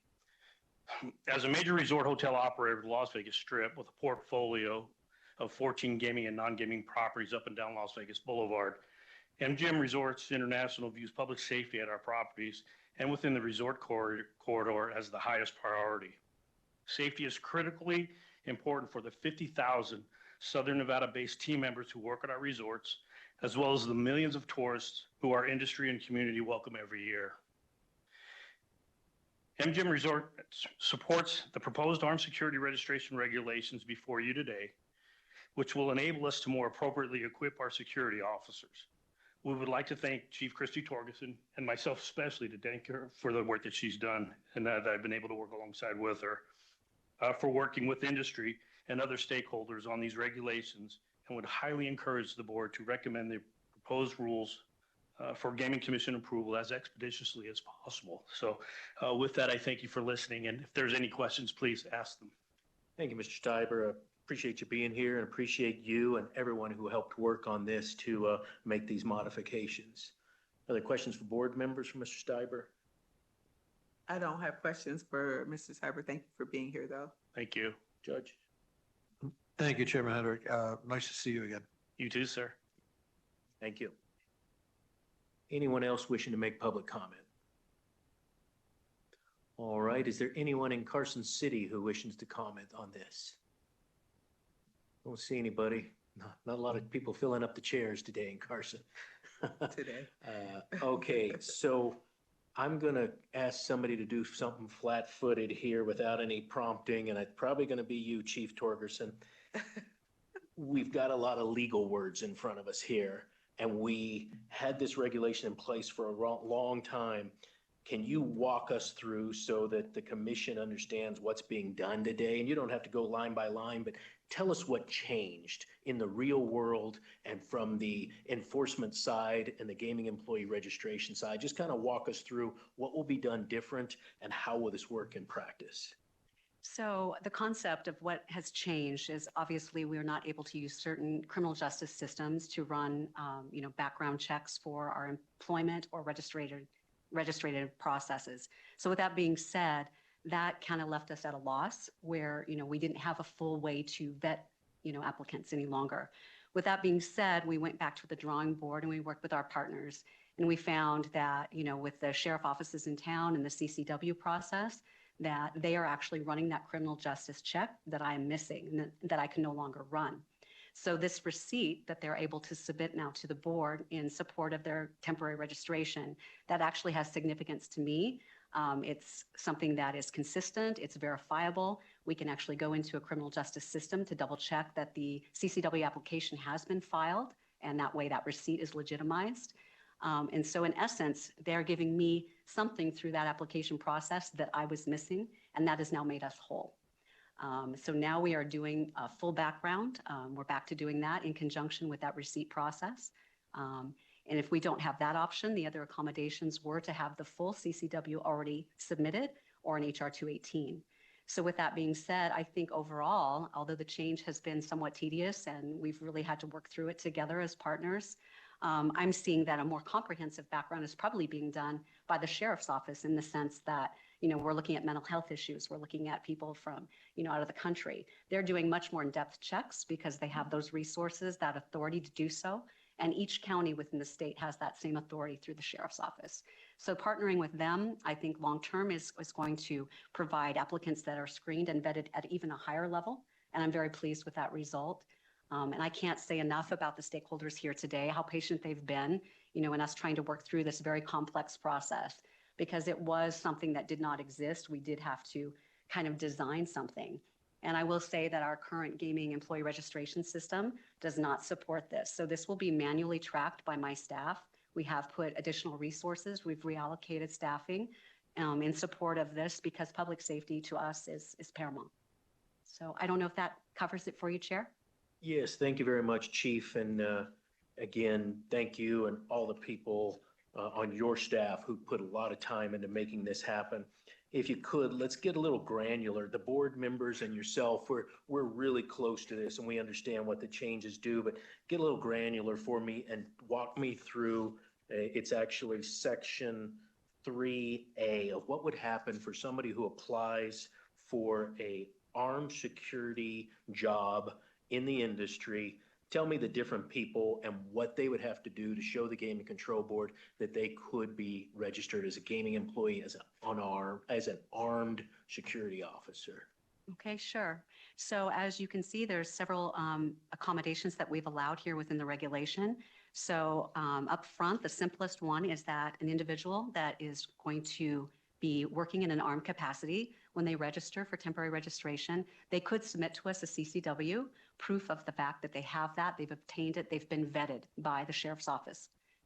And explain why that would prove the fact it used to be the Game Control Board had to run a criminal background investigation through criminal computerized databases. How would a CCW accomplish the same thing? So the CCW is just something that we preliminarily take in. We are still, of course, running fingerprints on our applicants. That comes back in a form of a rap sheet. So the CCW allows them to work temporarily. The clock still ticks for us. We have 120 days to review the registration and to approve them. And the rap sheet will come back within that time period. If we find that there is something that we would find objectionable, we still then can object to them at that time. So a CCW is just a tool to get in the door, to get started working. It shows that they've been properly vetted, and then we, of course, apply our standard to that. And what would we be able to see at the Game Control Board level with our fingerprints versus what a CCW background investigation gets to see? Tell me the difference. So I can't speak, granularly with Metro's processes specifically, but I do know that they do in all 50 state wants and warrants check. They also, look at fingerprints as well, of course, and they run that database just like we do. They have a very similar criteria as far as whether they're going to decline a CCW application. So that's good. We're kind of in alignment there. So there should be no surprises. But they also look, as I mentioned, at mental health issues, and they screen for those issues. They look at, people coming from outside the country and looking at, terrorism and public safety issues that we're just not equipped to address. That's great. Tell us the next examples who would be able to apply for armed security. Okay. The next would be for active duty law enforcement officers for the state of Nevada. And why would they be qualified? Because they have been vetted and they currently have an active status here in Nevada. They're representatives of the law. They're working in public safety fields. And we feel that, with the amount of supervision that has been imposed upon them, the background that they had to undergo for employment, that we're comfortable there. Once again, it's just a tool to start working. We still are running the fingerprints and we still have the ability to object. Great. Next would be a retired law enforcement officer who holds a current Law Enforcement Officer Safety Act. We call that an HR 218. So those that are in good standing that have retired from a law enforcement agency, regardless of the state, right? If they have that credential, we feel that, they are still having supervision because they have to go back and they have to get that annually and they have to requalify. We feel comfortable with that as a tool. And once again, we look at the rap sheet and we make our own determination. Great. And then the next one is what we've added today. So that is, as I had indicated, they would actually go down to Metro. Well, they apply with us first. And really where we're saving time and how we're able to accommodate this is that we actually submit for prints before Metro does. So we get the application coming in, we actually submit for those prints, we're waiting for that rap sheet. In the meantime, with this accommodation, they would actually contact Metro or the sheriff's office of the county that they live in, and they would be going forward to scheduling an appointment. They do have to undergo training and get a certification for that training for firearms training active shoot and also a classroom course. They have to pay their fees, of course. They have to appear at the sheriff's office. They go through that whole process, get fingerprinted. So what we're really saving in time for this accommodation is the fact that we've started earlier than the sheriff's office has. And with that being said, our prints will come back before the sheriff's office will. So we're still conducting our own background determinations, but once again, this is a nice tool. And with that being said, I do know that DPS, we're looking forward to some efficiencies that they're going to create within their own system in the fall. So that will affect the sheriff's office and us. I think that these will be coming back quicker, the fingerprints. Instead of receiving them manually, they'll be inputted into a system where we can access them electronically and have the results of that much quicker. Do you have an idea of how long it's taking on average to get back fingerprint reviews now? For us, or what Metro is quoted? For what Game and Control Board is? I know it's within the 120 days. I don't have an actual, I think we're looking at sometimes 45 days, sometimes 70 days. Sometimes it just depends because of the manual distribution. I think that that's very much a challenge for DPS, in routing those to us. And that's where I'm looking for that efficiency with this new system of DPSs. So walk us through the next section then, or I can ask the Attorney General's office to do this. What happens if there's an objection, or what happens if we run up against 120 days? So if we come up at day 115, so at day 115 days, we are actually going to be, reaching out, looking within our databases, looking within criminal justice resources to see if that CCW has been given and granted, and we just haven't received it yet. We'll probably reach out to the licensee if need be, and these will be manually tracked, so we'll have that timeline, identified. And with that being said, at day 120, we're going to be objecting. If we don't have the credential in at that date, if it is forthcoming after that time, they can reapply and they can just submit the credential to us directly, and then they're solid, right? Great. Thank you for walking through that. The real world application means a lot more to me sometimes than just reading on a piece of paper. So thank you again for all your work on this. Welcome. Attorney General's office, Deputy Lawrence, or anyone else at the AG's office, is there something you need to add about any of these proposed changes for the board's understanding to make a recommendation today?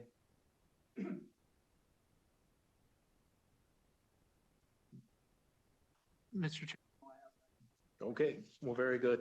And Ms. Lawrence, thank you for going through the revisions. I agree with you that these aren't substantive. They're more procedural and cleanup and language than anything else. So I don't think that we need to have a reposting. Anybody who was interested in this item would have been here today or be watching in cyberspace as we go through this. So you walking through the exact wording should make it easy for anybody to understand. And of course, the Gaming Commission will have the opportunity, once they notice this, to provide their final vote. So anybody who has objections can present those between now and then. Any minor clarifications, by the time it gets in front of the commission, I assume they'll have the opportunity to do that as well. But I think with Chief Torgerson's explanation makes it very clear. And thank you to those in the industry who are here and have been following along on this. And glad that we found a resolution that should work. And as I said earlier, be sure that we're able to hire and retain the best qualified people. Chair, may I just insert? Yes, please. I would like, as a courtesy, maybe, working with the AG's office, we can have a clean copy. I'd love that to provide that to Virginia Valentine, that to stakeholders, just until maybe the commission meets. Would that be acceptable? When would we be posting that? Do you know? Chair, we can make the changes and send it to Sebastian to post. Yeah, I'm totally fine with that. Give us a couple of days. Sure. Just for paperwork purposes, and we will post this online so that everybody can see the changes. So you, those of you following along on your home bingo cards, you didn't have to write this all down. We will put a revised version up as soon as possible. And then, of course, the commission has to notice it for 30 days, so that'll be public as well. Thank you. Good point. All right. Anybody else from the public wishing to make any comment? Seeing none. Board members, any questions or comments regarding the proposed revision to Regulation 5? Yes, just a question for Chief Torgerson, if you will. You spoke to the content that you were missing, that this new process will allow us to receive the information, the background information will be able to proceed. And you think that it actually is providing more quality information or additional information than what we received before. Is that right? I think the CCW review in its entirety, yes, because of how complex their process is for their backgrounds. And that's what it's designed for. That's why a sheriff's office is the one that can perform that function. They have dedicated resources for that. Whereas for us, you know, we're looking at things usually at a different level. You know, when we look at gaming registered employees, we're looking at a variety of different duties and job titles. They're really focusing on armed concerns and the legalities with that. Okay, that's good to hear. Can you also speak to the efficiency of the new process and whether you ultimately think this will be more efficient than the process that was in place before? Are we going to be moving faster or slower? So I think we will, with this accommodation, I think it's really going to affect more the people that have been recruited that are new hires in the industry as armed security. I think the others, you know, will go forward with, oh, my CCW is going to expire. I'm going to go down and get it renewed. That way it's seamless for them and they don't expire and have to go through the process that we outlined today with the receipt. So it's really going to be more about new people coming into the industry. And I think that's what's so important for our industry today is that, you know, they're trying to get people in positions and get them trained and get them vetted so they can start working and we can have guns, you know, there within the casinos in support of Metro and public safety. Okay, fair enough. Well, thank you for all of your work on this and thank you also to the AG's office and for handling the technical edits today. I agree that the edits are technical in nature. And thank you also to your staff for working on this in the industry, for being here. I appreciate that. I think it's important, you know, that armed security plays a very important role in protecting our patrons and protecting the industry in general, and in providing efficient processes for them to be able to do their job is really important. So I'm glad we're allowed to accomplish that today, assuming that this moves forward. But I also think that it's important, in addition to the efficiency of the process, to ensure that, you know, our background checks are being done so we can make sure that, you know, the employees themselves are suitable to be in the industry. So thank you. Thank you, Dr. Watkins. Judge Assad, comments? Yes, thank you, Chairman Hendricks. I'd also like to echo the comments from Dr. Watkins and yourself, and thank Chief Torgerson, AG's office, Ms. Virginia Valentine, and the NRA, and Chief Steiber, and all of the folks in the private industry. This just goes to show you what can be accomplished when we mix private and public entities together and work to, as the governor says, get stuff done. So this was a very important piece of work, and I'm ready to make a motion unless there's any other discussion. Nope, well said. Let's get stuff done. Go ahead. Okay, well, I move to recommend to the Nevada Gaming Commission the adoption of the proposed amendments to Nevada Gaming Commission Regulation 5.102 as presented in the draft dated September 11th, 2024, with the changes discussed by the Attorney General's office at today's hearing, with the amendments to become effective upon adoption. Very good. Madam Secretary. Member Assad? Aye. Member Watkins? Aye. Chairman Hendrick? Aye. Motion passes, and that'll go to the commission in proper due course when it's been posted. Thank you all for being here on this item today. Appreciate it. Madam Secretary, I believe that brings us to our last item, which is public comment. Is that correct? Correct. All right. This item is placed on the agenda to give the public an opportunity to comment on gaming-related matters. As stated at the time of the public comment section at the beginning of the meeting, anyone wishing to address the board may do so at this time. Comments by each person are limited to 3 minutes as a reasonable time, place, and manner restriction. If board members ask questions of the speaker, the time needed to address those questions will not count against the speaker's 3-minute time period. If speakers have any handouts or written copies of verbal comments to provide for the record, please hand them to the enforcement agent seated to your left in Las Vegas or behind you in Carson City. Thank you, Madam Secretary. Let's first go to Carson City. Is there anyone in Carson City wishing to make public comment this afternoon? Seeing no big rush to the podium, let's go here to Las Vegas. Anyone in Las Vegas wishing to make public comment this afternoon? Seeing none, board members, public comment? Nothing for me, Chair. Good. All right, perfect. And again, thank you to the legislature for letting us use your beautiful building today. We appreciate it. That will conclude our meeting for September 2024. We appreciate everybody coming in person or seeing it online. Thank you all. We are adjourned.